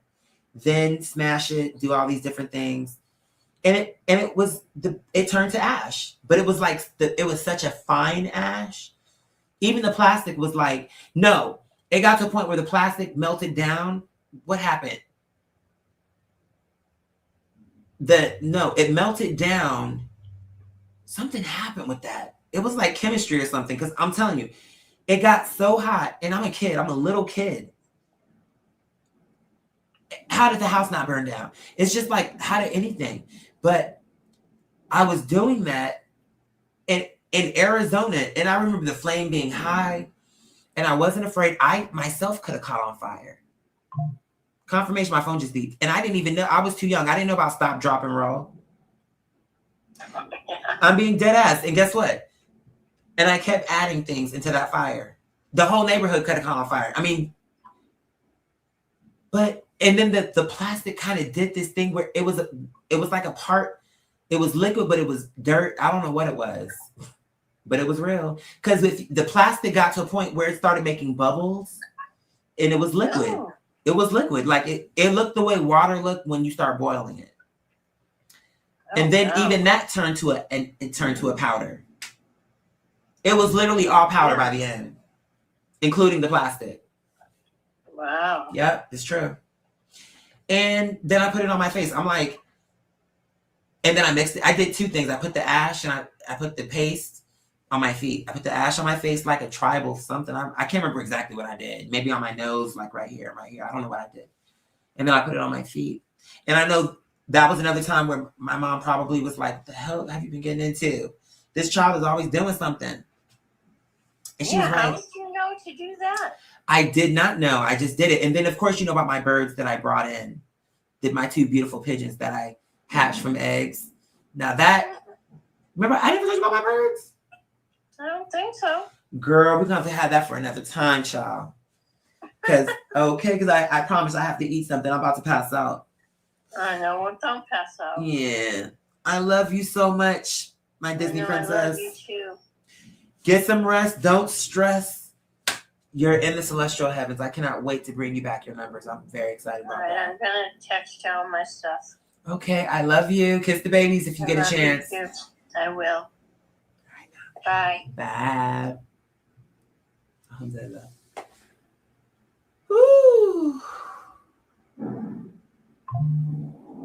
I know.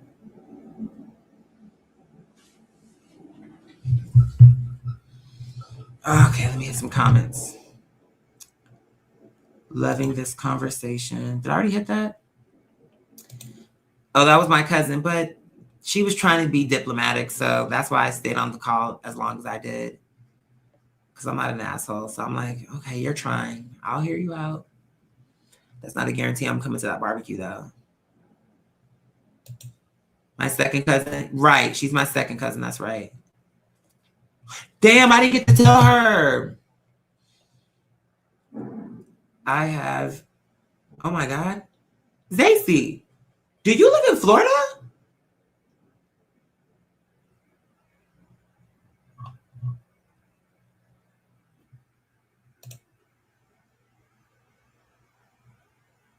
Or maybe I read that wrong. I don't know why it's coming across like you live in Florida. Hell yeah. If you down there when we go, why the fuck not? Come through. Oh shit, my computer's about to die. Hold on. But I do have to go, you guys. I am exhausted. Today was a long day. These last few days have been very long. I am exhausted, literally. My voice is tired. My mind is tired. My body is tired. And honestly, after all of that work, I'd like to just kick back and, you know, just enjoy the rest of the day. You know what I'm saying? Everything is working out the way it's supposed to. So I just pray that it continues to go that way. Today's tour went great. I would love for that to work out. But if by chance it doesn't, the blessing is the room is already staged, so I don't have to go through all them changes again. Tomorrow, inshallah, looks like it's raining right now. I plan to go to the storage unit. When I go, I'm filing a formal complaint. Mm-mm.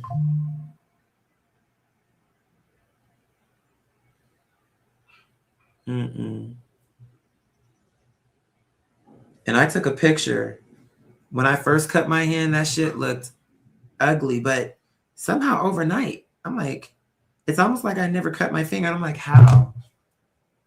Because when I first did it, it looked like such an ugly cut. And now all of a sudden it looks whatever. I'm tired. I love Allah. I love you. And Allah is agreeing with me. Do whatever you want to do. You've worked hard. Take a break. It makes me laugh. Quadir is so lazy. Okay. All right. So I'm going to go. I love you guys. Take care. You've been incredible. I'll catch you on the flip. Be easy.